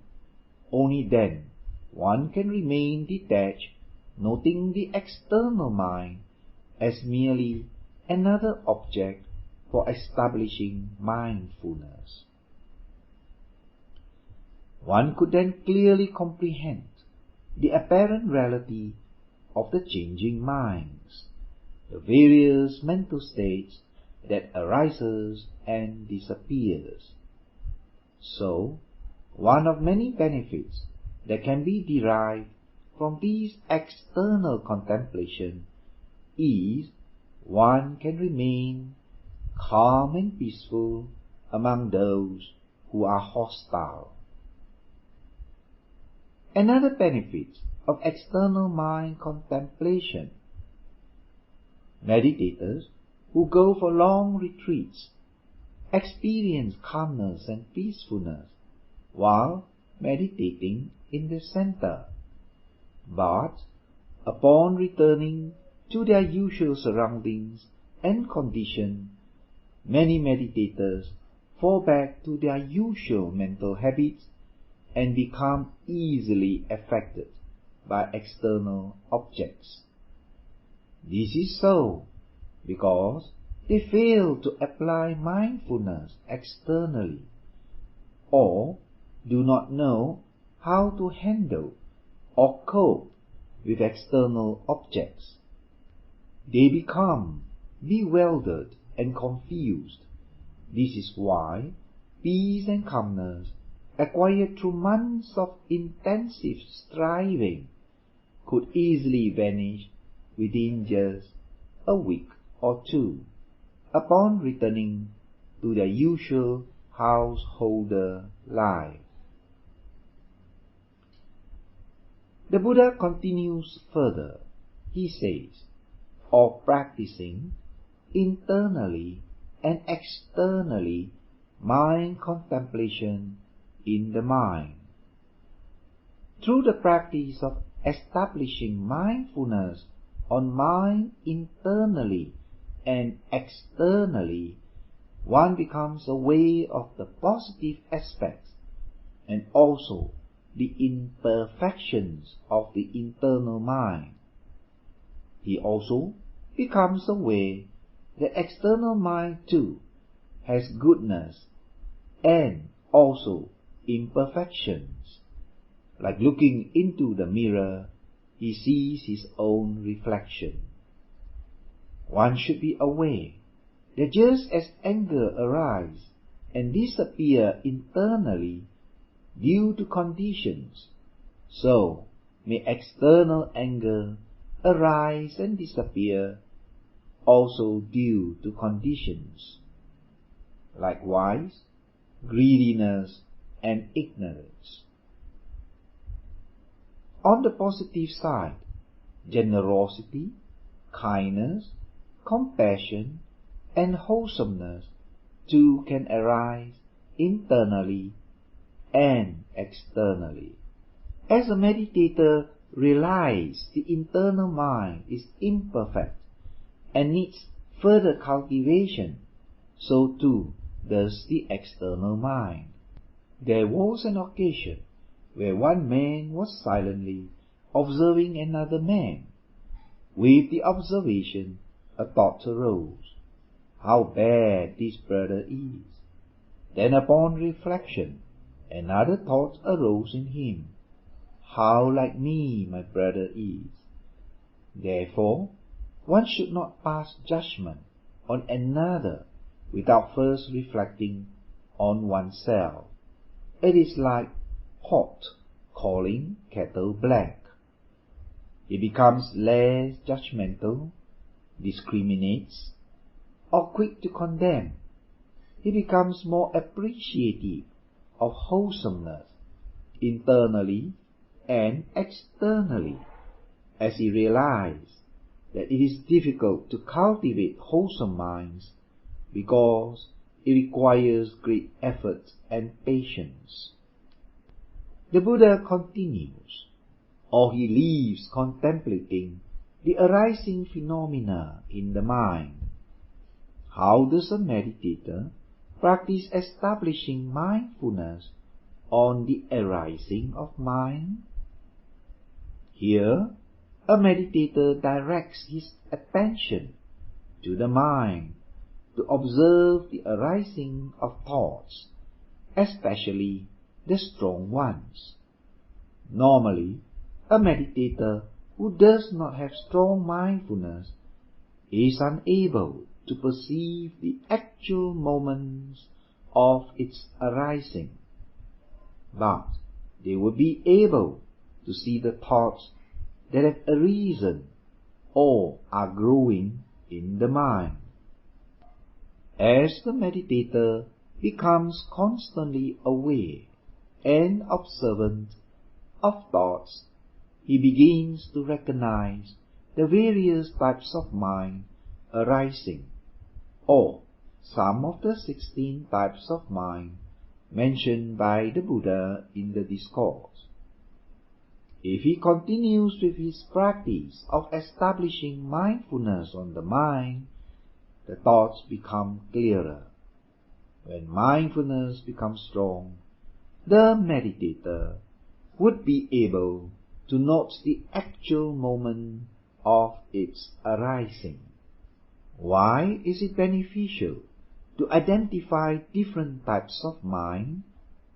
If one is able to identify the various types of mind, one is able to know the particular and distinctive behavior of each type of mind. This is especially important when the meditator proceeds on to Dhammanupassana in managing the mind. The Buddha continues, or he lives contemplating the passing away of phenomena in the mind. By watching the mind constantly passing, the meditator would then notice that all wholesome or unwholesome minds, whenever it arises, it will also cease. One should understand that whenever there is arising, there will be passing, as this is one of the universal characteristics of all that is conditioned. If a meditator is unable to note the mind or thoughts at the point when it arises, he can note the passing away of such thoughts. The meditator should not be dragged into so much thinking, otherwise he will not be able to notice the passing away of different kinds of thoughts. Example, like a person sitting at the river bank, watching the flow of the water without jumping into the river. By doing so, the meditator is also allowing the unwholesome mind to constantly cease, since he is not anchoring on it and making it strong. He also prompts the wholesome minds to arise. Wholesome minds gradually increases and unwholesome minds decrease. The mind becomes balanced, peaceful, joyful, and contented, as wholesome mind does not agitate or disturb, but brings much happiness. Happiness is conducive to the development of concentration, whereas an unhappy mind hinders calmness or concentration. The Buddha continues, he lives contemplating the arising and passing away of phenomena in the mind. This instruction deals with the strong foundation of insight. By constantly being mindful of the arising and passing away of the mind, the meditator becomes detached and does not actively participate in thinking. As such, the thinking or the talking minds slowly subside or lessen. Consequently, the meditator can experience various degrees of calmness. Also, as the movement of the thoughts slows down, the arising and passing away of each thought will be clearly comprehended. For example, one cannot see the blades of the fan when it is turning at full speed. One sees only the movements or color. But if the speed is lowered, the blades can be seen. In the same way, when the mind slows down by way of calmness, one could then note clearly each mind that arises and passes away. Now, if a meditator could maintain the perception of such phenomena for a length of time, then insight knowledge or wisdom is established. Perceiving arising and passing away is important in establishing insight wisdom. It is a landmark or signpost of the right path or right direction towards path and fruition, in Pali known as Makha and Phala. The Buddha continues further, or mindfulness, that there is only this mind is now clearly established in him. Here, it means the meditator should not be attached to the mind as a permanent entity, ego or personality. He should observe that mind as only mind, which changes all the time. He would understand the mind is merely due to conditioning, and there is no one who controls the mind. Therefore, a meditator should practice watching mind as just mind internally or externally. This is how covetousness and greed can be overcome. He would experience mental balance, peacefulness, calmness, and increased happiness in this very life.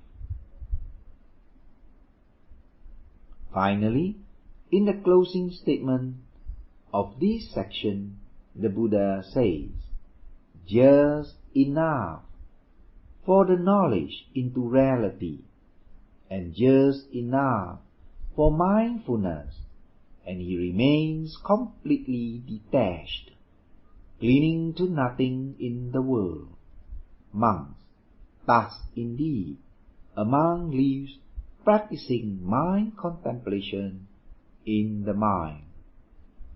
So, with the knowledge of perceiving the arising and passing away of phenomena, a meditator would have sufficient knowledge into reality, and he would not deviate from the right path or right practices. The accomplishment of these experiences builds a strong inside foundation, and the meditator acquires confidence and faith in the path, cultivating mindfulness and detachment according to the four foundations of mindfulness taught by the Buddha. Now, I wish to answer a few questions. Question 1. Is the mind more difficult than the other objects to practice? Must one be of a good meditator before he can note the mind? Answer: yes and no. Yes, because the mind is immaterial, more subtle than the body, and it is swift. If one has not developed sufficient mindfulness, he finds it more difficult to watch the mind than the rising and falling of the abdomen, which is the air element. And again, no, because there are times when the mind or thoughts have become strong, such as anger, frustration, sadness, despair, fear, or excitement. As such, they become a grosser object compared to rising and falling. Now, in these instances, it is easier to take mind as the object compared to the body. Question 2. Is it easier to attain by way of mindfulness on the mind?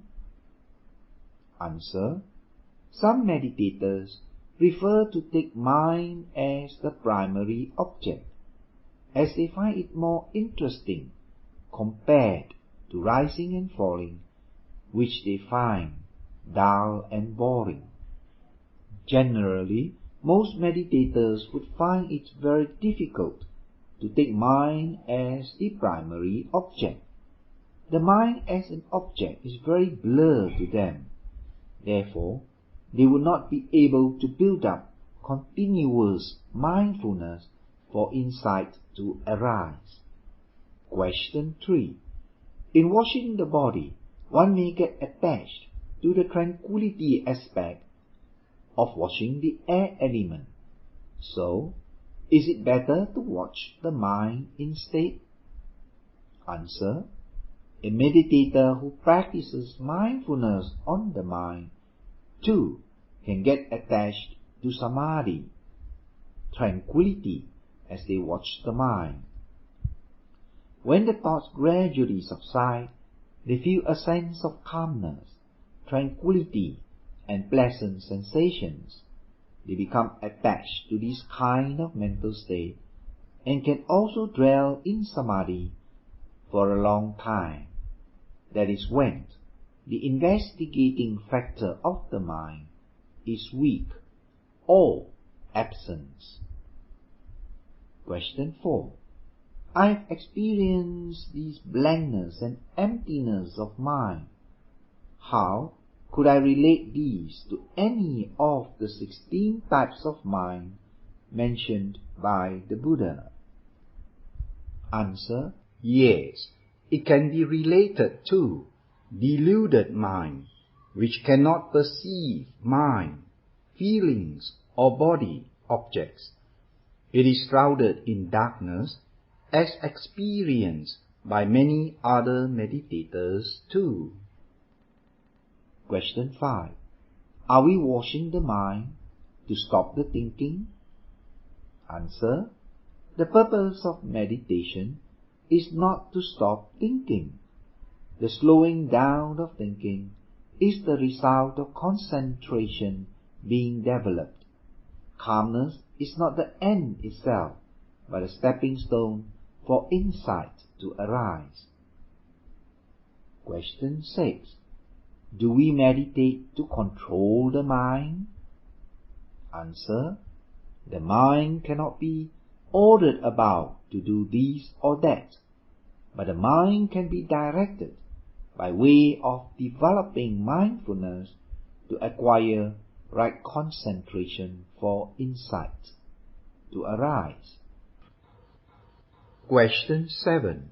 Is it so difficult to practice mindfulness on the mind compared to other bases, as we need to follow the 8 points of instructions mentioned in the discourse? Answer: in the earlier bases too, body and feelings, the 8 points of instructions to be practiced are also given by the Buddha.